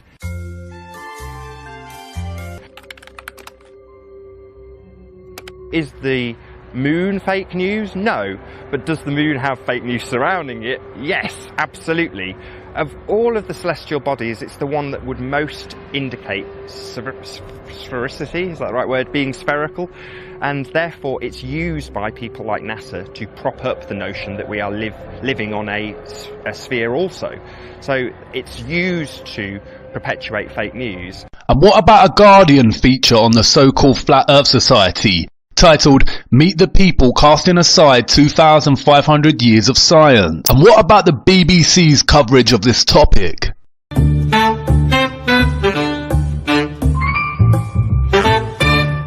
We used to think when we got started individually in this that we were alone. We have one thing in common. We live on a flat plane.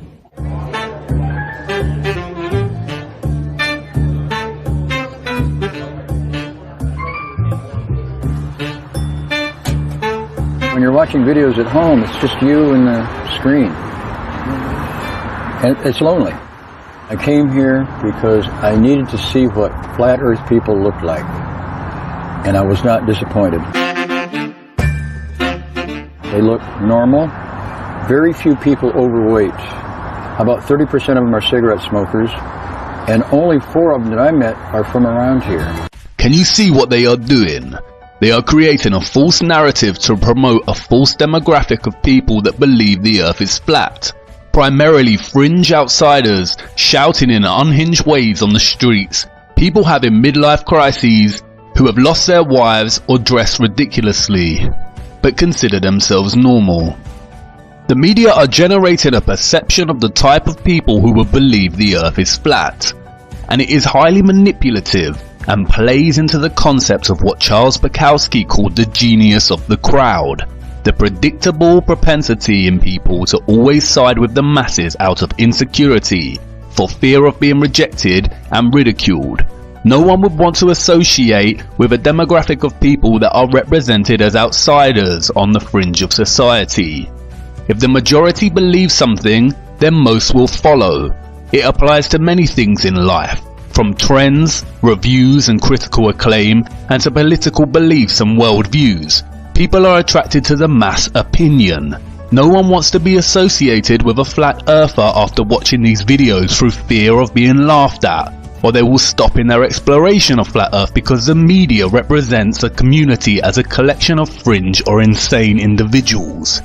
It isn't glamorous, or even given the intellectual recognition it deserves. There is no in-depth discussion of the science behind the Flat Earth model, just a forced demographic narrative. The media here intervene to stop people even giving it a chance. YouTube pushes this content to the forefront. Another selected video is titled, "How Average People Fall for Flat Earth." What do they mean, average people? They are patronizing us and playing the same tired hand of promoting bamboozlement as some kind of exclusive genius that the ordinary folk cannot fully grasp. YouTube's content fluctuates between making fun at the so-called flat earth idiots, aggressive debunking videos, and comedy sketches where people ask, if the earth is flat, why does no one fall off the edge? Flat earthers have never once said that there is an edge you can fall off from. And this type of redundant humour is enforced with memes. If you Google search Flat Earth, not only do the algorithms push forward similar content, but its image search is filled with satirical images that misrepresent the entire argument put forth by the Flat Earth community. You see, terms like Flat Earthers and Flat Earth community create a false idea that there is a unit of people that all hold the same specific beliefs. I am using it in this video for the sake of argument, but in reality, Flat Earthers are just people digging for the truth, all with very different views and conclusions drawn from extensive research. But back to YouTube. They also censor searches when looking for something more specific. Here I type in Eric Dubay, a prominent Flat Earther and one of the smartest people I have come across on YouTube. YouTube promotes 2 of his current content before flooding the zone with the same trashy pseudo-scientific debunking videos. You see, they can't be too obvious in their censorship. Furthermore, when typing in Flat Earth, users are greeted by this sinister push at the top of the page. This is what Juniper Downs was talking about in her response to Congress. It is an insert from Wikipedia. Just an innocent bit of context to this field of inquiry that stresses that Flat Earth is an archaic, outdated mode of thinking about the world. If you type in Bigfoot, aliens, universe, you are not greeted with any such context box. Why not? And it doesn't stop there. YouTube has attached this sly context box to all prominent YouTube channel videos. And more sinisterly, YouTube removes Flat Earth videos, bans them, depopularizes them by removing likes and subscribers to people's channels. People have had their channels demonetized.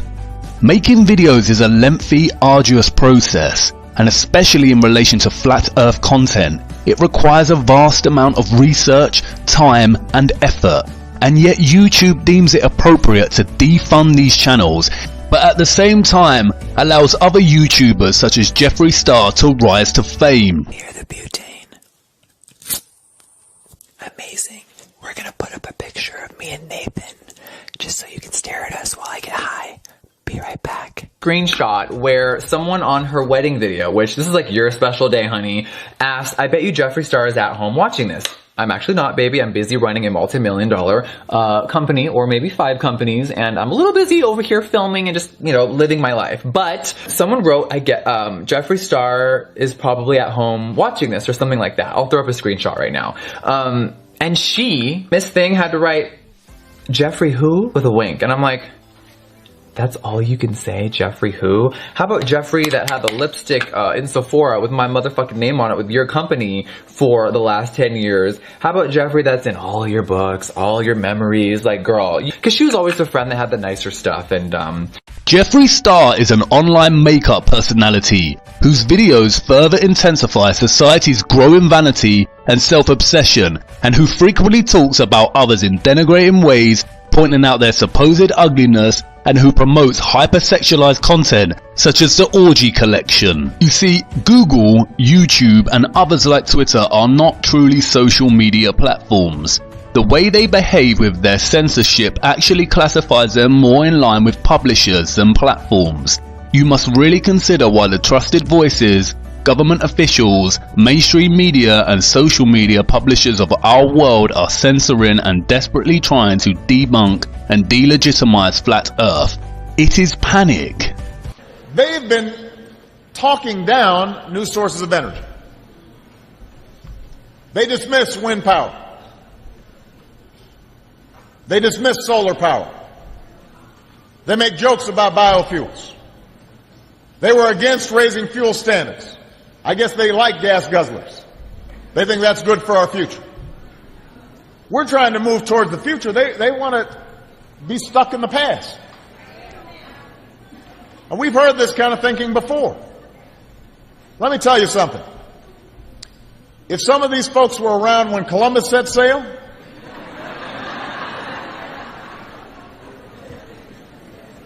they must have been founding members of the Flat Earth Society. They would not have believed that the world was round.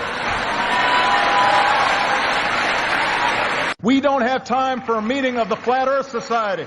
We don't have time for a meeting of the Flat Earth Society. We don't have time for a meeting of the Flat Earth Society. If I say that the world is round and someone else says it's flat, that's worth reporting. But you might also want to report on a bunch of scientific evidence that seems to support the notion that the world is round. In other breaking news, the world is round, not flat. Flat Earth should not have been a subject in a presidential speech. Why doesn't he reference UFO believers or other so-called groups that fit into the camp of conspiracy theorists?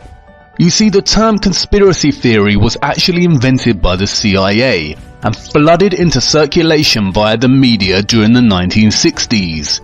As Lance D. Haven Smith outlines, the term conspiracy theory entered everyday language in the United States after 1964, the year in which the Warren Commission, an investigation into the assassination of President John F. Kennedy, and was used by the New York Times on multiple occasions during its coverage of the investigation. How convenient! The term conspiracy theory was practically invented and established as an everyday phrase during the investigation of JFK's murder.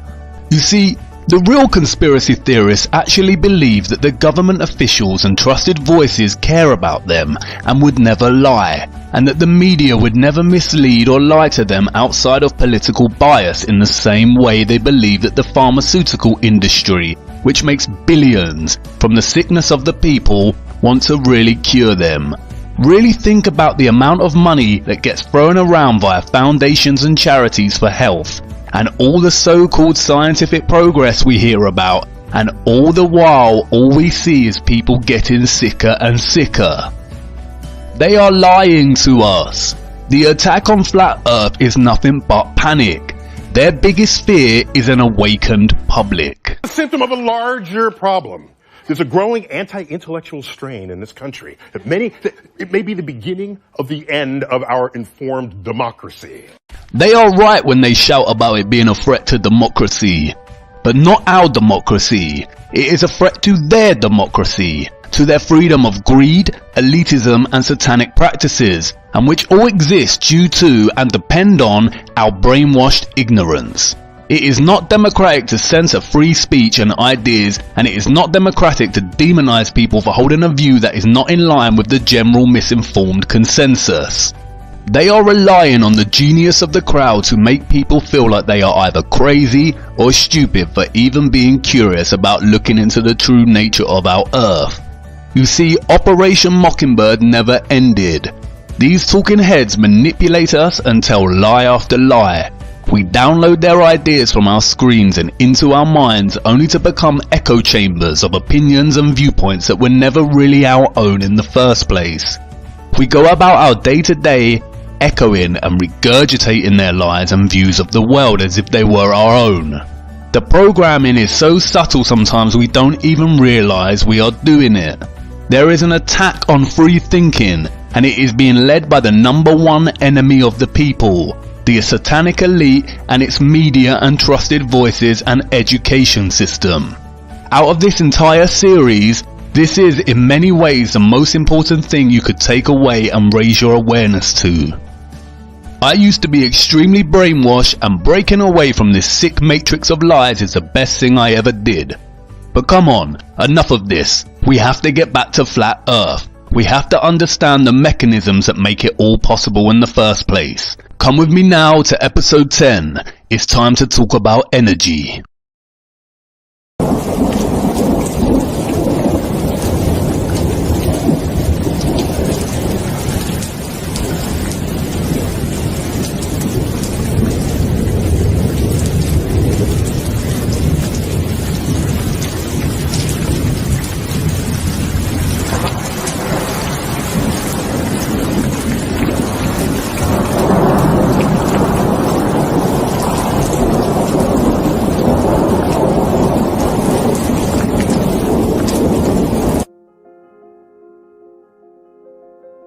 On the 10th of July 1856, a genius was born. Nikola Tesla, a Serbian-American, would go on to discover and innovate some of history's greatest inventions. Without Tesla, we would not have access to electricity like we do. Tesla designed alternating current electricity, the system used across the earth today. He created the Tesla coil, which is still used in radio technology today. His inventions include, but are not limited to, dynamos, which are electrical generators similar to batteries, the induction motor. He discovered radar technology, X-ray technology, remote control, and the rotating magnet field, the basis for most alternating current machinery. He designed the first hydroelectric power plant and laid the foundation for wireless technologies with his Tesla coil. Tesla also invented many things that were a huge threat to the satanic cabal elite. He invented the death ray, a device capable of generating an intense targeted beam of energy that could be used to dispose of enemy warplanes, foreign armies, and anything else you rather didn't exist. The Death Star in Star Wars riffs on this invention.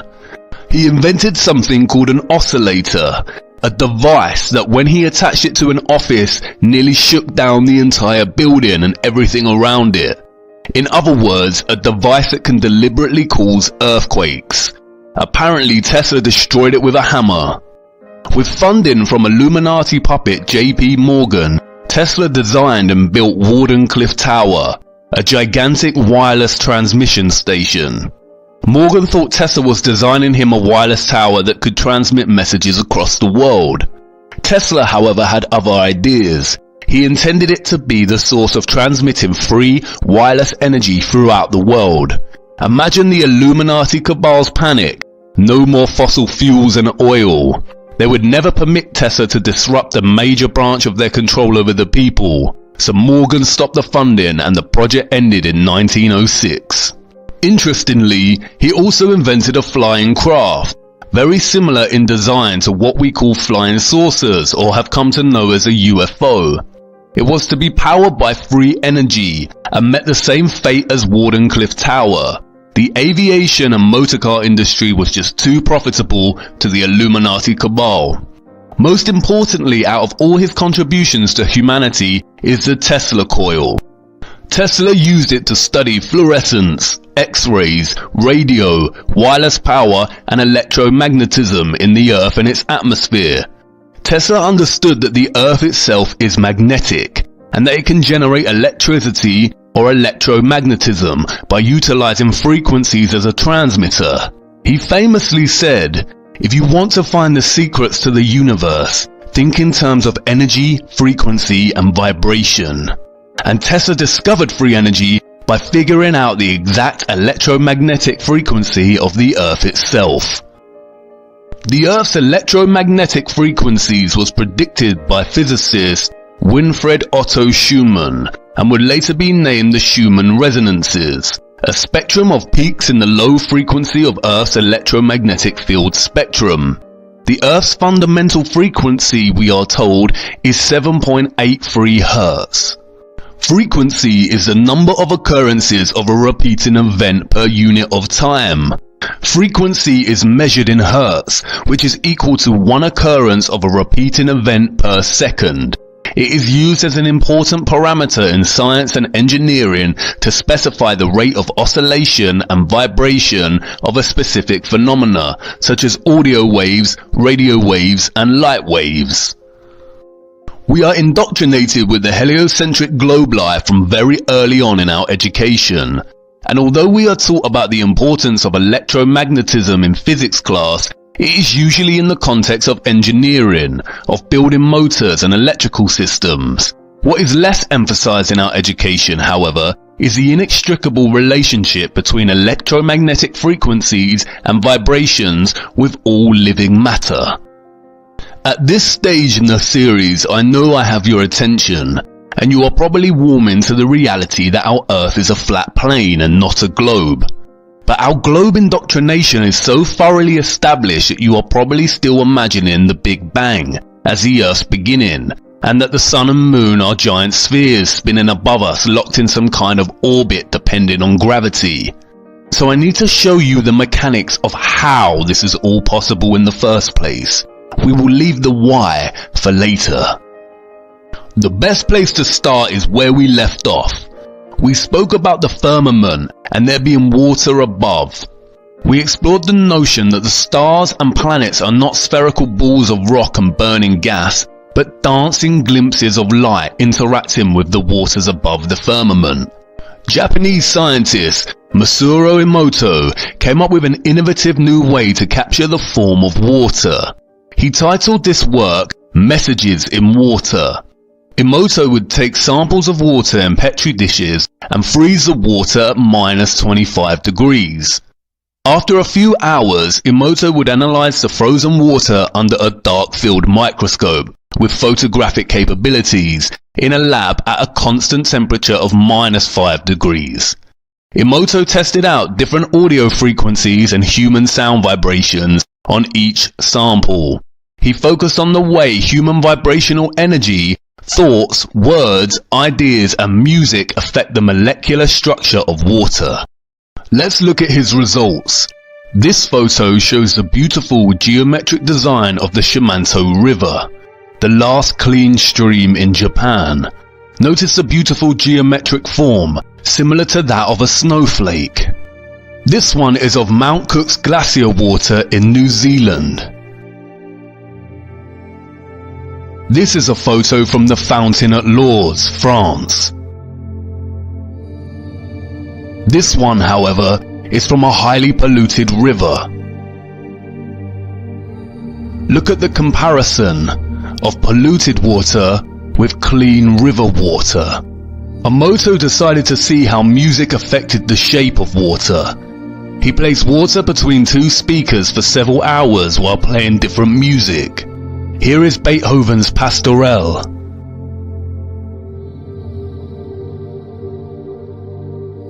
This one is Bach's Air on the G string.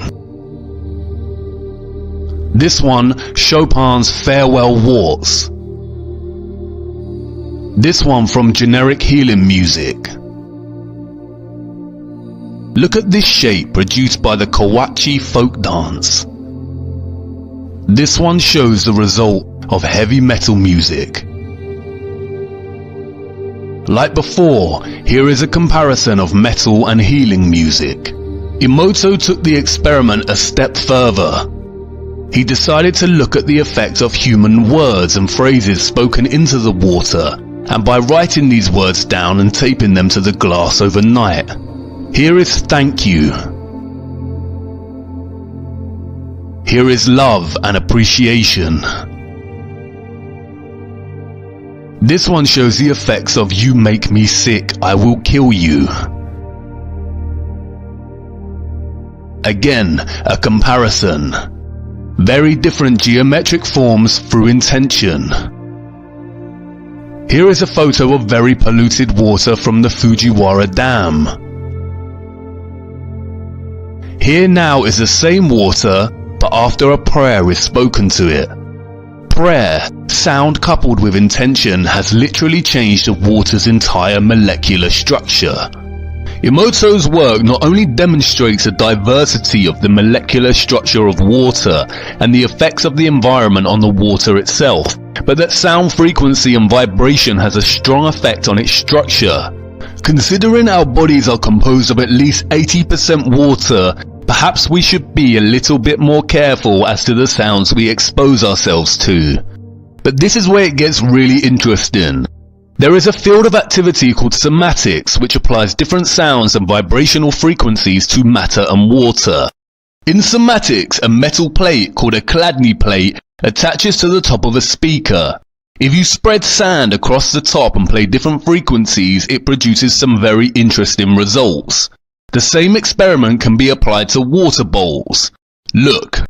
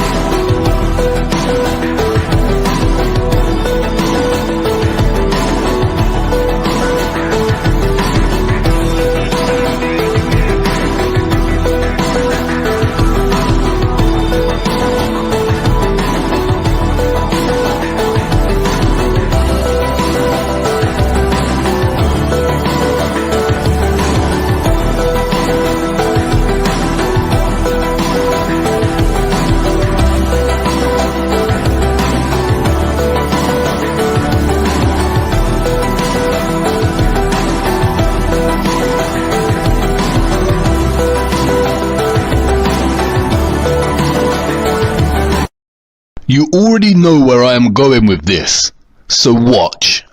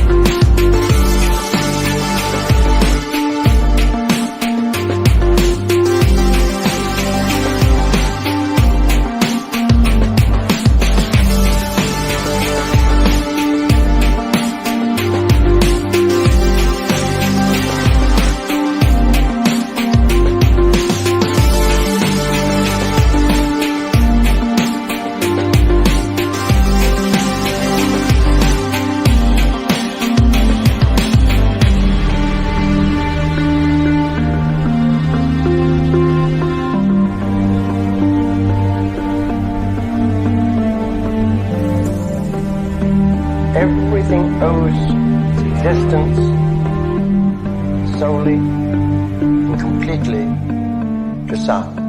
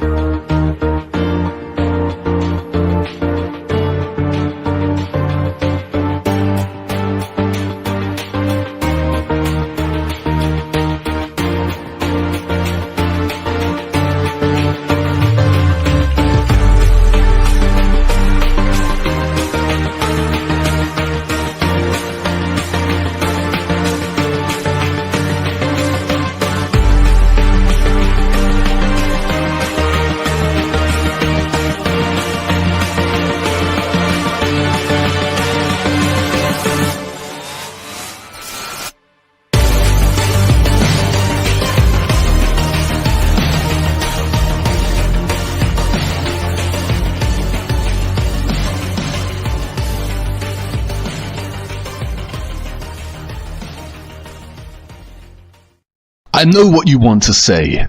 That's great, but it doesn't actually explain what the stars and planets are. And if there is water up there, then why is the entire firmament not vibrating with such light patterns?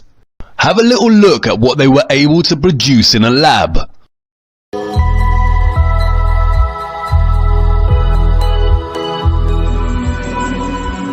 This star in a jar is made when a sound wave is passed through a small bubble inside a flask of liquid.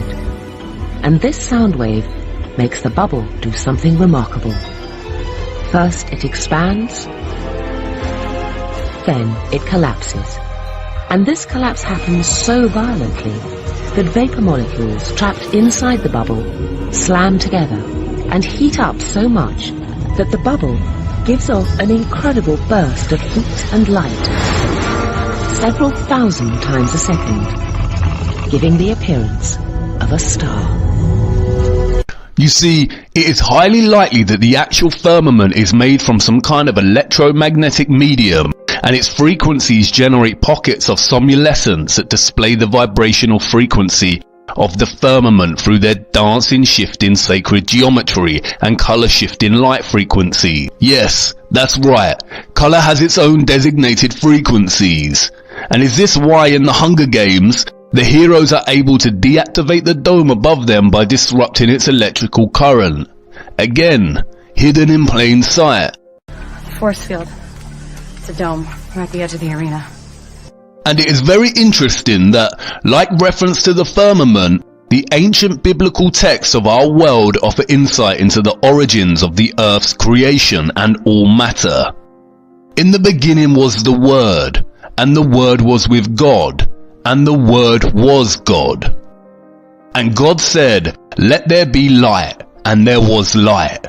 God saw that the light was good, and he separated the light from the darkness. God called the light day, and the darkness he called night. And the evening and the morning were the first day. And God said, "Let there be a firmament in the midst of the waters, and let it divide the waters from the waters." And God made the firmament, and divided the waters which were under the firmament from the waters which were above the firmament. And it was so. And God called the dry land earth, and the gathering together of the waters called he seas, and it was good. You see, the emphasis here is on God's word. God spoke the world into being, and it was so. Words, speech, sound, vibration. Whether God is a man-like being, I do not know. But in light of the way vibration and frequencies influence the entire shape and formation of matter, we can see that this passage is most likely very accurate. And it really is a case of understanding the micro and the macro, from the tiniest to the largest. Just like the small amounts of water contained within a bowl can resonate beautiful geometric shapes, so do the stars. Have a closer look at this somatic sound pattern produced by frequency. This is exactly the same shape and formation we see in conceptual representations of the flat Earth in the United Nations in Gleason's map. Again, the micro and then the macro.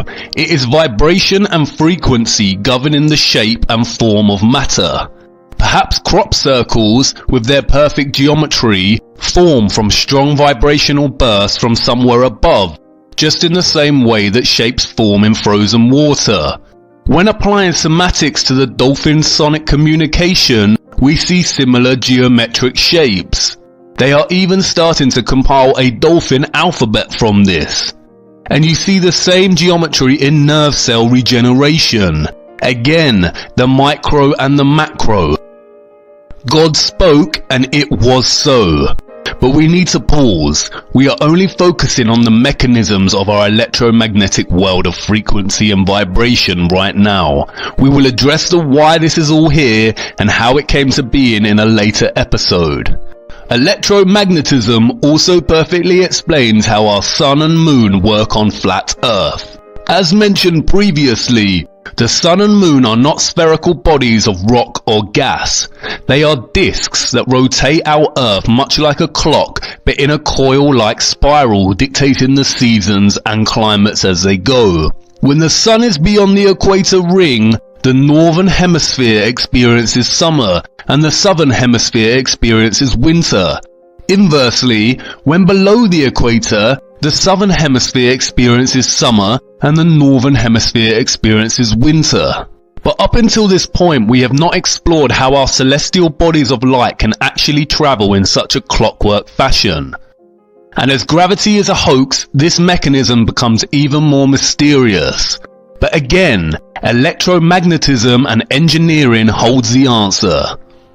We are told that the Earth's magnetic field extends from Earth's interior out into space, where it interacts with solar wind, a stream of charged particles emanating from the sun. We are told that the Earth tilts on an axis, and it is as if there was an enormous bar magnet placed at an angle through the center of the Earth. Mostly, this is all lies. But there is a strong magnetic presence on Earth, and it appears to be located in the north, and that's why compasses point north. On our flat plane, however, north is actually center. South is the entire continent of Antarctica, the ice wall, and east and west the circular rotation around the north center with the south on its exterior. That's why it can seem that you are traversing the entire Earth when traveling east in a straight line. You end up where you started, not because the Earth is a globe and you are traveling in a straight line, but because when you keep the compass pointing to the east, you are in effect traveling in a circle. Let's now have a look at electric motors. Magnetism, you will know that the opposite poles of magnets attract and the like poles repel. You may also know that a magnetic field appears when current flows in a conductor. Briefly connecting this wire to a battery deflects the compass's needle. Electricity creates a magnetic field.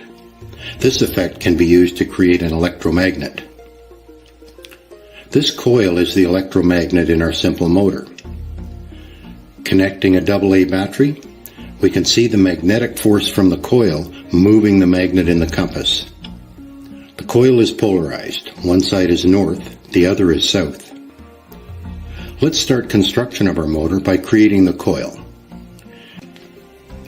Slide the permanent magnet into place. It doesn't matter which pole is up. touching the leads to a single AA battery should cause the coil to bounce. If the coil is balanced and all electrical connections are completed, the motor should start. This is a commercially made DC motor. It is significantly more powerful and efficient than our simple motor. It accomplishes this with strong permanent magnets and large coils wound on an armature, and a method for controlling the polarity of the coil's magnetic field. As you can see, electric current produces a magnetic field.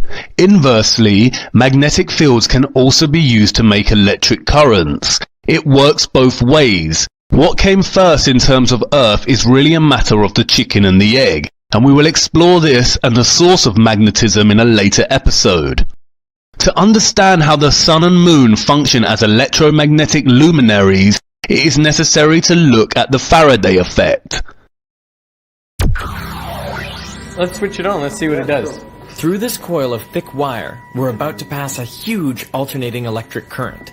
On top is a 1 kilogram aluminium plate. So we hear this noise. What's that noise? It's the vibration of the plate, because it's vibrating at 2 times the frequency of this one. Whoa! Whoa! How does it do that? To find out, I've come to the place where it all started, the Royal Institution in London. This is the key to Faraday's magnetic lab. It's amazing that lock still works. From the 1870s onwards, it became a storeroom, which is why it survived, and it survived intact. All the joinery, giant electromagnet, exactly the same as Faraday. So this is exactly as Faraday would have had. That's right, yep. In Faraday's time, it was known that electric current creates a magnetic field, but it remained an open question whether the reverse is possible, if a magnetic field could generate electric current. Faraday answered this question with his most famous apparatus. Faraday's electromagnetic induction ring, which is this. In August 1831, Faraday wrapped 2 coils of insulated wire around this iron ring. But in 1831, you could not go down to your local electrical hardware shop and ask for X hundred meters of insulated wire. You had to insulate the wire as you went, and so as you pushed and pulled the wire out of the ring, you had to insulate it. It takes 10 working days, which is a huge investment of time. But the investment paid off. When Faraday connected a battery to one of the coils, he saw a brief pulse of current in the other coil. And when he disconnected the battery, he saw a pulse of current in the other direction. He realized that current was induced in the second coil only when the magnetic field through it was changing. And if they hadn't been wrapped on the same ring, Faraday may have noticed that the 2 coils repel each other when the current is induced, and that's due to the interaction of their magnetic fields. Which brings us back to this. Through the bottom coil, we are passing a huge electric current, 800 amps, which alternates in direction 900 times per second. This ensures there will always be a changing magnetic field above the coil. Instead of a second coil, we're using the aluminium plate, but the principle is the same. The changing magnetic field induces currents in the plate that create an opposing magnetic field, so it levitates. How awesome is that? The opposing electromagnetic fields here cause the plate to levitate. Really think about it. If gravity actually existed and was such a powerful force, then this would not be possible. The opposing electromagnetic fields cause the plate to lock or levitate.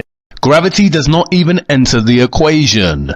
Just pure, repeatable and demonstrable science. We can see the same thing here.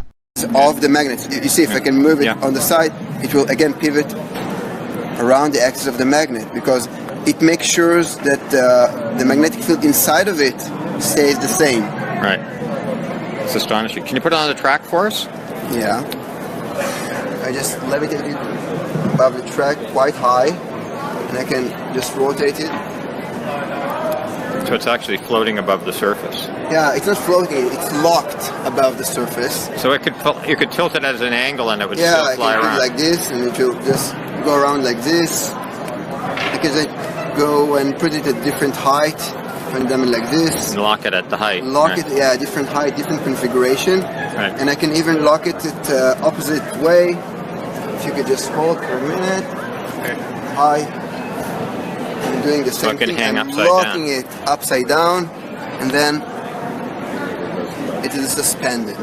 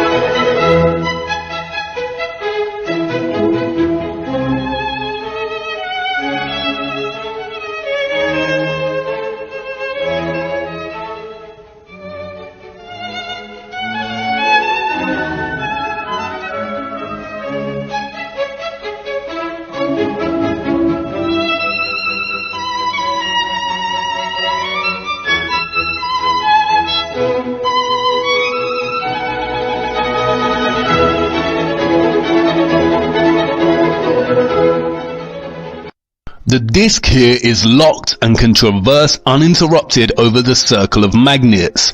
In the same way here we see it work inversely via quantum lock-in. The disk traverses locked underneath the magnets. This is how the Sun and Moon work on flat Earth. They are locked via the Earth's self-generating magnetic fields, and which takes the form of a spiral coil. And I know you're probably thinking that this is fascinating, but it still doesn't explain how the Sun and Moon luminaries are powered. We see them journey over our earthly plane, but how are they illuminating the Earth? We don't see any wires. And this is where Tesla becomes important.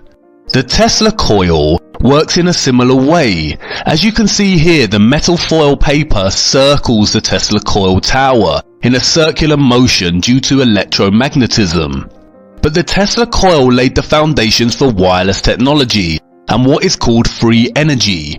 Tesla viewed the sun as an immense form of electricity, positively charged and with the potential of some 200 billion volts. As we have seen, a magnetic field can produce electrical currents, and in theory, with the right mechanical setup, we should be able to produce free energy.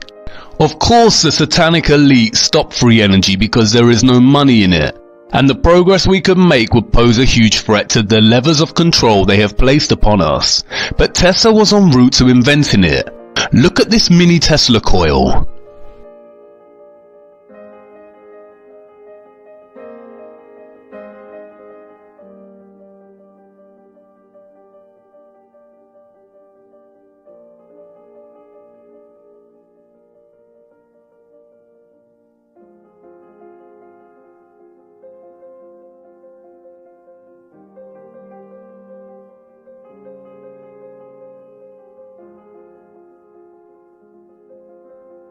You see, the light bulb is charged and illuminated without any wires. The intense magnetic field has produced an electrical current. So let's go back to the Faraday effect example and see what happens next. This current is not only good for levitating the plate, it can also make light bulbs glow. A gift. Oh, thank you. Oh, that is cool. Not too close because it will burn the arms. Can I put it there? Yep. And just as current in a toaster element heats it up, the induced current in the plate dissipates its energy as heat. Some water too. Thank you. Yeah, to see the temperature. Check out how hot this plate is. Oh, that is nuts. Is this your favorite demo? It's like a flying barbecue or something. Tell me this is not the best dinner table centerpiece. It levitates, it gives you light, and you can cook on it. And all the while, you're demonstrating Faraday's law of electromagnetic induction. The light bulbs are illuminated without any wiring because of the electromagnetic field. In essence, this picture here is our sun. Remember, the micro and the macro. And it opens a door to speculating on the nature of the moon. The sun and the moon are the same size. If the sun is positively charged, then could the moon be its negatively charged counterpart, like we see in a battery? Could that explain why the nature of moonlight is oppositional to sunlight? Or could the moon be an old malfunctioning sun? Perhaps that explains the lunar moon phases, or its waxing and waning. Is it trying to charge and generate enough power to become an intense positive charge luminary like the sun, and as it generates to its full moon phase, it malfunctions and begins charging down, or waning? The notion that our Earth is a flat plain disk isn't looking like such nonsensical drivel anymore, is it? Electrical energy, frequency and vibration is literally everywhere on Earth. It is omnipresent, omnipotent, and most likely omniscient. And the Earth functions as an energy plate, much like what Tesla created with his purple energy plate, or coil as an electromagnetic base. We are all used to magnificent, frightening displays of electricity in our skies in the form of lightning. But did you know that there is an entire electroscape above the clouds? Scientists took a plane above a huge electric storm to document this. They call them sprites and elves. Look. As soon as it gets dark, thunder begins to reverberate around the airport. The researchers board the planes on what looks like a promising night. At 9 p.m., the two jets take off. They're heading for thunderclouds 120 miles away that are vigorously producing lightning. The cabin is in constant communication with Yair and Lyons at Yucca Ridge. Essentially, they want some kind of a central location. He evaluates the data and gives the pilots the latitude and longitude of large thunderclouds where sprites might appear. For reference, we'll be on this data collection run for about 10 minutes. Did you get it? For an instant, a giant red flash appeared. On replay, they can see beautiful shafts of light thrusting upwards towards space. The mysterious sprite in all its glory. Then, the sprites keep coming.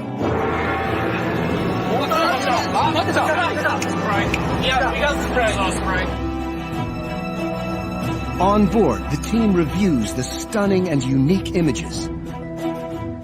This sprite was shaped like a mangrove tree. It's been captured in more detail than any sprite until now.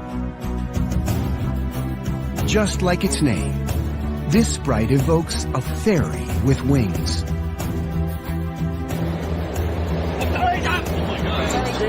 Yeah, very big jellyfish. It's pretty. Very pretty. It indeed looks like a jellyfish with many tentacles.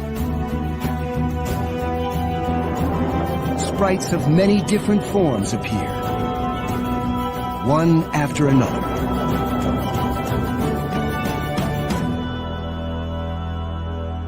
Seen up close, they have a variety of shapes. Eventually, a sprite appears that demands special attention. This is spectacular. The umbrella-like top of this sprite. You can see that they are coming from the firmament above. In this still, you can actually see what looks like the surface of the firmament illuminating. This is most likely what causes thunder and lightning in the first place. Powerful bursts of electrical discharge from the electromagnetic firmament, which instills electricity into the clouds and atmosphere below, and which is then expressed in the form of lightning. Again, the ancient texts tell us this. And other things I saw concerning lightning, how some of the stars rise and become lightning, but cannot lose their form. It's been proven that lightning excites the Schumann resonance, the electromagnetic heartbeat of the Earth. Again, electrical energy, frequency and vibration is literally everywhere on Earth. Think about the oceans. Water is a well-established conductor of electricity. Seawater has a salinity of roughly 3.5%, which is composed primarily of sodium or salt.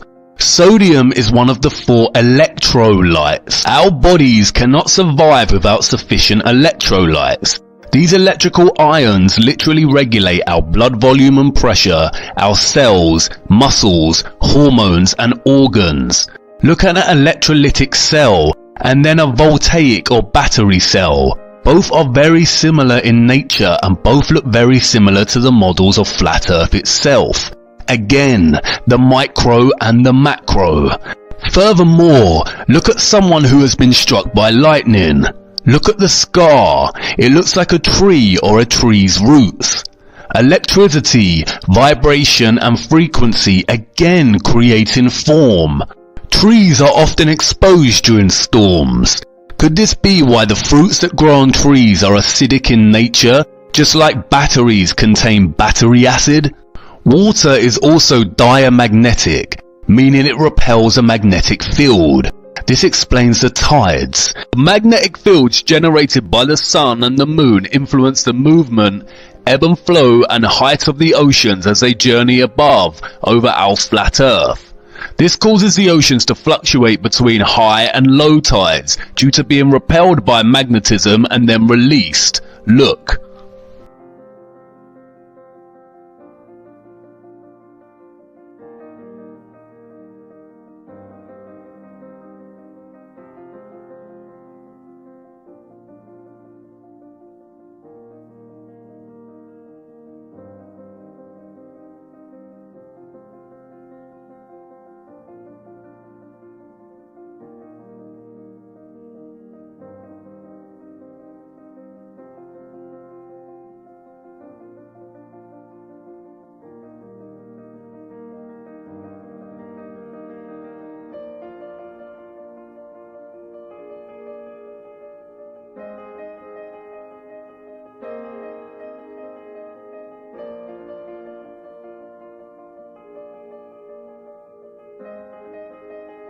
Just like our voices influence the geometrical shape of water's molecular structure, God's voice formed our world. The earth and everything contained within it is a manifestation of divine sound. The evidence for creation is literally everywhere, and the driving force is energy, vibration, and frequency. We often think of the natural world as the antithesis to our cities that run on electricity. The reason our human-generated energy feels so at odds with nature is because, in many ways, it is very unnatural. We are bombarded with very strong electromagnetic fields generated by cell towers, wireless internet, and smartphones constantly. What the bull believers don't realize is that satellites are just another hoax. We are told that there are over 2,000 satellites orbiting the Earth, most of which exist within low Earth orbit.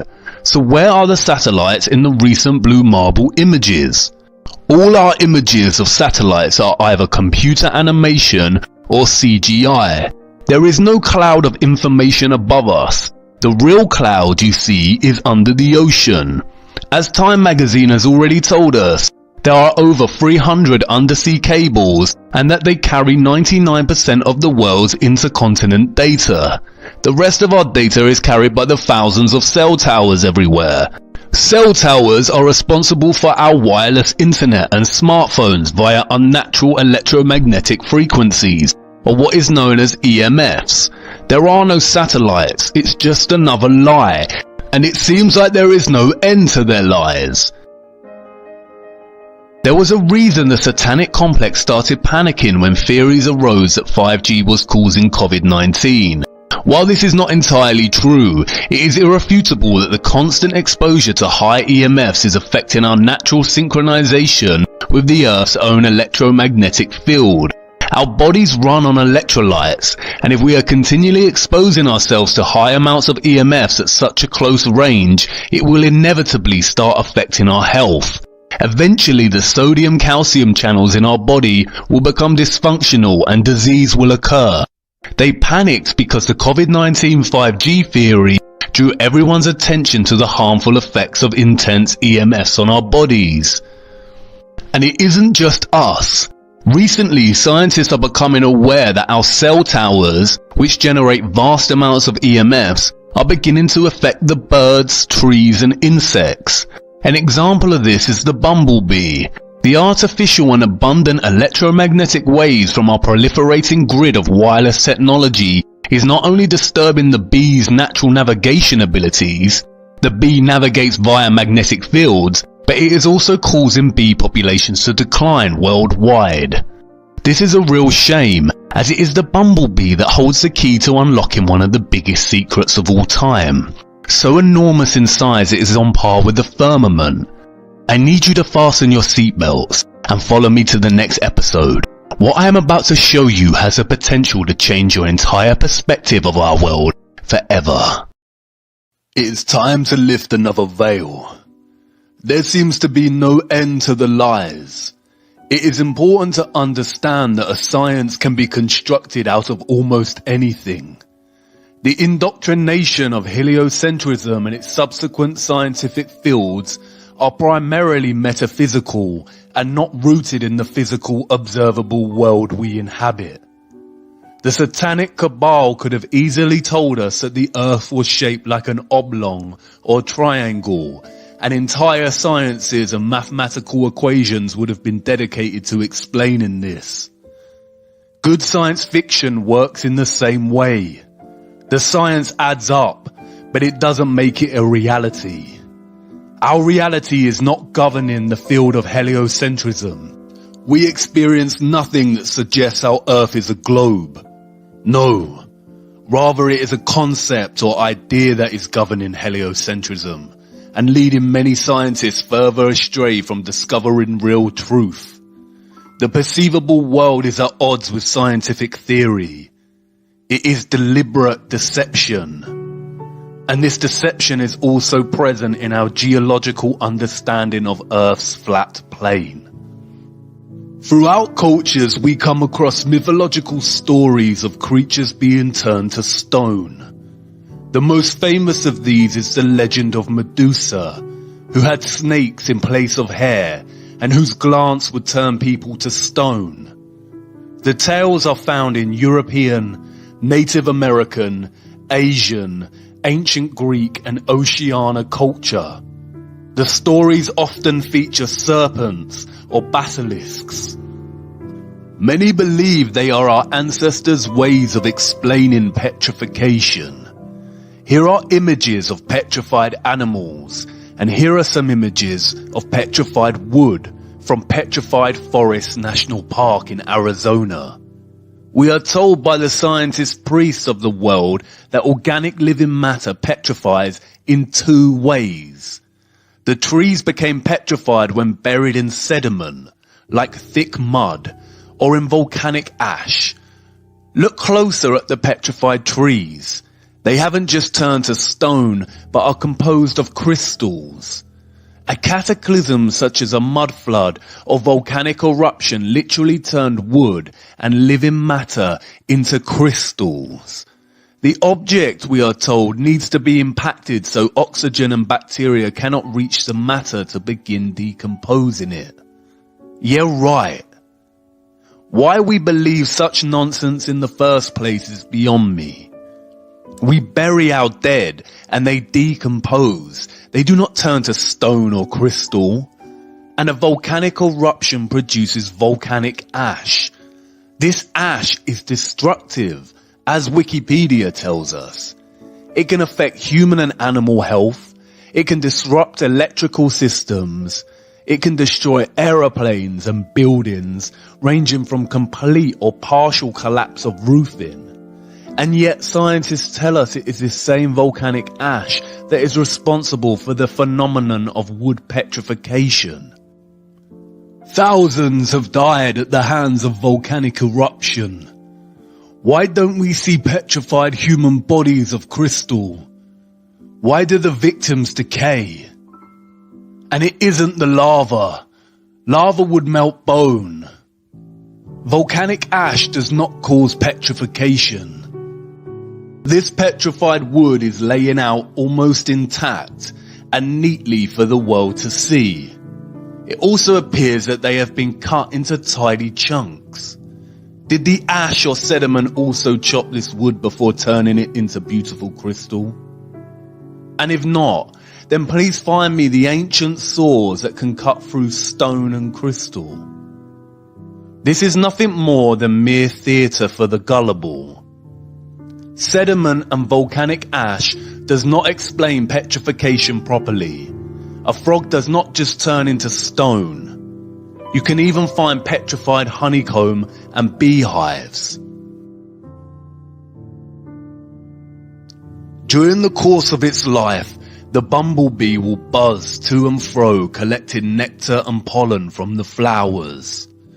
It can detect both the presence and pattern of electric fields of the flowers. It does this to gather information on the flower and find out if it has recently been visited by another bee. Once they have collected enough nectar and pollen, they return to the nest and deposit this into wax cells. These wax cells are constructed into symmetrical, hexagonal forms. The honeycomb is a mass of hexagonal prismatic wax.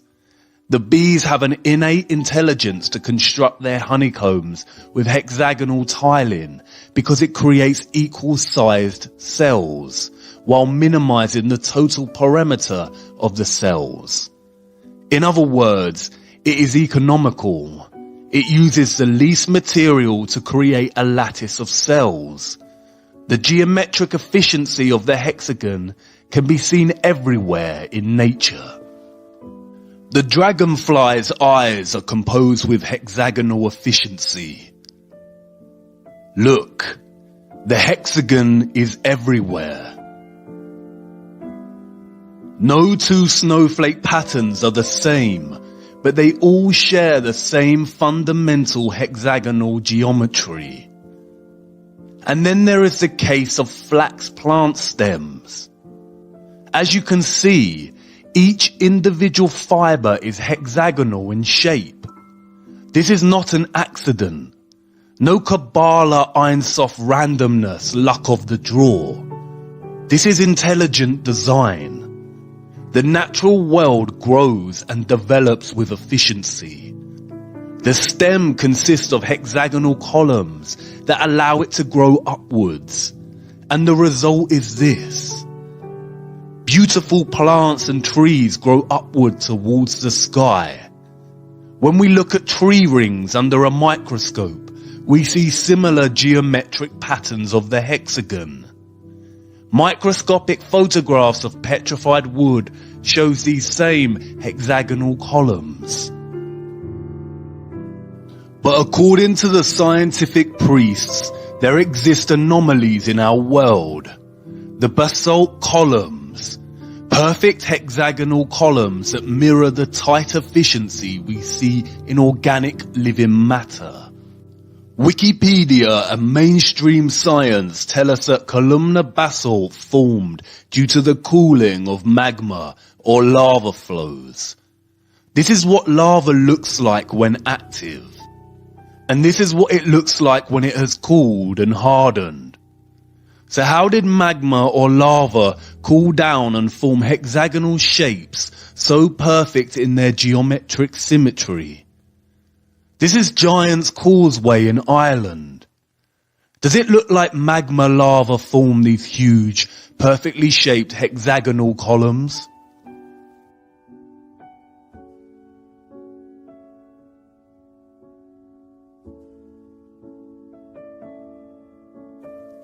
I want you to imagine that you are a child again, beset with curiosity at the wonders of the world. What do you see? Devil's Tower in northeastern Wyoming, the world's most famous structure of basalt columns. A pilgrimage for rock climbers who venture up the seemingly endless chimneys between the columns. They tell us it was formed by igneous lava. What do you see now? I know what you see. Traces of old volcanic magma that cooled and formed a rock mesa.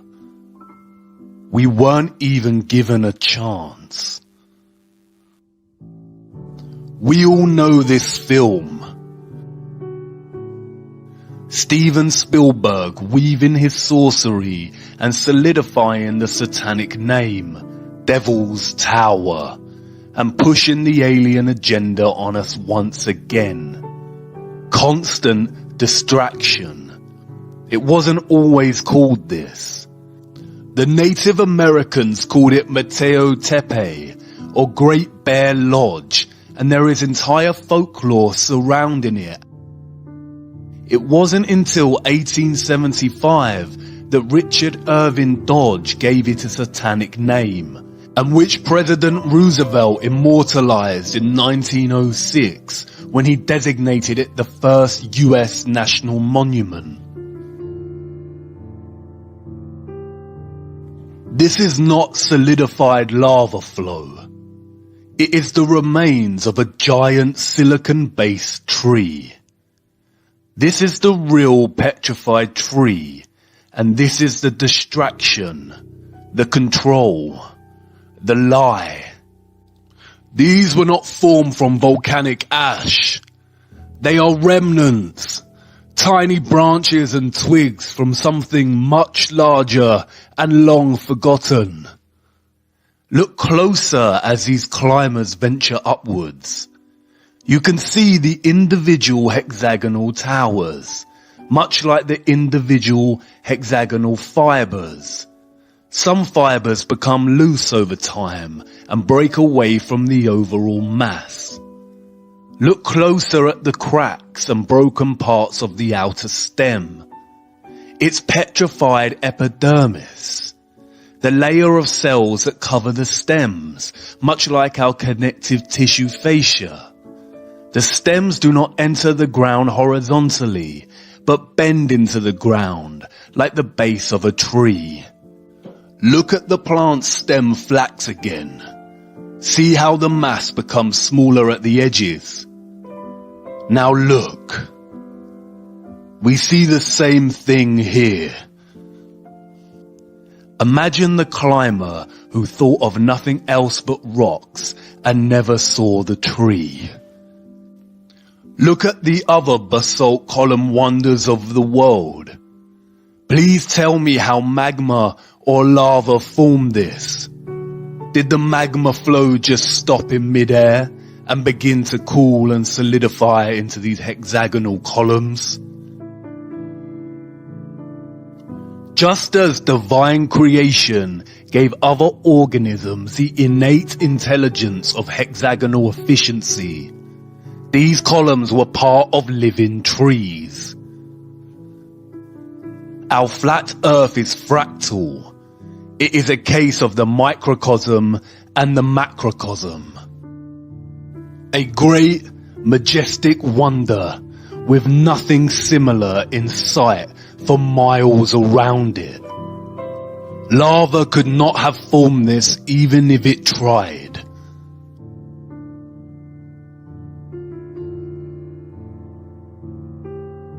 But you didn't notice, did you? Can you not see it? We were born with sight and we've become blind. Your eyes have become traitors over time. Look closer. The top is flat. This tree was cut down.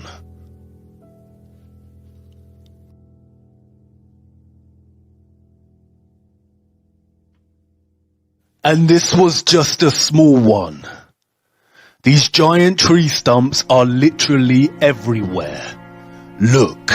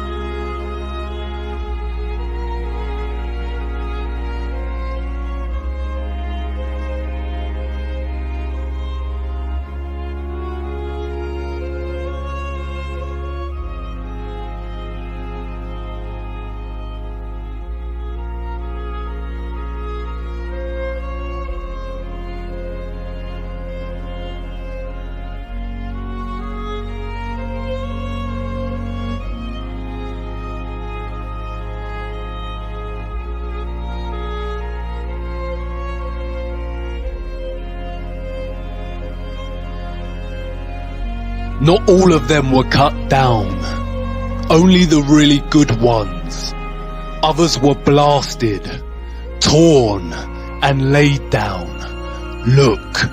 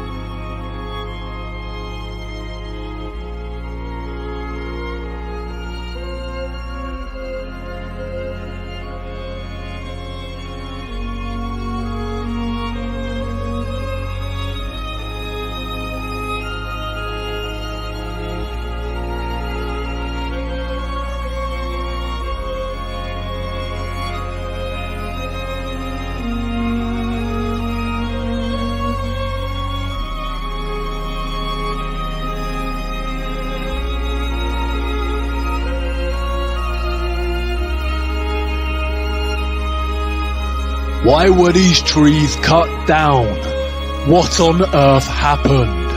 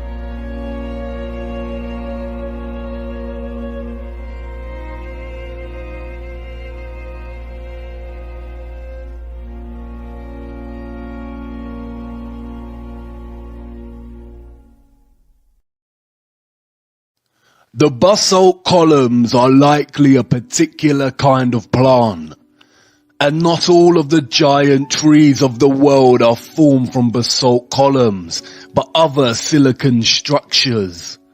The giant trees were diverse in species and type, much like we see in our trees today. Not all of what we've learned to call mountains are giant trees. Eyes exposed to the light take time to adjust, but you will start to spot the difference. This is not a volcano. It's a pile of loose waste that was generated and piled up by giant machines.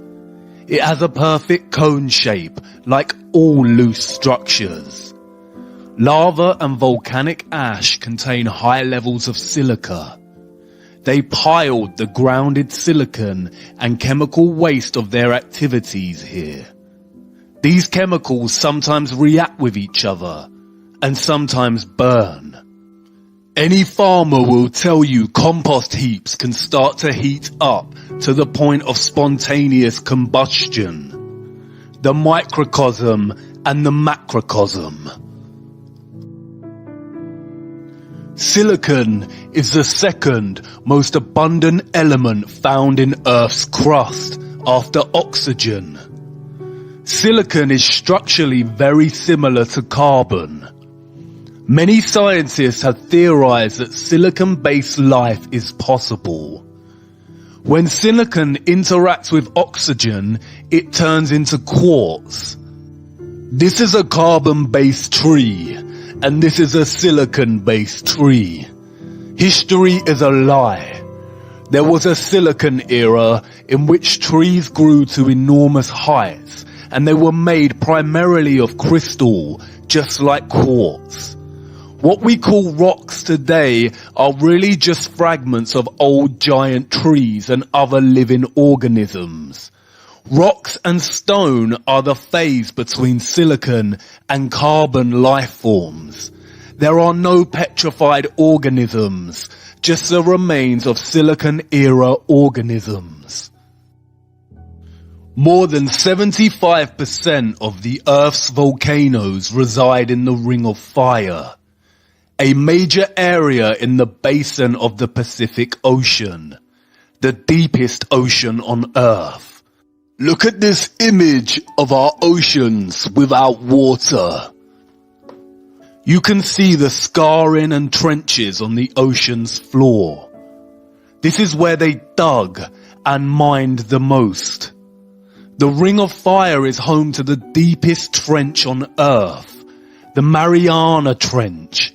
It measures 2,550 kilometers in length and is over 10,000 meters deep. Look at all the other trenches in this area. It is not a coincidence that the largest volcano on Earth, the Tamu Massive, is located right next to these trenches under the water. It is the size of the United Kingdom. The extent of the mining here has created 452 ocean waste piles, or what they call volcanoes. You see, there never used to be oceans on Earth like we know them now. What is now the oceans was once covered in deep silicon crystal. All life was primarily silicon-based. Silicon does not need water to grow. It is very different from the carbon-based life that we know of and experience as humans. Only carbon-based life needs water to survive. Scientists have found an unusual amount of carbon in the ice of the Earth's poles that dates back thousands of years. This high amount of carbon in the ice shouldn't be there. They tell us its recent presence is because of burning fossil fuels since the Industrial Revolution, but that doesn't explain the carbon that dates back thousands of years. It suggests there was a huge worldwide fire at some point in our history. Carbon was brought into Earth. Silicon is usually bound with oxygen. We are told that in order to reduce the silicon to its purest state, which means removing the oxygen molecules, carbon must be used. Silicon is purified through a reaction with carbon in the form of coal, charcoal, and heating to 2,000 degrees in a furnace. They mined the silicon out of Earth and harvested the giant silicon trees and used a vast amount of carbon to purify the silicon. Our oceans contain 38,000 gigatons of carbon. 1 gigaton equals to 1 billion tons. But silicon is the second most abundant element in the Earth's crust. Carbon presence in the Earth's crust is actually very low. Carbon life was never meant to be. Earth would never have favored carbon-based life over other possible choices. A creator would never have favored carbon over silicon. Silicon would form an unbelievable, beautiful world. It binds to oxygen 5 times stronger than carbon. Carbon is weaker and combined with many other elements. Because of this, our lives are short and susceptible to disease. But again, not all mountains are trees. There is a reason you can feel completely changed spiritually and physically in some parts of the mountains and then feel a sense of the barrenness in other parts. This is a cuttlefish, the largest bucket wheel excavator in the world today. The rotary excavator works by scraping the land and leaving a concave wall of stone. Look at these cliffs in Australia. They are called a wonder of the world, the wave rock. But can you see the resemblance? It is not a wave of rock. It is the scars of giant rotary excavation. We can find representations of gigantic machines in the pre-Spanish pottery displayed in Costa Rica and San Francisco. Imagine you are a rural inhabitant and you see one of these, much more gigantic in scale, and for the first time. You would too think they were some kind of mythical monster. Look at Tula, the ancient capital city of Toltec. They revered these beings and paid homage to them with sculptures on top of their half pyramids. Look closer at their hands. They look like they're holding drills or power tools. Look at this drawing. It depicts beings in some kind of metallic suit, with helmets that cover their entire face for protection, and what looks like to be swords in their hands. We are told these artifacts were made before metal was discovered, but that is clearly a lie. Look at these images of quarries.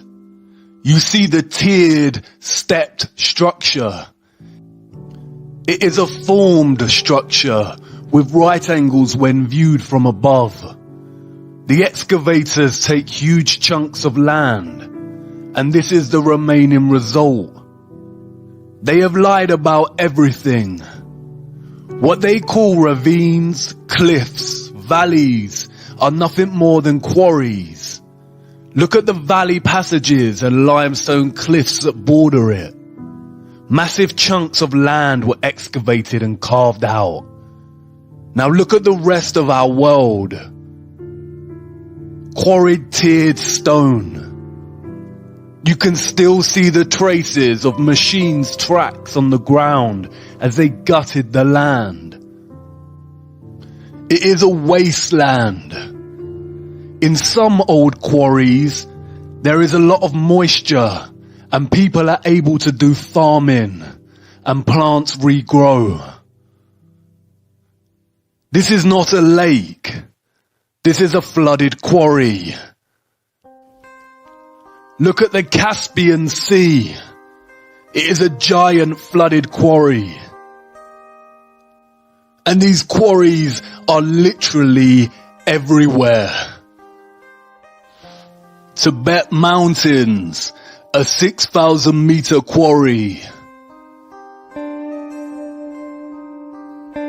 Grand Canyon National Park in America, huge quarry. Lake Louise in Canada, flooded quarry. The Red River Gorge in America, quarry. The Peak District in England, a quarry with new growth. The Highlands in Scotland, a tiered quarry system.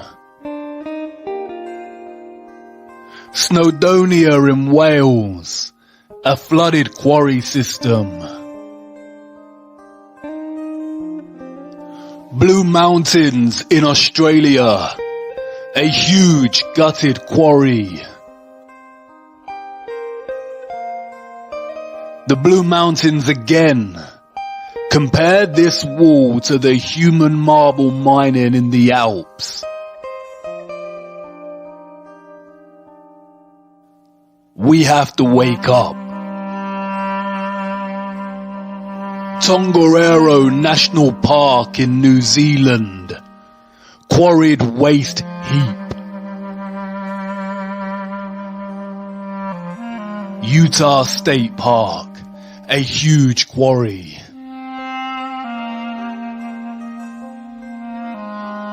Bugatti Mountains. Quarry waste.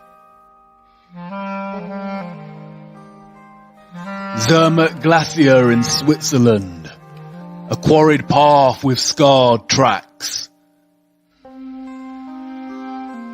Rainbow Mountain in Peru. A quarry heap full of chemicals.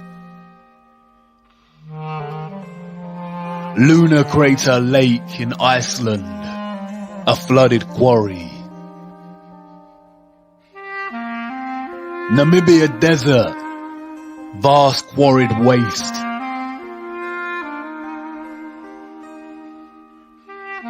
Egyptian Desert. The bottom layer is totally scraped out. Nothing grows here. There is no soil left. Deserts are completely artificial. They are the result of giant-scale mining activities so barbaric that they removed all soil and living life. Australia is a huge quarry with barely any soil, just red dust. The Sahara Desert is gigantic quarry waste. What is sand? It is silica or silicon dioxide. Sand is grounded, fine silicon dust. Just like we see sawdust when cutting down carbon trees. It is the remains of the silicon trees. Baltic amber often washes up on the shores of the Baltic Sea. Amber is fossilized tree resin. 90% of the world's amber comes from here. There is so much amber in the oceans, it shouldn't be there. It is the waste of the large-scale mining of Earth's old gigantic trees. There is not an area on Earth that throughout history has not been mined. There are no natural rocks, mountains, cliffs, ravines, plateaus, canyons, deserts on Earth. Earth is not a spinning planet that's evolved over time. It is an old, flat quarry. They have lied to us about everything and hidden the true barbaric history. A tremendous sin.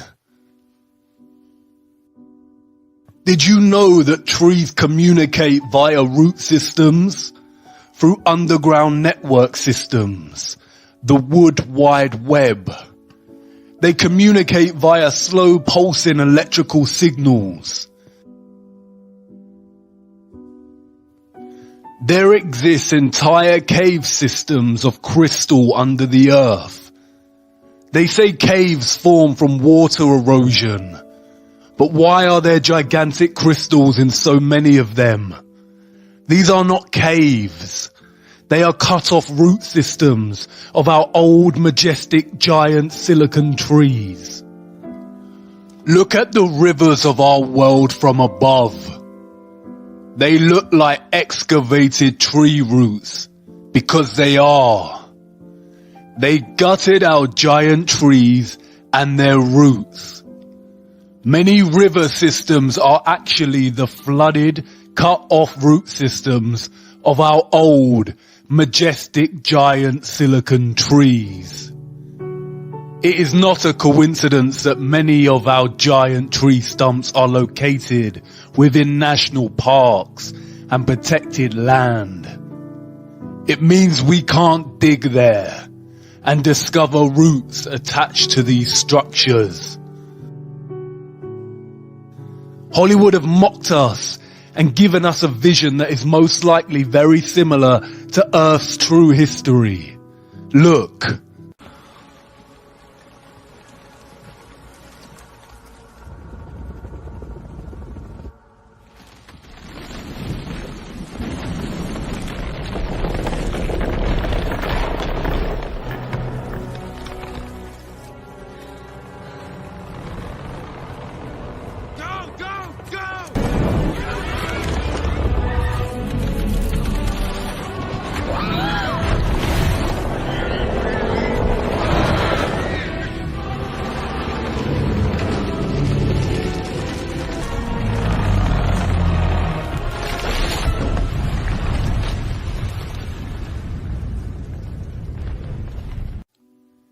It's interesting that the director of this movie, James Cameron, also has an obsession with diving down into the Mariana Trench.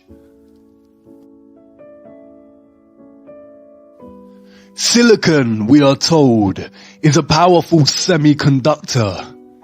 It is the primary element that makes computer chips possible. Memory chips and processors would not be possible without silicon. It holds memory. That's why they call our era the Silicon Era, and that's why it's called Silicon Valley. They came and brought in carbon so they could oxidize and retrieve pure silicon from our once beautiful world. It may have looked something like this. Why did they do this? What on earth happened? Carbon life was not supposed to be.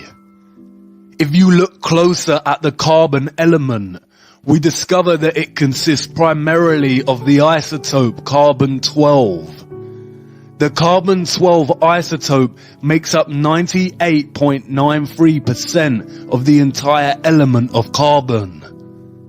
Carbon-12 is composed of 6 protons, 6 neutrons, and 6 electrons. Carbon is number 6 on the periodic table.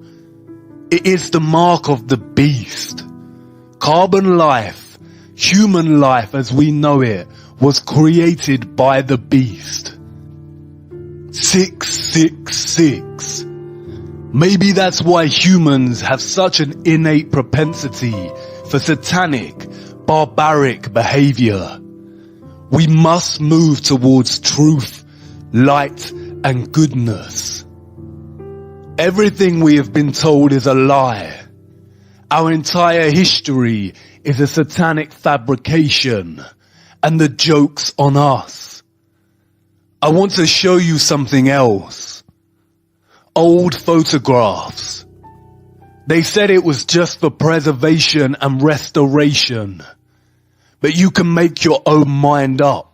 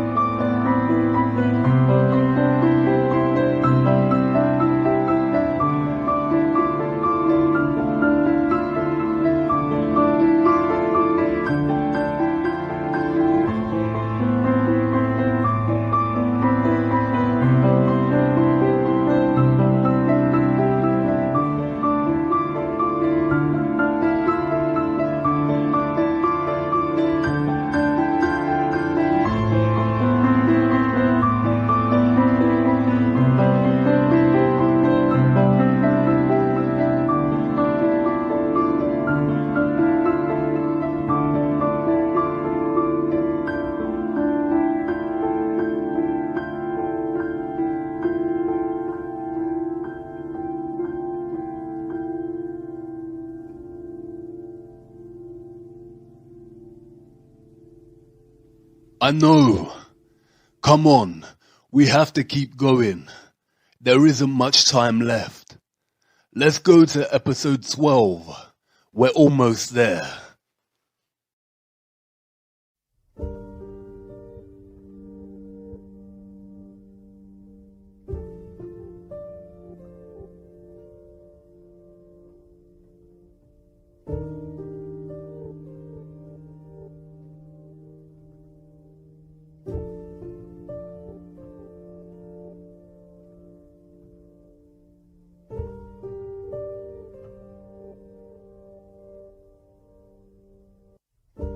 Once you regain your sight, it is very hard to go blind again.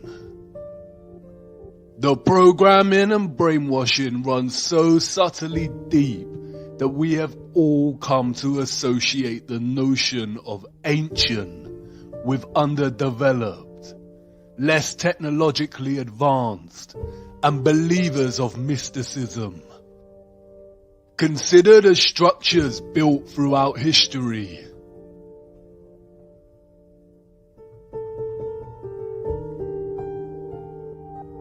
The ancient fortress of Ollantaytambo in Peru. These huge stone blocks are made from granite. They weigh between 40 and 120 tons, or between 36,000 and 120,000 kilograms. The world record for the deadlift in the weightlifting world is 500 kilograms. So how did the Incas transport this granite to such a high altitude location? Look at the way the stones fit so neatly together like jigsaw pieces. How did they cut granite with such precision? Look beyond the stones. Who were these gigantic steps made for? And by who? Babalovo Palace and its bath. This bath was allegedly created from a 160-ton piece of granite. 160 tons is 145,000 kilograms. The bath structure today weighs 48 tons, or 43,000 kilograms. They say it took the artist 10 years to create. But look, how perfect its curved structure is, and the upper rim of the bath. Yeah, right.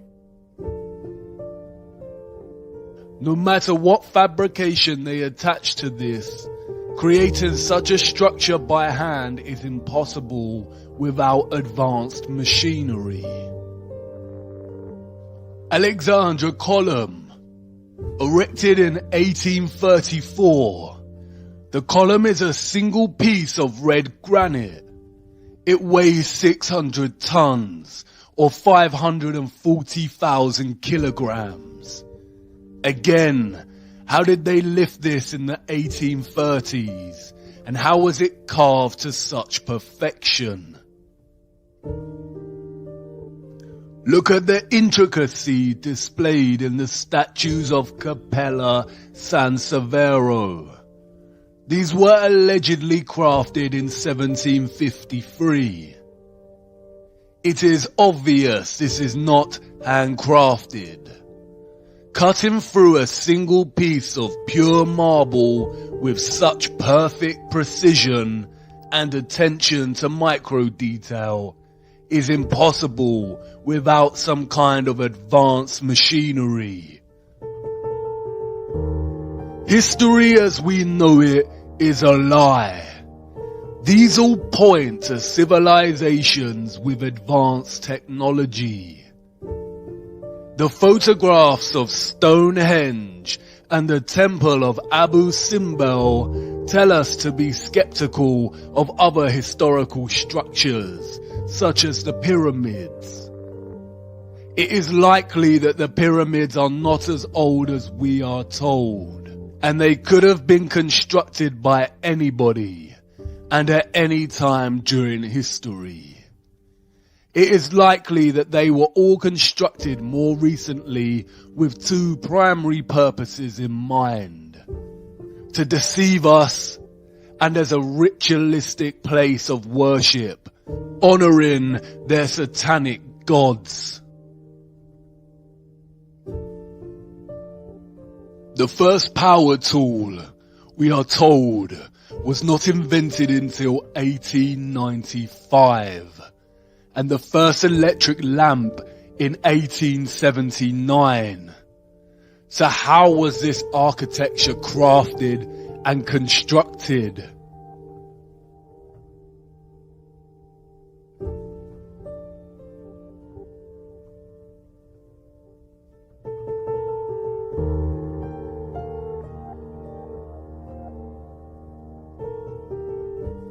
It is so obvious this is not the truth.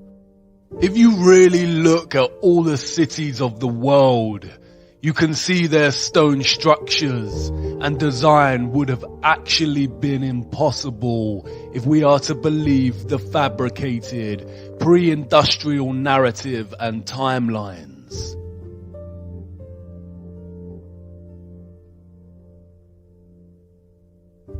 There is an abundance of compelling photographic and structural evidence suggesting that the civilizations of the world experienced a cataclysmic mudflood in its recent history, which buried many cities.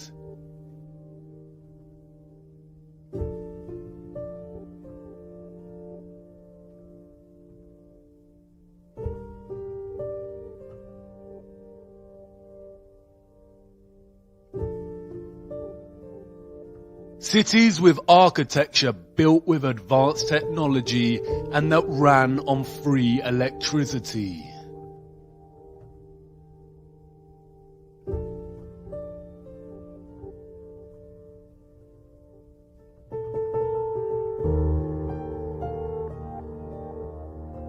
There also exists evidence of a worldwide nuclear war somewhere between 1780 and 1815. It all points to an early 19th century worldwide reset through depopulation.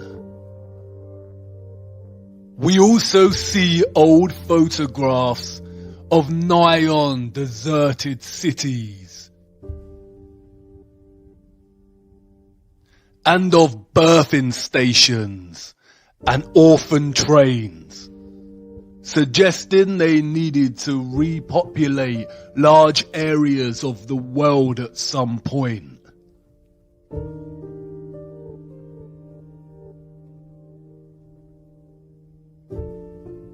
It is likely that a lot of 18th and 19th century culture was designed to program and indoctrinate false history into these children.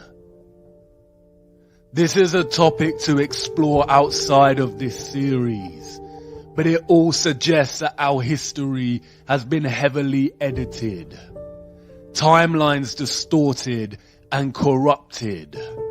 The Mandela effect. Why do you think it was so easy for the Rothschilds to rise to power? Were they just really adept at manipulating the financial world? It is very likely that the rise of the Illuminati and the Rothschild banking took place against a different contextual background and much earlier in history.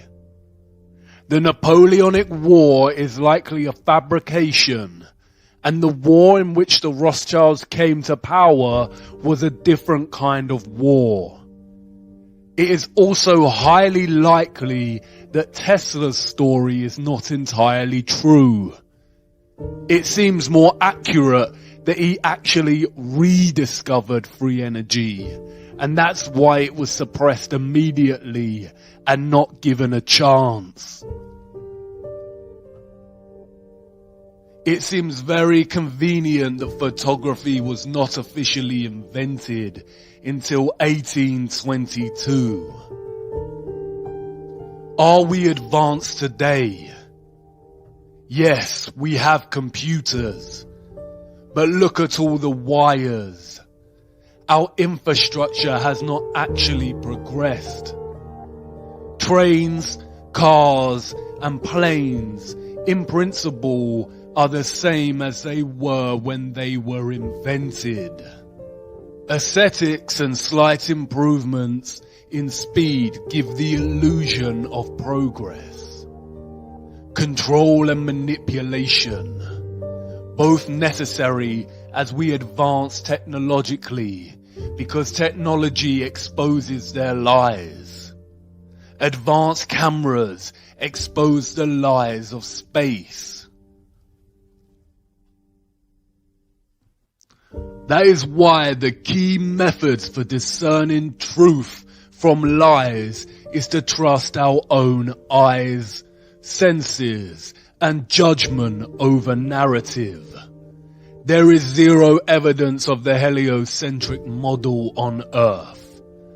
And to follow the people who run our world, follow the money, follow the bloodlines, follow the symbolism, and follow their fear. When they suppress, when they scream hoax, when they smear, we must dig and examine. The question burns. Who or what cut down our giant trees and mined the earth? And where did all the mined material go? There are a handful of possible conclusions we can draw from studying the geological nature of our flat Earth.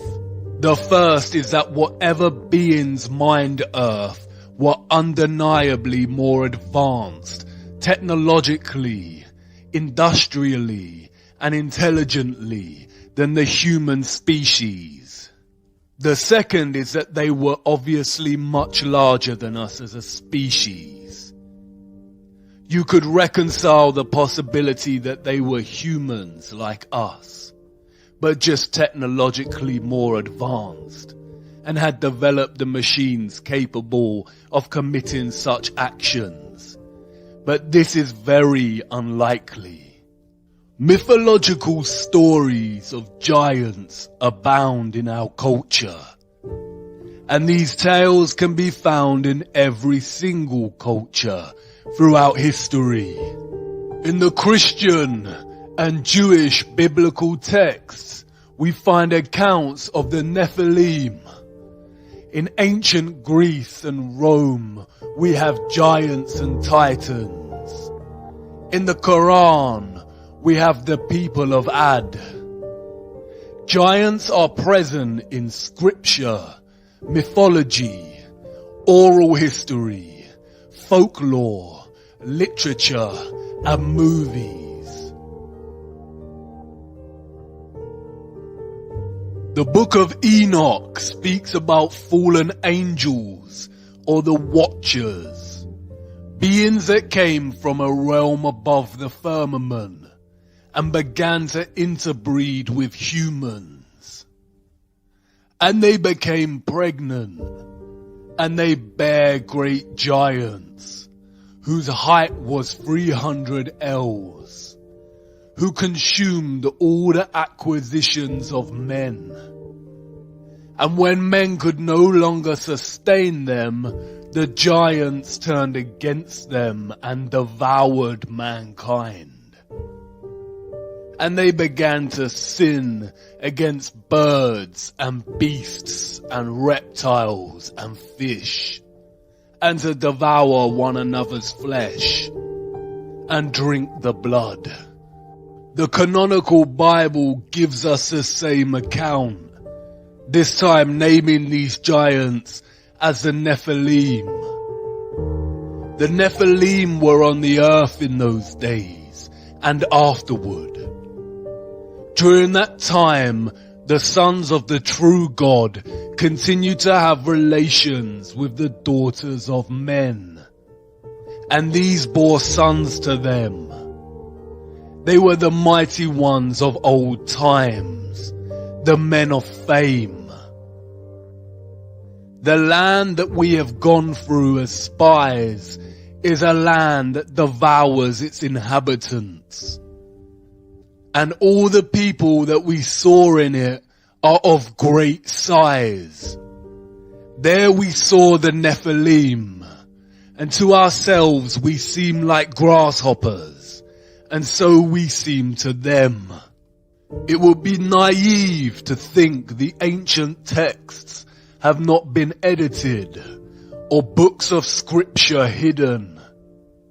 The Vatican Apostolic Archives are highly secretive vaults containing thousands of texts inaccessible to the public. Even Wikipedia gives credence to the enormity of these vaults, stating that they contain 53 miles of shelving. What is important to remember is that the biblical texts also contain chronicles of their God, of their Lucifer. The deeper you travel down the rabbit hole, the more these texts surprisingly align with the reality of our world, and offer insight much better than any corrupted field of science. The Nephilim, we are told, were the nuclear weapon of Satan, full of destruction, wickedness, and corruption. They corrupted human genetics and were destroying the earth. The earth also was corrupt before God, and the earth was filled with violence. And God looked upon the earth, and behold, it was corrupt. For all flesh had corrupted his way upon the earth. And God said unto Noah, the end of all flesh is come before me, for the earth is filled with violence through them. And behold, I will destroy them with the earth. And in those days Noah saw the earth, that it has sunk down, and its destruction was near. And all the fountains of the great deep burst forth, and the floodgates of heavens were opened.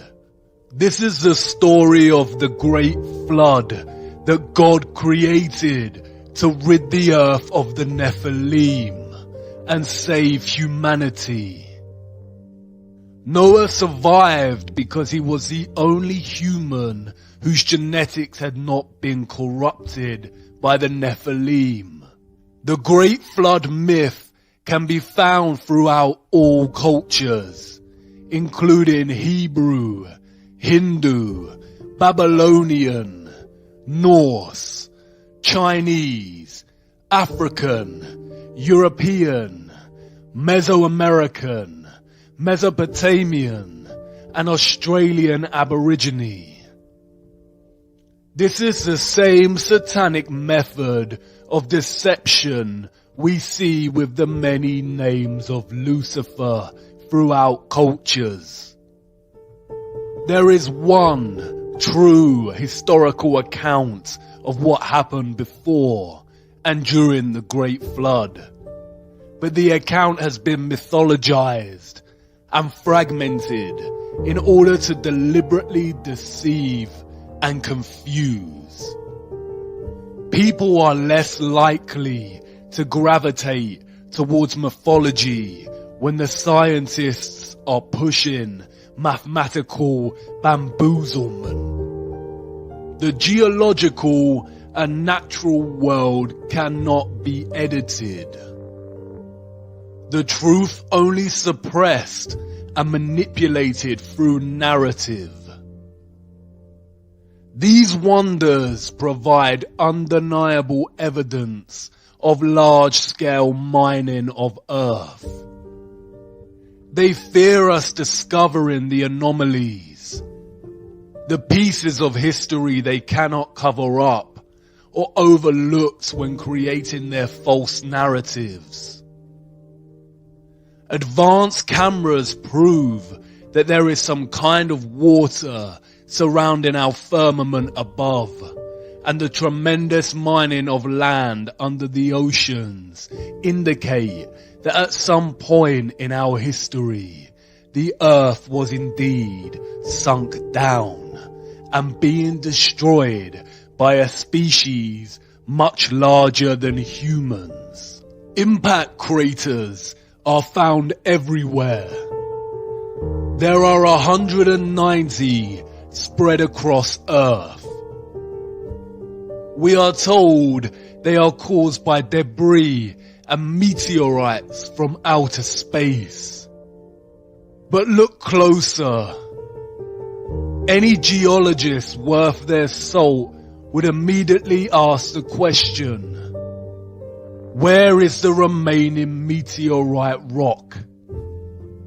If a meteorite of 160 foot in length crashed into Earth, then where did it go? Of course, they tell us that the meteorite mostly vaporized upon impact due to its speed. The same story over and over again. Claims that no one can actually prove.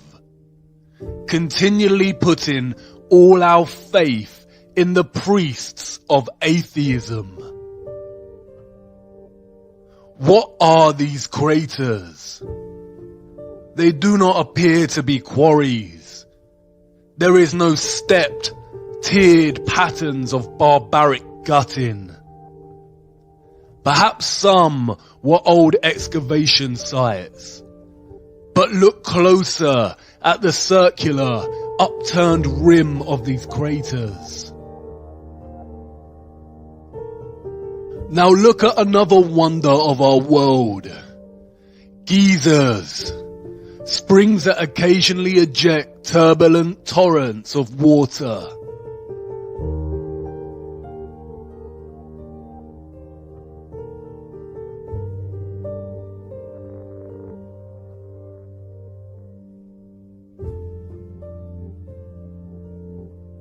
Can you see it? The same upturned edges form from the release of water pressure. There were not oceans on Earth during the Silicon era. It's interesting how some impact craters appear to be flooded, and while others show vegetation growth in the center, most likely from the moisture. As you can see, right in the middle is the opening in which the water comes up from and releases into the air. We can see traces of the old closed opening in the crater.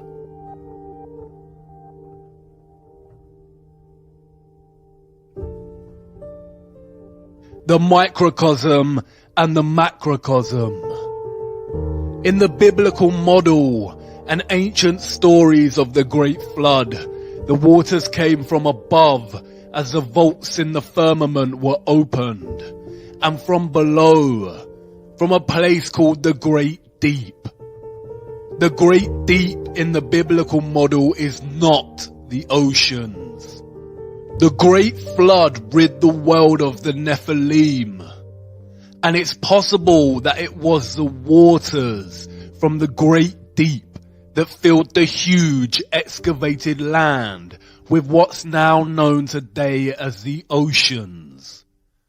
The vast amount of carbon in the atmosphere from the mining then influenced the direction of growth of all the life that followed. There are many recent documented accounts of nations' governments intervening in archaeological digs and discoveries. Many have written extensively about findings that directly contradict the mainstream narrative of humanity's historical, geological timeline and challenge the Darwinian narrative of evolution.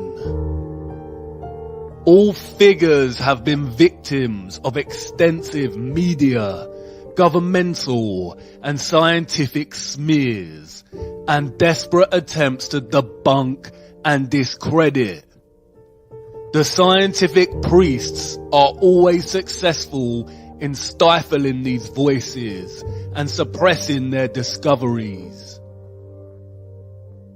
One of the most interesting of these figures is Richard J. Dewhurst, whose book, The Ancient Giants Who Ruled America, The Missing Skeletons, and the Great Smithsonian Cover-Up, examines why the various giant skeleton discoveries made by archaeologists were silenced and erased from the official historical narrative.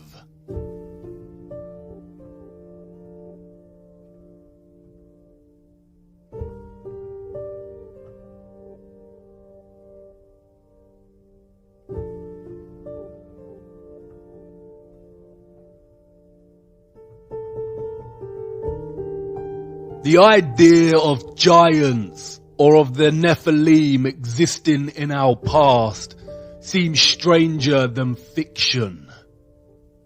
Our satanic matrix programming kicks in, and the immediate reaction is to dismiss.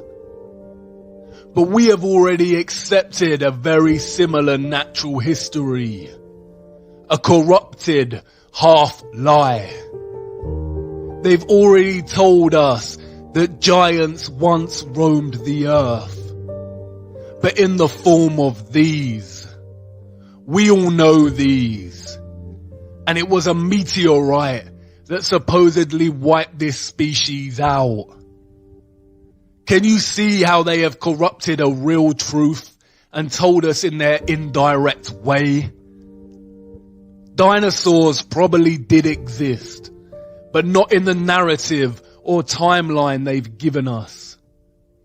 In a world of enormous silicon trees, there would be so much oxygen in the atmosphere. Because of this, living life would grow to immense heights and sizes. All life back then was a lot bigger than it was today. Because of the oxygen, living creatures would also have lived much longer lives, some for hundreds of years. If giants did once exist, then why lie and hide it from us? Simply because it completely destroys the theory of evolution. It is no secret that Charles Darwin's grandfather, Erasmus Darwin, was a Freemason, as was the entire family's male lineage. Erasmus was not just any Freemason. He was a 33rd degree Freemason, the highest rank of the organization. The number 33 is highly satanic, used throughout their symbolism and rituals. Not only do the numbers produce their beloved 6 when added together, but 33 is also a direct allusion to the age Christ was when he was crucified, always mocking that which directly opposes their God. Darwin's theory of evolution is just that, a theory. The double standards are outstanding. Darwinism has always carried the title, the theory of evolution, just like gravity is the theory of gravity. But their scientific theories are forced upon us from birth and taught in our education systems as truths. When a conflicting theory arises, they are usually classified as conspiracy or pseudoscience. We need to wake up. The fact remains that Darwin's theory of evolution has never been proven. Just like gravity, we do not actually witness evolution taking place. There is literally no evidence of species evolving. We just have to have faith that at some point, millions of years ago, it took place. They have never found the missing link between humans and monkeys, and all subsequent militant work by figures such as Richard Dawkins and David Attenborough is nothing more than satanic programming and propaganda. I too was brainwashed by Dawkins' The God Delusion. A stupid mistake. Throughout the last century, scientists have desperately tried to find proof of evolution, enforcing so-called discoveries to the point of invention. They have claimed to have found a jawbone of the missing link, what is referred to as the Piltdown Man. For the next 40 years, scores of scientific articles, artistic reconstructions, and over 500 doctoral theses were written on this subject. But in 1953, tests proved conclusively that the Piltdown skull was actually human and only a few hundred years old, while the lower protruding jaw was from a recently deceased orangutan. A deliberate hoax. They lie. The 33rd degree Supreme Council of Freemasonry was held in Paris. Revealed in the minutes of their meeting is their promotion of evolution as science, while they themselves mock the theory. The minutes read, "It is with the scientific theory of evolution in view that we are constantly, by means of our press, arousing a blind confidence in these theories. The intellectuals will puff themselves up with their knowledge, and without any logical verification of them will put into effect all the information available from science, which our agenteur specialists have cunningly pieced together for the purpose of educating their minds in the direction we want. Do not suppose for a moment that these statements are empty words. Think carefully of the successes we arranged for Darwinism. Darwinism had two objectives. The first, to dislocate the notion of creation as a real possibility, much like heliocentrism. And the second, to create social Darwinism, the idea of superior races and social classes, propelling humankind into some false belief that they must succeed and beat all competition. Social Darwinism became one of the driving ideologies behind fascism, communism, capitalism, and eugenics. It is in direct conflict with the teachings of Christ. Real consideration needs to be given to the reality of the Luciferianism at the heart of the entire social, economic, cultural and historical fabric that governs our everyday world. Real consideration needs to be given to why such evil is being committed to children on a grand scale. A select group of very rich, elite people who also happen to be psychopaths is one thing. But this is more than that. The crux of it is this: Lucifer worship, satanic slave control of the human population, and crimes against children could exist without the need to deceive us with heliocentrism.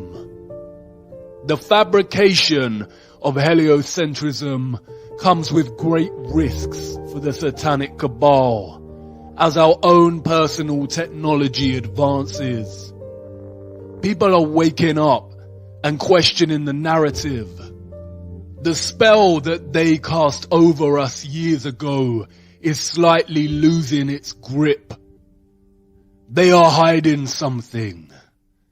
Perhaps the source of good, a creator, prophecy, of a land. We are their slaves.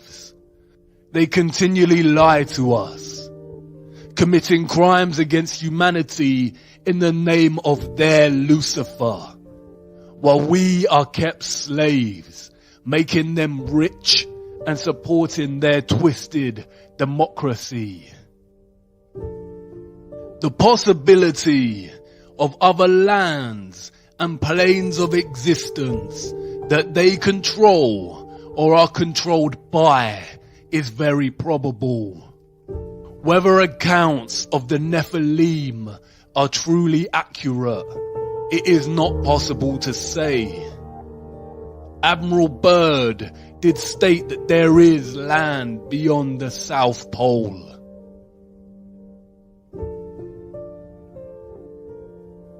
Old maps written off as a hoax or inaccurate show other land, extra territory. The vast amount of material mined from Earth and our old gigantic trees had to go somewhere. It is very possible that they have discovered a way out of the firmament at Antarctica and are able to leave. It's also possible that there are other concentric ice walls and Antarctica is just the first one, and the foundations of the firmament lie way beyond. But there is a problem. They can only traverse this plane. They have never been able to go above or below, and that is their goal. The more you look closer, the more troubling it becomes, and the more it all aligns with the Christian biblical texts. Ye are of your father the devil, and the lusts of your father ye will do. He was a murderer from the beginning, and abode not in the truth, because there is no truth in him. When he speaketh a lie, he speaketh of his own, for he is a liar, and the father of it. Lucifer has always been clear on his ultimate goal. I will ascend above the heights of the clouds. I will be like the Most High. The Tower of Babel, the story on how the different languages of the earth came to be. Nimrod, a Luciferian gigantic king, built the tower to reach up upon heaven, to reach the firmament and be like the Most High. God saw what they were doing and broke the tower and scattered all people over the earth and divided them by different languages so they may not attempt this again. The broken Tower of Babel, the European Union Parliament building, in direct opposition to what God said not to do, unite all nations. The EU, a branch of the United Nations.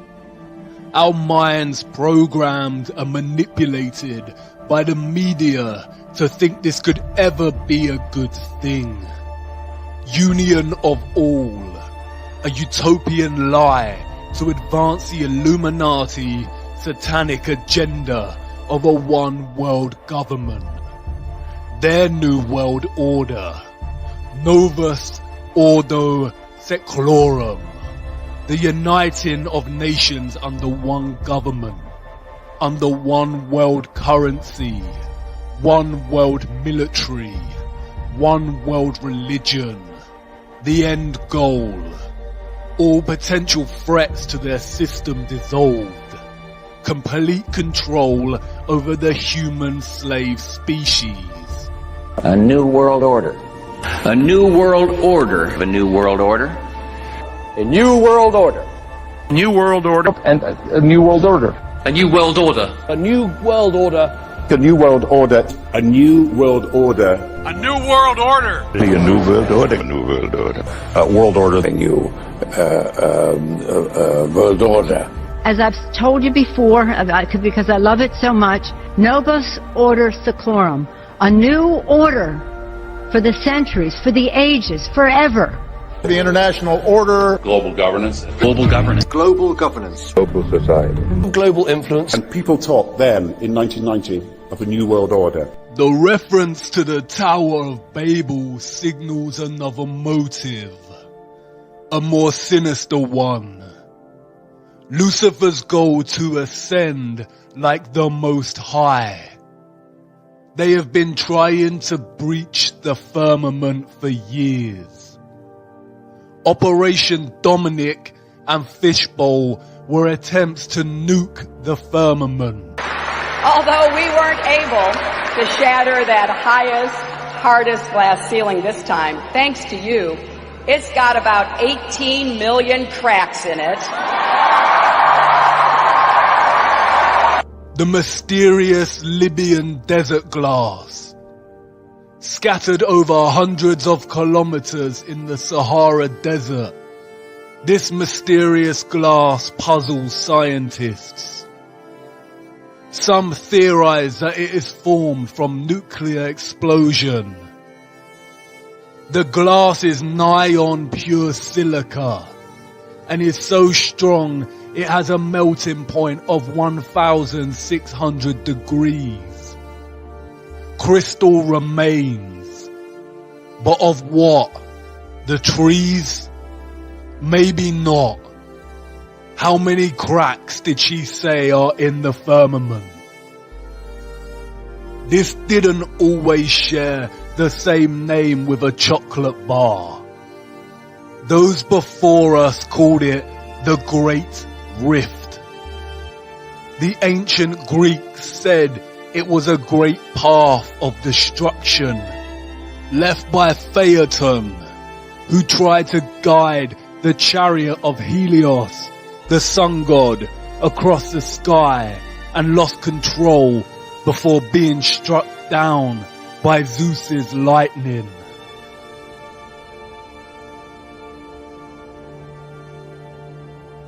They've been trying to breach the firmament for thousands of years. The Great Rift, the scarring of their barbaric failed attempts. Glass of pure silica, a silicon dome, a semiconductor separated by the waters, the electrical conductors, powering the luminaries through vibrational electromagnetic energy. They use quantum physics to articulate the properties of semiconductors. They call it the crystal lattice. the description of atoms, ions, and molecules in crystalline matter. Look at a crystalline lattice, hexagons.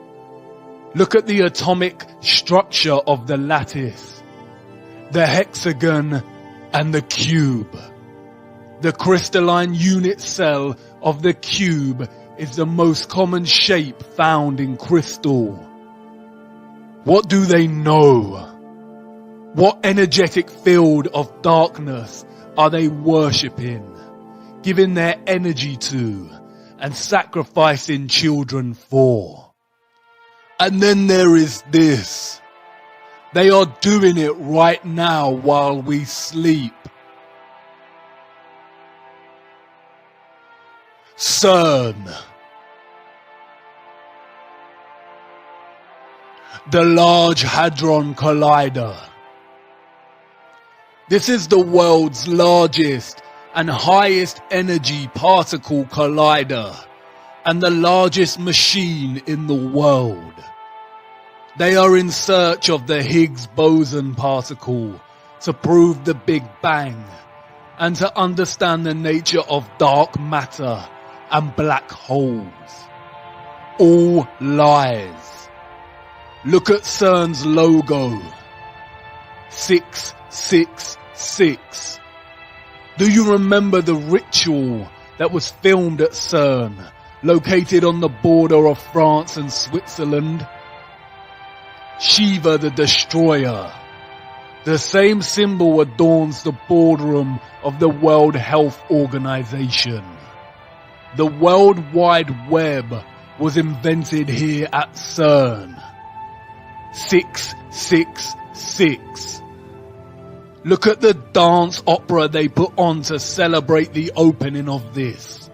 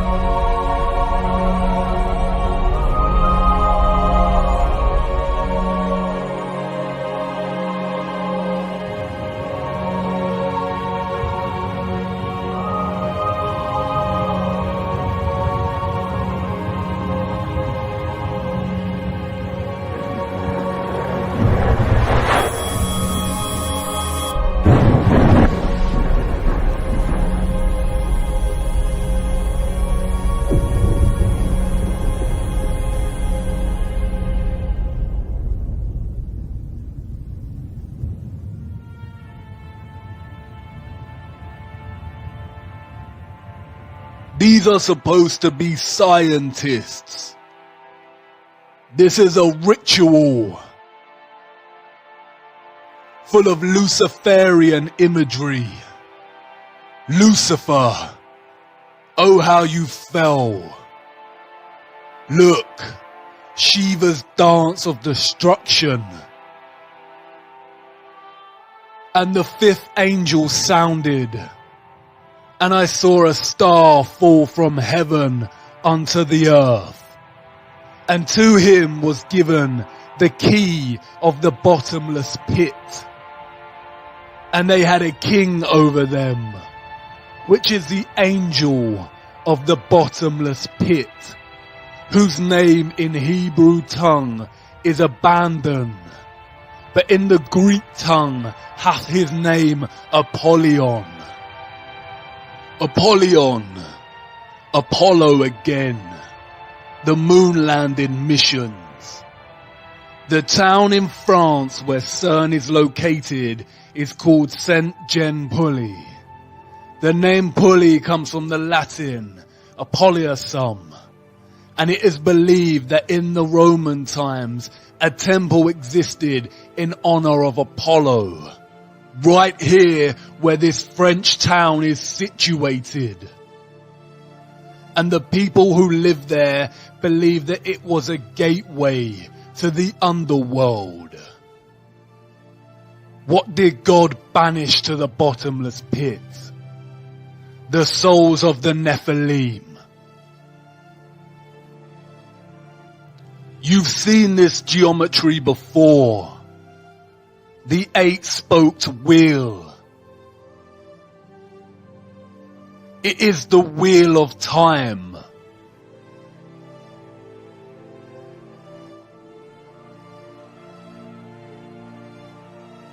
Controlling and distorting time and space. They are openly telling us what they are doing. The key to the bottomless pit.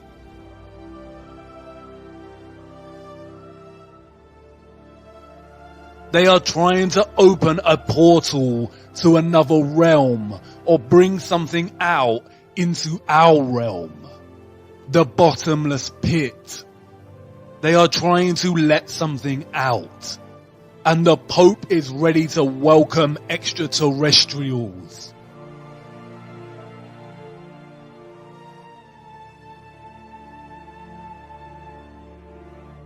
The sculpture in the Vatican is called Resurrection.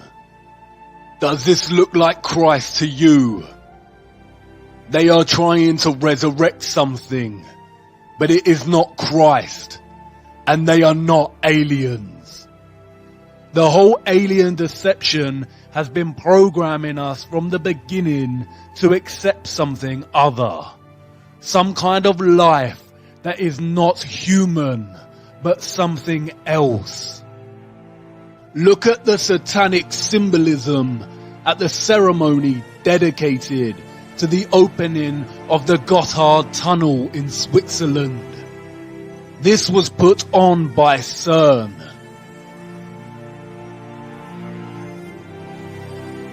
Did you really think it was just a stupid Netflix series? And look who it is. Up to no good. Alice. Desperately trying to go into or get out of Wonderland. They are telling you what they are doing with Alice. Trying to go down into the rabbit hole. Into the bottomless pit.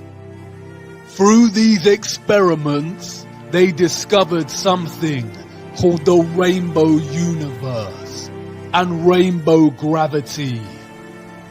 More nonsensical bamboozlement concealing what they are really looking for.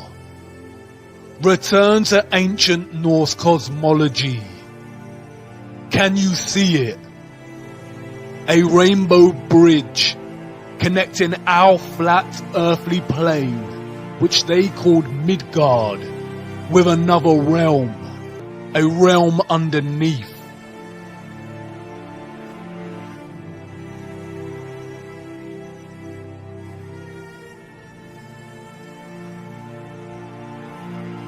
You did not notice the enormous trees before, did you?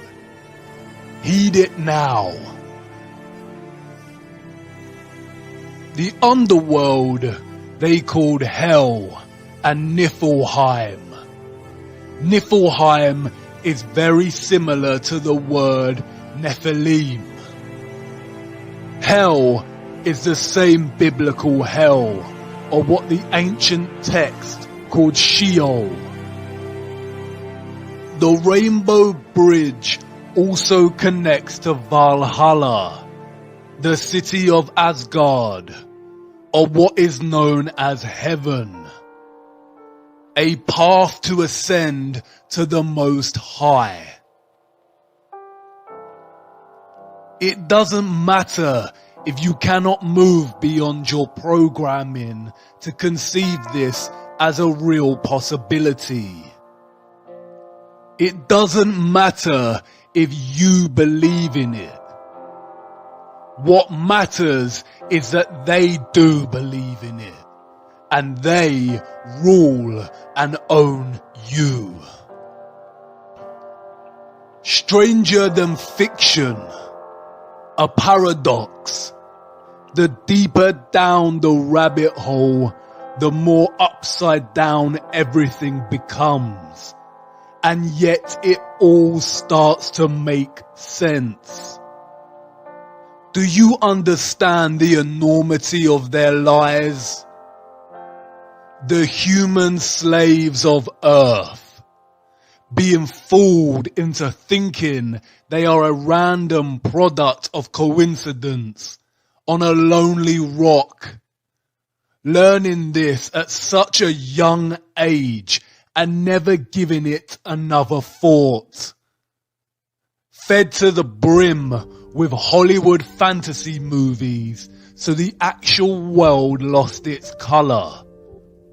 Their spirituality denied, the truth of good and evil denied, any chance of living a life of righteousness replaced with the satanic worship of materialism and debased Darwinism, and all the while their masters, the cult leaders, are desperately trying to bridge realms and ascend from this plane to the Most High. What will it take to wake humanity? While they are sleeping, this is happening. The tower is being rebuilt, and the little freedom we had to begin with is vanishing. The dawn of their new world order is coming.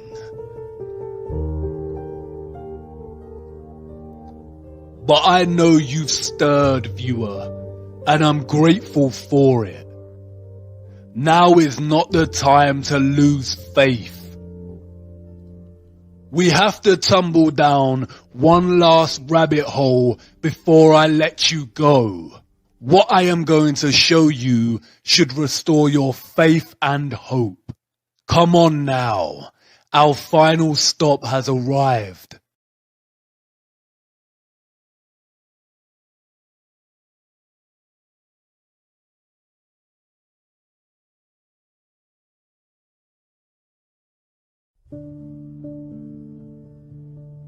A light at the end of the tunnel.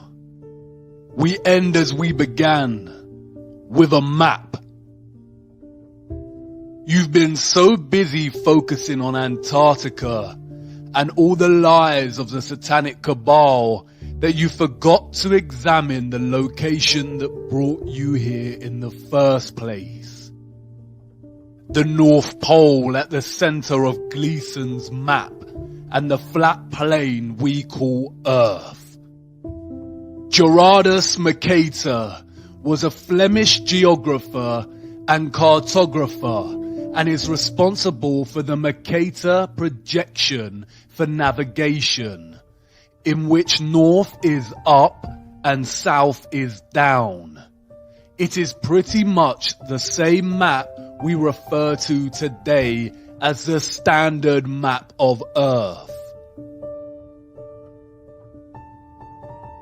A year after his death in 1595, Mercator's family compiled his life's work into an atlas, which contained his earlier works. Here is one of his atlases produced in 1569. The map's polar extremities of north and south are represented by huge bodies of land. In panel 13, a more detailed look of the North Pole or the Arctic is provided. It shows a quasi-circular body of land at the North Pole, separated into 4 quadrant continents, with what appears to be an island in the middle. Mercator's 1595 world map presents this Arctic region in more detail.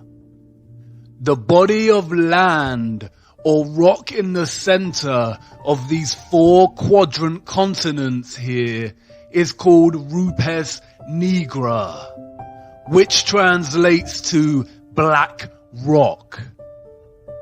The official historians of the world tell us that Mercator's vision and influence came from the text Inventio Fortunata, a conveniently lost book containing a description of the North Pole as a mountain surrounded by a giant whirlpool and 4 continents with 4 directional rivers. Historians date the book to being created in the late 14th century and tell us that no pages or extracts of the lost book have ever been discovered. There are a vast amount of maps from this era, from all different cultures, that depict the North Pole in a similar way.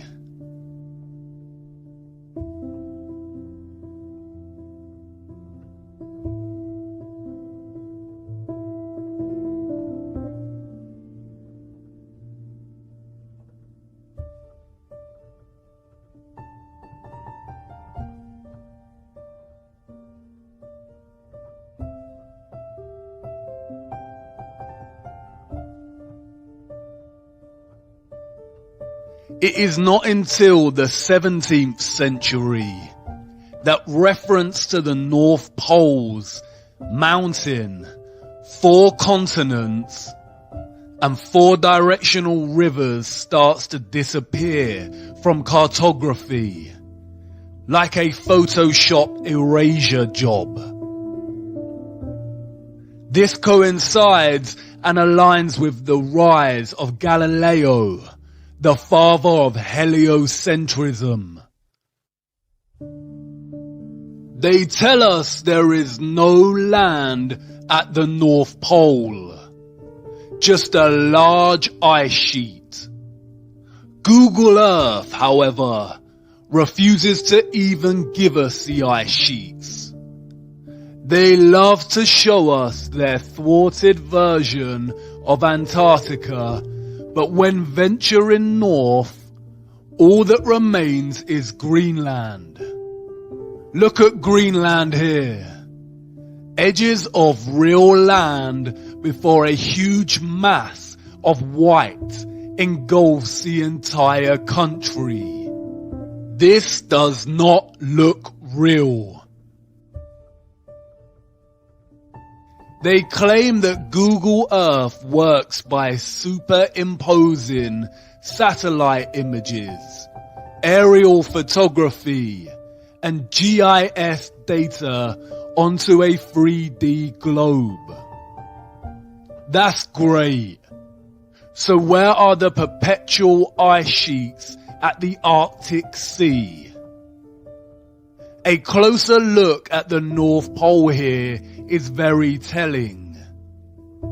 Zooming into this little island, something interesting appears. A glitch in the matrix. A line that runs from this island to the center of the Arctic Sea. Deliberate mocking on their part, or just amateur NASA-style Photoshop skills. Either way, it indicates that the vast nothingness of blue ocean here is indeed a photoshopped lie, and exists primarily to hide whatever is really here.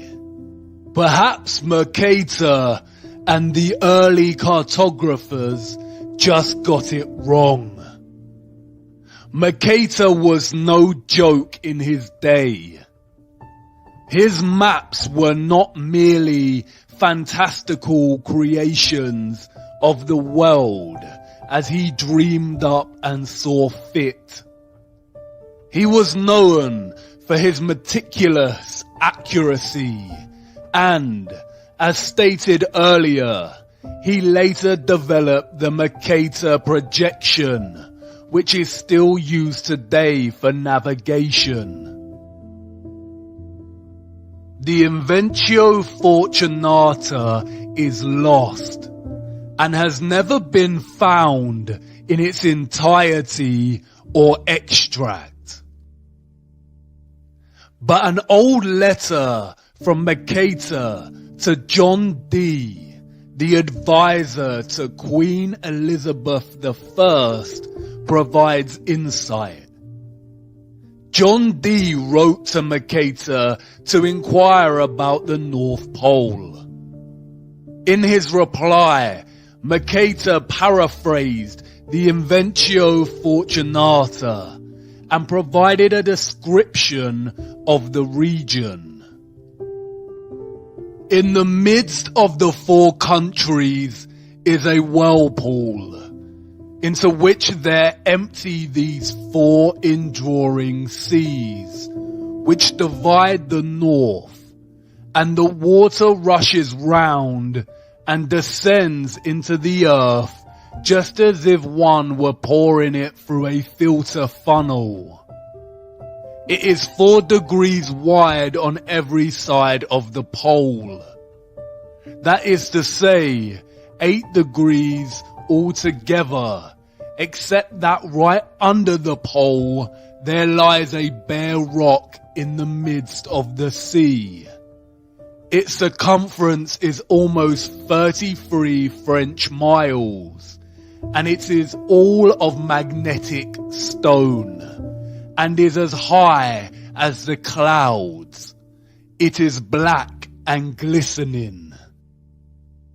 In Johann Ruysch's 1508 map, the North Pole is represented in a similar manner, and the map's legend states, "It is written in the Book of the Fortunata, under the Arctic Pole there is a high magnetic rock, 33 German miles in circumference. A surging sea surrounds this rock as if the water were discharged downward from a vase through an opening to 4 mouths below. Around are islands, of which 2 are inhabited. Here the ship's compass loses its property, and no vessel with iron on board is able to get away. A magnetic rock or mountain at the center, at the North Pole, with the northern star Polaris fixed right above, unchanging, while the rest of the stars and constellations in the firmament revolve around it. Could the source of all magnetism and electromagnetism on Earth emanate from this magnetic mountain? It is an undisputable fact that compasses point north. But the satanic cabal tell us that the Earth is a spinning globe with 2 magnetic poles, the north and the south. Yet no matter how far we go south, the compass's needle never shifts and begins pointing south. It always points north. Is the north's magnetic pole just stronger than the south's and able to overpower it no matter how south you go? Or is somebody lying? And what about this whirlpool? The vortex at the center? Do the oceans really collect through 4 rivers and descend into the earth itself like a funnel or a vase? Would that even be possible?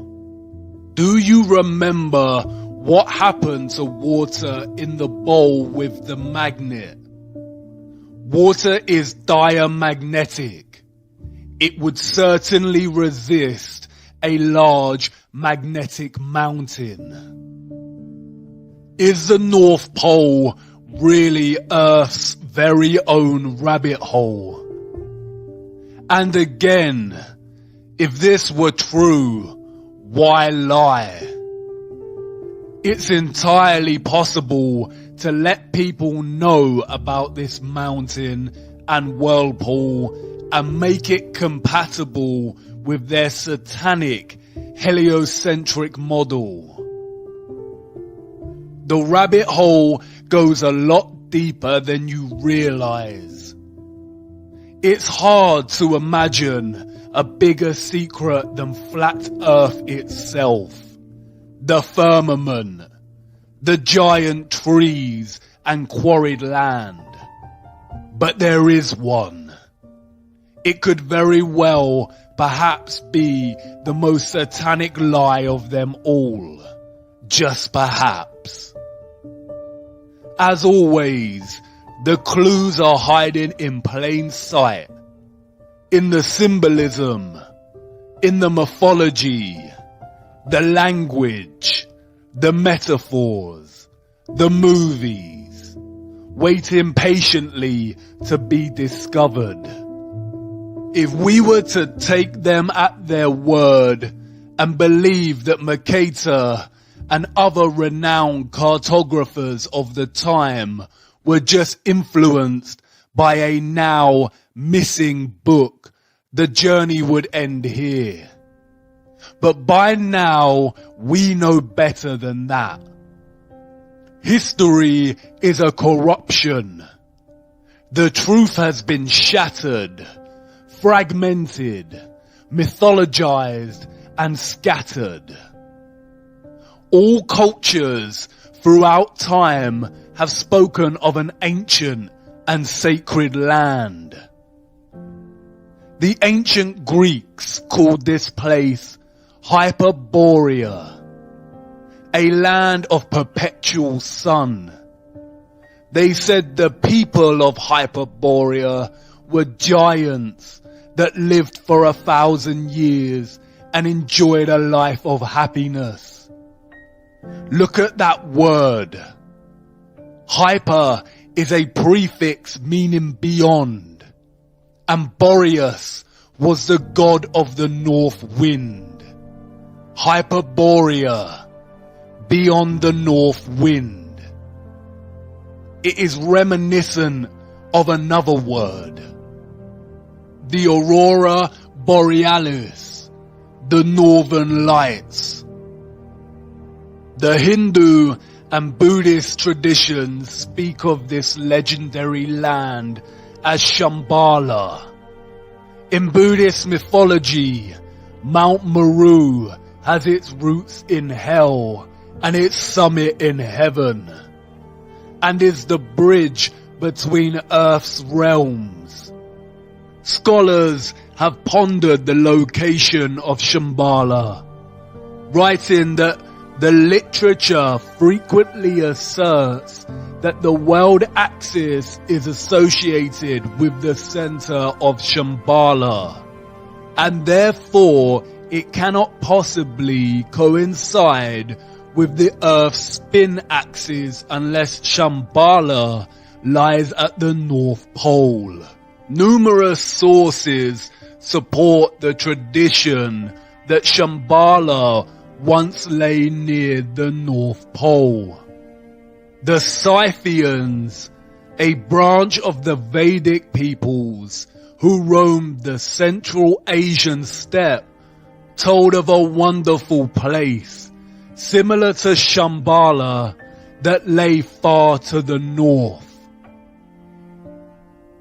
In most Asian cosmology, Mount Meru stands at the center. Look at the cosmological geometry here. Mount Meru at the center with 4 surrounding continent lands. In the fountain source of occultism, Paraka writes, this spot is the summit of what in the Hindu Puranas is called Shveta Dvipa, Mount Meru, or Sumeru. It is the North Pole of the Earth. It is the mystical North Pole. The Japanese spoke of the island of the congealed drop, which was placed at the North Pole. The Vedics called this land Paradisha. Rene Guénon in The King of the World writes, according to the Vedas text and the Persian Avesta, Paradisha was literally located in the sense of the word at the pole. The ancient Hebrew word for Paradisha is Pardes, which translates to garden. In Norse mythology, we have Vergelmir, the whirlpool at the roots of the cosmic tree Yggdrasil, where we are told all rivers flow from. The ash is greatest of all trees and best. Its limbs spread out over all the world and stand above heaven. 3 roots of the tree uphold it and stand exceeding broad. One is among the Aesir, another among the Rime giants, in that place where aforetime was the yawning void. The third stands over Niflheim, and under that root is Vergelmir. You've seen this before. Look closer. A circular rim of mountains. Perhaps at first mistaken for the Antarctic ice ring. But compared to Mercator's 4 continents surrounding Rupes Nigra, a circular rim of mountains. In the Bible, this land is called the Garden of Eden. In the middle of the garden were the tree of life and the tree of knowledge of good and evil. A river watering the garden flowed from Eden. From there it was separated into 4 headwaters. The same 4 headwaters that Mercator depicts in his map. Beautiful for situation, the joy of the whole earth, is Mount Zion, on the sides of the north, the city of the great king. It has many names: Mount Zion, Mount Meru, Sumeru, Rupes Nigra, the Axis Mundi, the cosmic axis, the world pillar, the world tree, the tree of life. The connection at the center of this plane connecting the above and the below. The source of God, the source of magnetism. The Book of Enoch is also consistent. And from there, I went to the middle of the earth and saw a blessed, well-watered place, which had branches which remained alive and sprouted from a tree which had been cut down. And there I saw a holy mountain, and under the mountain, to the east of it, there was water, and it flowed towards the south. All cultures have their own versions of this central axis, Mount Meru, or what the Bible refers to as the Tree of Life. Heaven's altar right here on earth.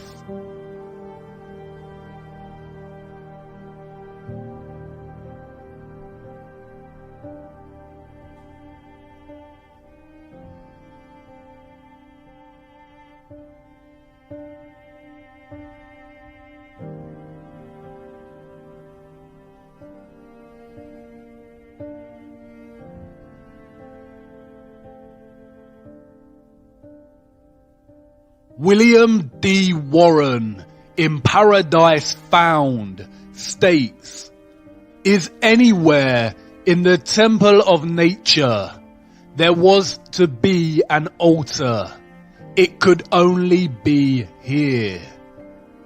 That it was here finds a fresh and unexpected confirmation in the singular agreement of many ancient religions and mythologies in associating their paradise tree with the axis of the world, or otherwise with equal unmistakableness, locating it at the Arctic pole of the earth. The North Pole is truly the land of 1,000 names. In accounts of his voyage in search of the Garden of Eden, Irish Saint Brendan, also known as the Navigator, journeyed to the north past Iceland and Greenland and recounts seeing great crystal pillars. A lot of Celtic mythology centers around the northern regions, with many believing that the real location of the Arthurian Avalon is actually at the center, the North Pole. Interestingly, the same John Dee that wrote to Mercator claimed that King Arthur conquered the far northern region. According to John Dee, another missing text, the Gestae Arthuri, apparently contained an account of Arthur's expedition to the North Pole. Another text, the Legis Anglorum Londonis Collectae, testifies to this same expedition. Through Celtic mythology, King Arthur became associated with the North constellation, the Great Bear, otherwise known as Ursa Major. By Sir Walter Scott's day, King Arthur had become firmly associated with the Pole Star, or Polaris. In his 1805 work, Lay of the Last Minstrel, he states, "Arthur's slow wain his course doth roll, in utter darkness round the pole. The northern bear lowers black and grim, Orion's studded belt is dim." The symbolism speaks louder than the corrupted history. King Arthur's Knights of the Round Table and the Western and Chinese zodiacs are strikingly similar. The Chinese zodiac table. It is our flat earth. The constellations of the dome or firmament circling the magnetic center, as do the yin yang of the sun and the moon. King Arthur and the 12 knights at the round table. 12 zodiac signs. 12 knights. With King Arthur's seat at the top, like Polaris. Look at the rose in the center. It is very similar to Mercator's representation of the North Pole. The 4 continents look like petals, and the magnetic mountain in the center looks like the plant stigma. Is the North Pole the true Holy Grail? The clock with its 12 hours, all time revolving around the center or the pole. There are 12 months in a year and 4 seasons, just like the 4 continents surrounding the pole. Our Earth is the oldest clock. 12 stars on the flag of Europe. Mercator's letter stated that Mount Meru, or Rupes Nigra, was 33 miles in circumference. 33 again. The United Nations flag, split into 33 sections, with the final, largest section falling in the center. 33rd degree Freemasonry. During the course of initiation, the Mason is taught that the North is Masonically a place of darkness. The Freemasons worship East, West, and South, and forsake the North. This is because the North is associated with the energy of good.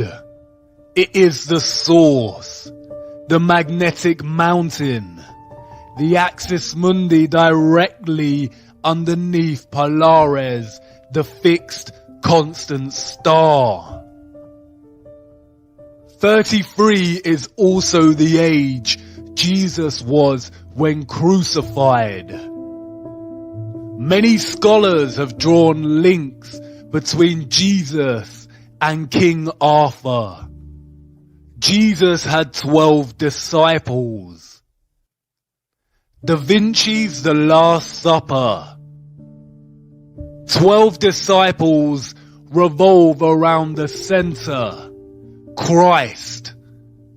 A closer look at the table shows an arched central base, suggesting it was actually a round table that has been halved and flattened for purposes of the painting, hidden in plain sight. Our first encounter with the North Pole is also one of the first deceptions we ever experience as humans. Saint Nicholas, or Santa, comes from the North Pole. Santa is an anagram of Satan and has ties to another mythological being, Krampus, a horned half-goat, half-demon deity that punishes children who misbehave, i.e., it has its roots in the satanic practice of Moloch worship. Krampus is still worshipped today in many European countries. Can you see what they are doing? Contemporary Christmas practices have their roots in Victorian literature. Before that, the season still carried its true Christian practices and celebration of Christ. The satanic cabal has distorted and corrupted the true celebration of Christmas. tie in satanic figures suggestive of child predation to the North Pole. As we grow up and find out Santa is a lie, we never give the North Pole another thought. It is the location of our first disillusion, our first painful truth. We are programmed to deliberately lose our sense of wonder for the North Pole. This usually coincides with the same time that we begin our heliocentric indoctrination at school. Christmas is a celebration of the birth of Christ, a celebration of the source, of God. That's why we put up Christmas trees. The Christmas tree is Mount Meru, the Rupes Nigra, the tree of life, and the star on top is Polaris, the fixed star in the firmament. Humanity has collectively forgotten this. The Christmas tree is a celebration of the magnetic axis mundi at the center of our flat Earth, and it has subsequently been corrupted and replaced by debased materialism. We no longer remember what we are celebrating. The satanic cabal must corrupt the North Pole. They tell us it's just an ice sheet, but Google Earth cannot even give us a photoshopped version of the ice. They don't even want people interested in ice sheets. They can't even bear to acknowledge the North Pole. It is against their satanic religion. Hollywood movies always contain things hidden in plain sight. But there are a select few of these movies that are highly satanic and Masonic. The Truman Show is a metaphor for our programmed deception living under the dome. Rosemary's Baby, Monsters Inc., and Eyes Wide Shut all depict the elite cult of Satanism and the practices of Moloch, child sacrifice, and adrenochrome harvesting. The Matrix is an obvious metaphor of humanity's slave status. The Matrix itself being the programmed deception cast upon humanity, who have no clue to the true nature of their reality. But there is another film, probably the most Masonic of them all, The Wizard of Oz, Dorothy's journey through the land of Oz. Notice the red shoes. Do you remember what Macaulay Culkin said about the red shoes? Dorothy and her unlikely band of friends must follow the yellow brick road to the Emerald City to ask the wizard if she can be sent home. The author, Lyman Frank Baum, developed maps for his land of Oz. Does this remind you of something? 4 lands or continents surrounding the central Emerald City. Just like the North Pole in Mercator's map. Look at the representation of the Emerald City in the film. Look at the domed halo surrounding the city. Much like the halo we see with representations of Christ. But does it remind you of something? Look closer. Columns. Basalt columns. The magnetic tree of life at the center.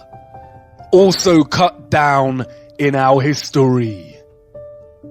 The Emerald City. What else emits an emerald green glow? The Aurora Borealis. The Northern Lights. Look at the yellow brick road in the film. A swirl to the center. A whirlpool of sorts. Somewhere over the rainbow. The rainbow again. The Bifrost Bridge from Norse mythology. A path between heaven and earth. Between Midgard and Asgard. Bifrost means the swaying road to heaven.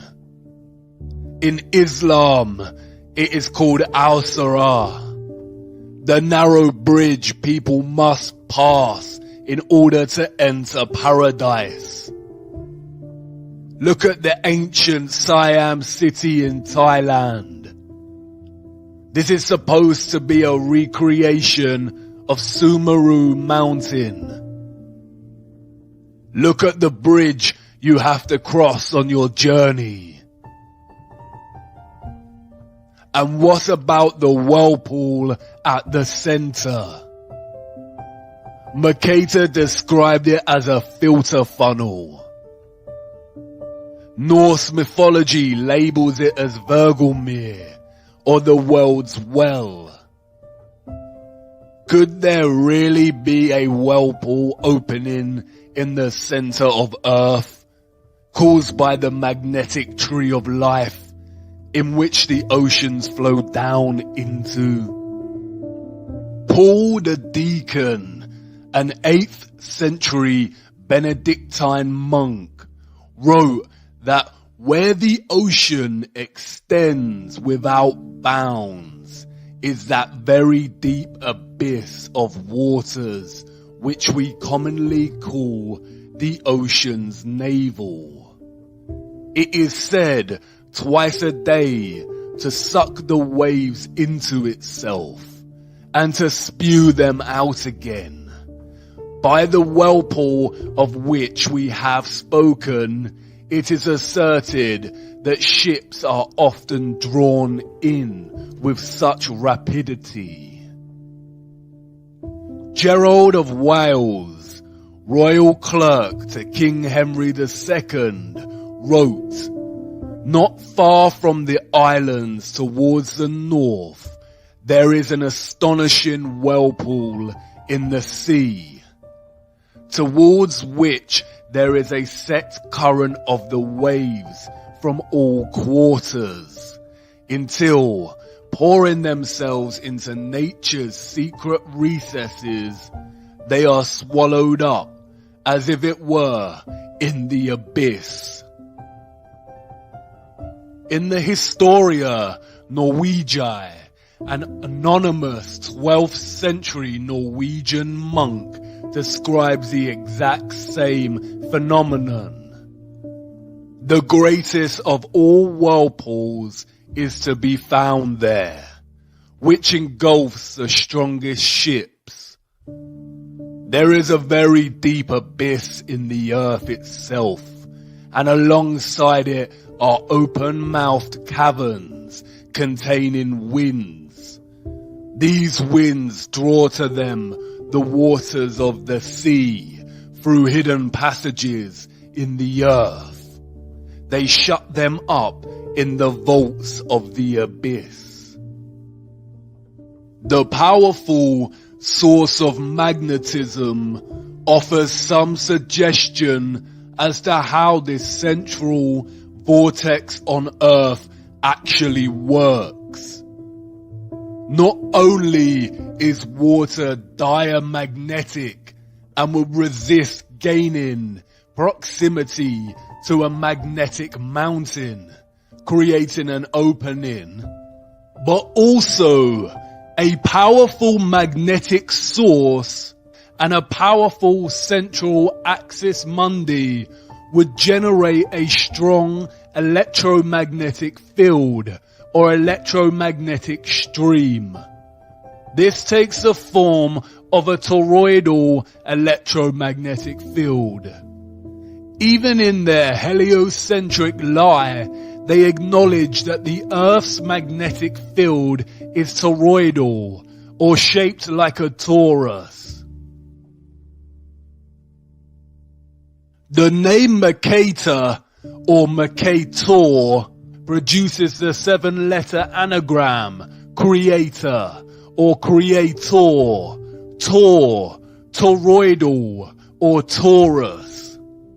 The source of the toroidal magnetic field lies at the center, or the bull's eye, the bull, the torus. Do you see how they have corrupted the torus by making it synonymous with the horned animal?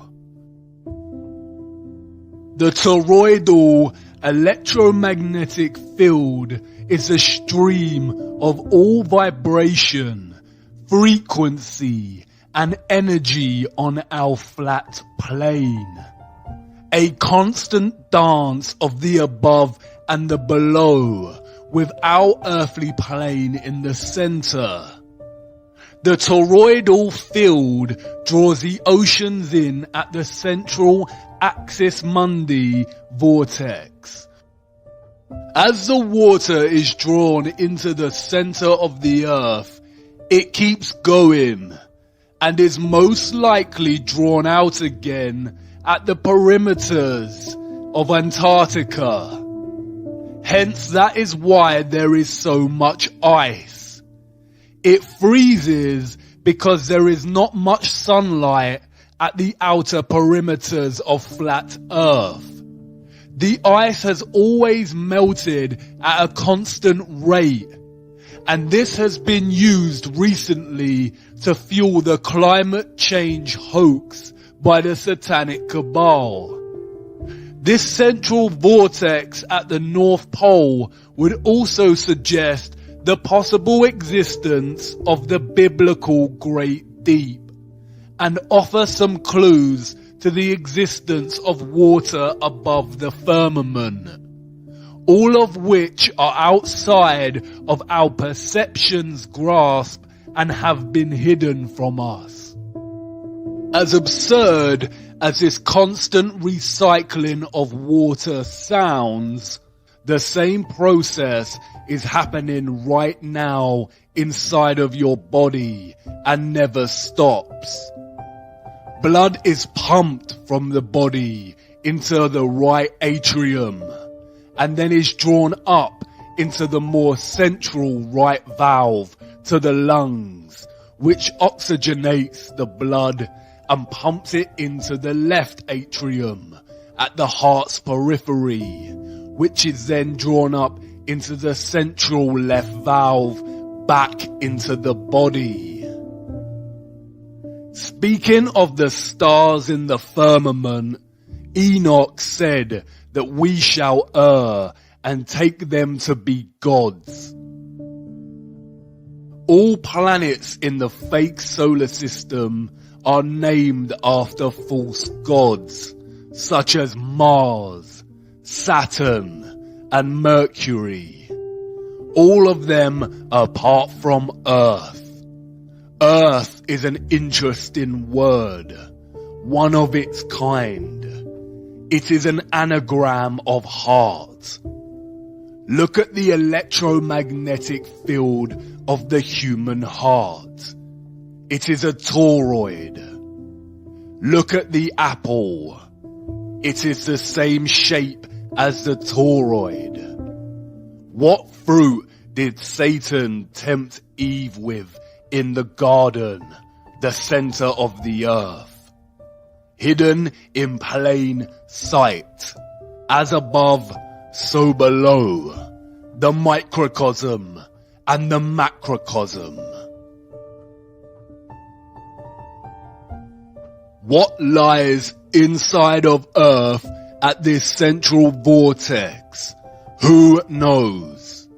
But it could explain the phenomena of the auroras at the poles.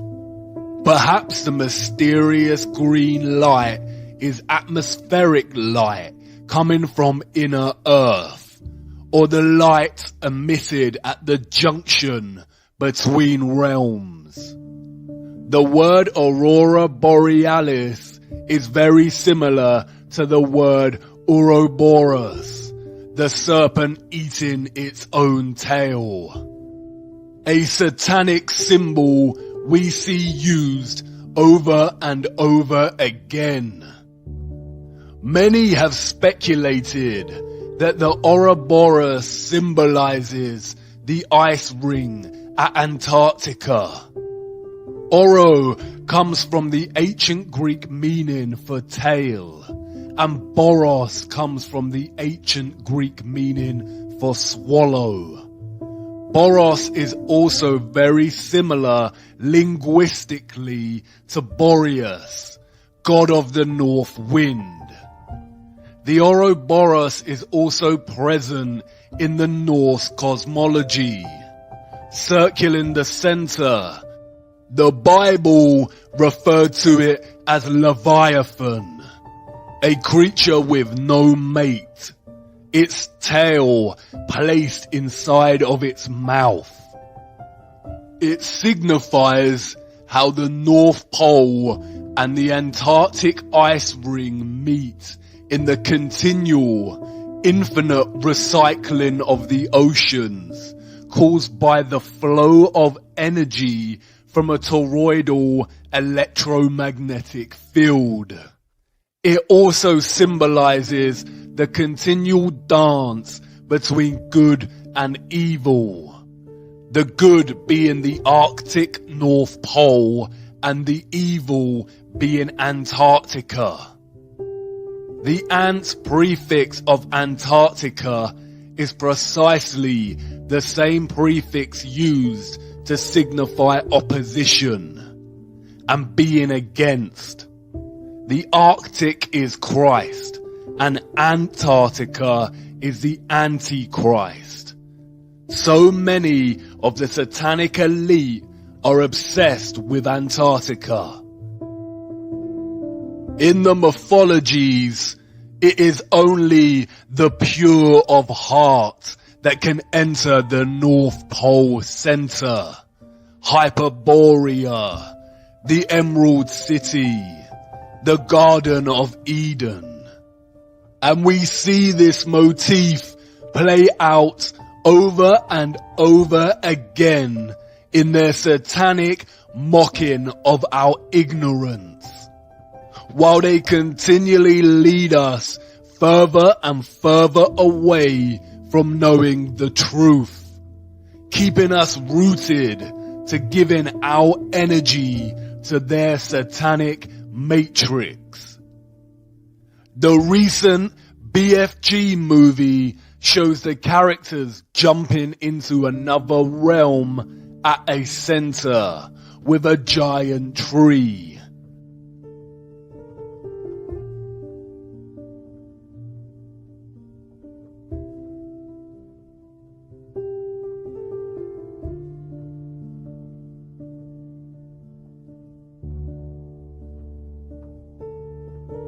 Notice the aurora. Stephen King's The Dark Tower series places the magnetic Mount Meru, the Rupes Nigra, in the center. Notice the familiar map and the Arthur Rose. Look at a clip from the film. It's a map. My father showed me a map like this once. Inside the circle is your world and my world. Many others. No one knows how many. The Dark Tower stands at the center of all things.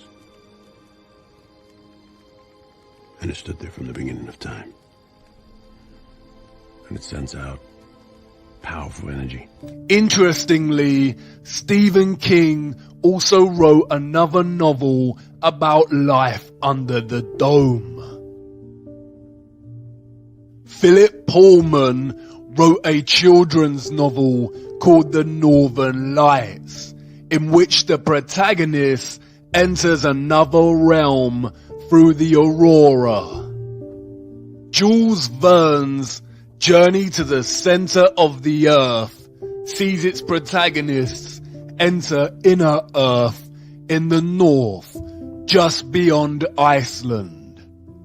We have the Wandering Mountain in the Never-Ending Story. Notice the rainbow. Even the production company Paramount references this in its logo. Notice the dome stars above the Paramount, the Mount Meru, Mount Zion. We see reference to Flat Earth and the Tree of Life, Mount Meru, hidden in plain sight everywhere. George Bush International Airport, the Flat Earth map on the ground with a huge Tree of Life in the center, reaching up to the dome above. Darling Gardens in Sydney, Australia, the Flat Earth map again, with the Antarctic ice ring and the magnetic mountain in the center. Even the Central United Nations meeting room displays this imagery. Notice the starred dome above and the grand gold pillar in the center. What about flights? Wouldn't pilots have noticed if there were a huge vortex at the center of the Earth? Well, perhaps, if they actually flew over the region. Flights are restricted, we are told, because it is too cold to fly over the Arctic and Antarctic regions. They tell us they have the technology to send people out into cold space, but not to cross the polar zones. In fact, a closer look at flight paths more generally exposes their heliocentric lie. On a globe Earth, South Africa to Australia should be a straight path over the Indian Ocean. They could even refuel at Madagascar if necessary. But no such flight exists. They all stop off at Dubai, Hong Kong, or Malaysia. A huge detour that makes no sense on a globe, but makes complete sense when looking at a flat Earth map. It's the direct flight path on flat Earth. We are running out of time. It is important to acknowledge the remaining and resistant beauty of our world despite the vast amount of barbaric quarrying. It is undeniable that our flat Earth quarry retains aspects of beauty. Sometimes so powerful it is described by humans as breathtaking. Although we are a species born out of the barbaric behavior of those who destroyed the Earth, Carbon-12 is not the entirety of our biological design. Like the land, we retain elements of the good, which can be traced back to divine creation, or what is called God. Whether you view God as a being, vibration and magnetism itself, or something else does not matter. God is the source, the intelligence that designs and creates. Hexagonal efficiency is just one geometric design found in living organic matter. There is a sequence and ratio underpinning all geometric shapes, life, and matter itself. These are the Fibonacci sequence and the golden ratio.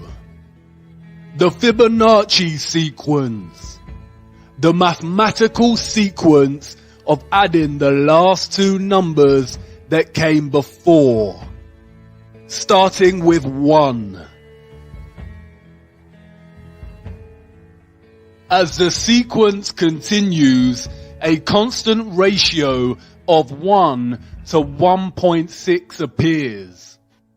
This is called the golden ratio and continues indefinitely. To imagine what a 1 to 1.6 ratio looks like, compare it to a 1 to 1 ratio. Any rectangle with any two of the numbers of this Fibonacci sequence forms what is known as the golden rectangle, a perfect rectangle. This rectangle can be broken down into squares, the size of the next Fibonacci numbers. Similarly, if you construct the rectangle with the 1 to 1.6 ratio and begin to make incremental golden ratio points within that, you end up with the same results as the Fibonacci sequence. If you divide each with an arc, then the pattern begins to take shape. We see Fibonacci's spiral, the spiral in and of itself. A spiral, spiraling out at the sequential ratio of 1 to 1.6. Fibonacci's spiral is literally found everywhere in the natural world, on both a microcosmic level and a macrocosmic level.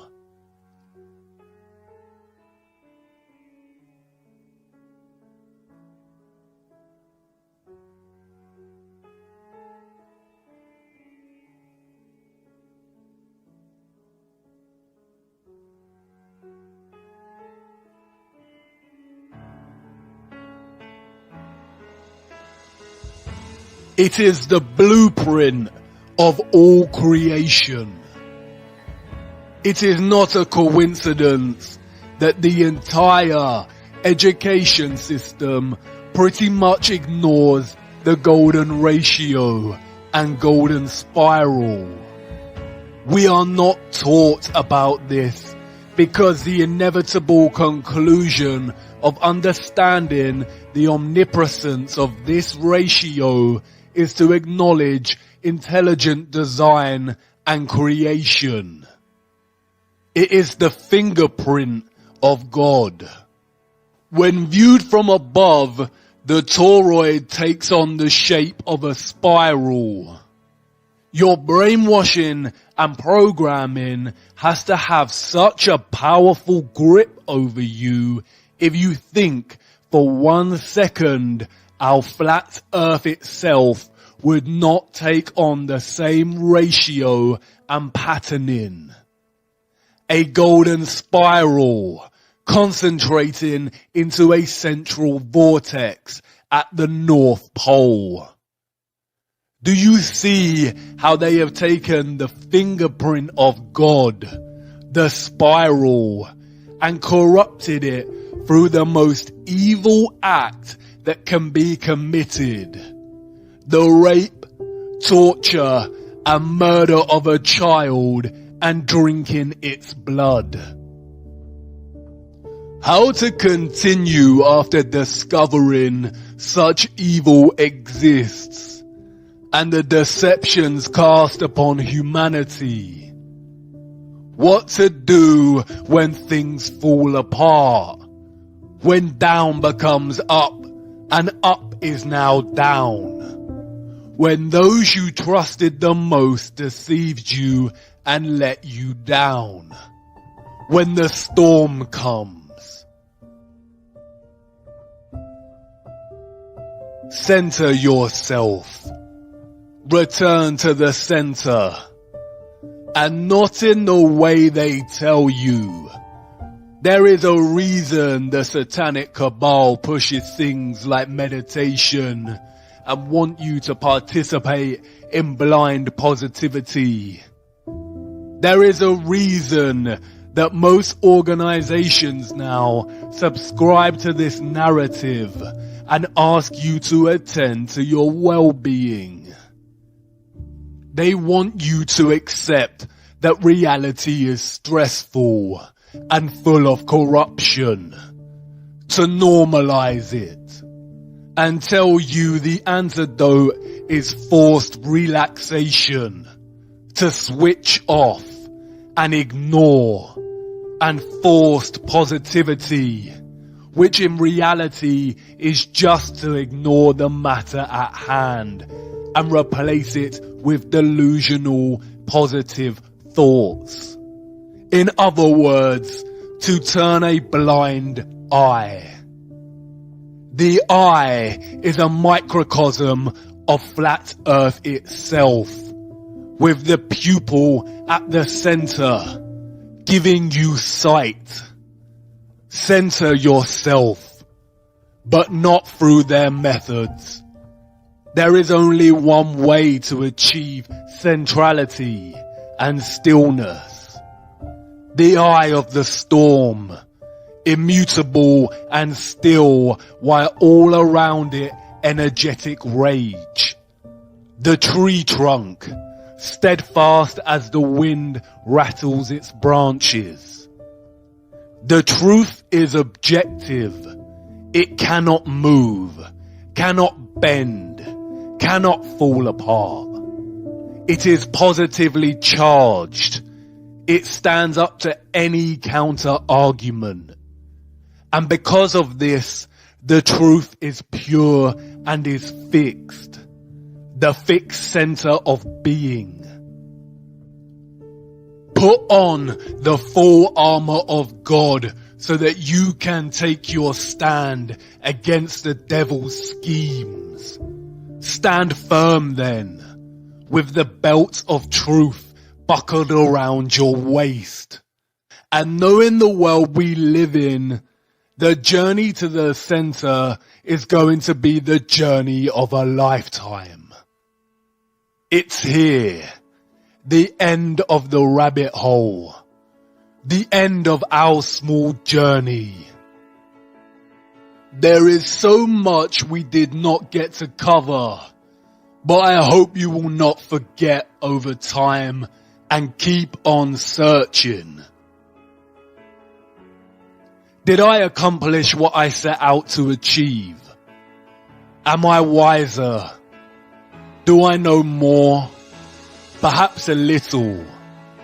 But the more truth I discovered, the less I truly know. The truth humbles and puts me in my place. But it is not a place of dislocation that believing in the Ein Sof heliocentric model of nothingness produces in an individual. You probably want to ask if I now believe in God. If you need to ask that question, then you haven't been paying attention. I didn't tell you before because I knew I wouldn't need to. But this isn't really an ending for me or for yourself. For I know that something in you, viewer, has forever changed.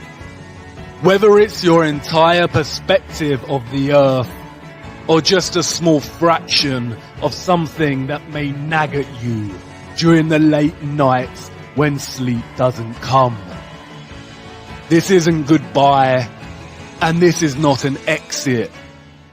It's actually the beginning. You're not really leaving the rabbit hole. You cannot leave the rabbit hole now.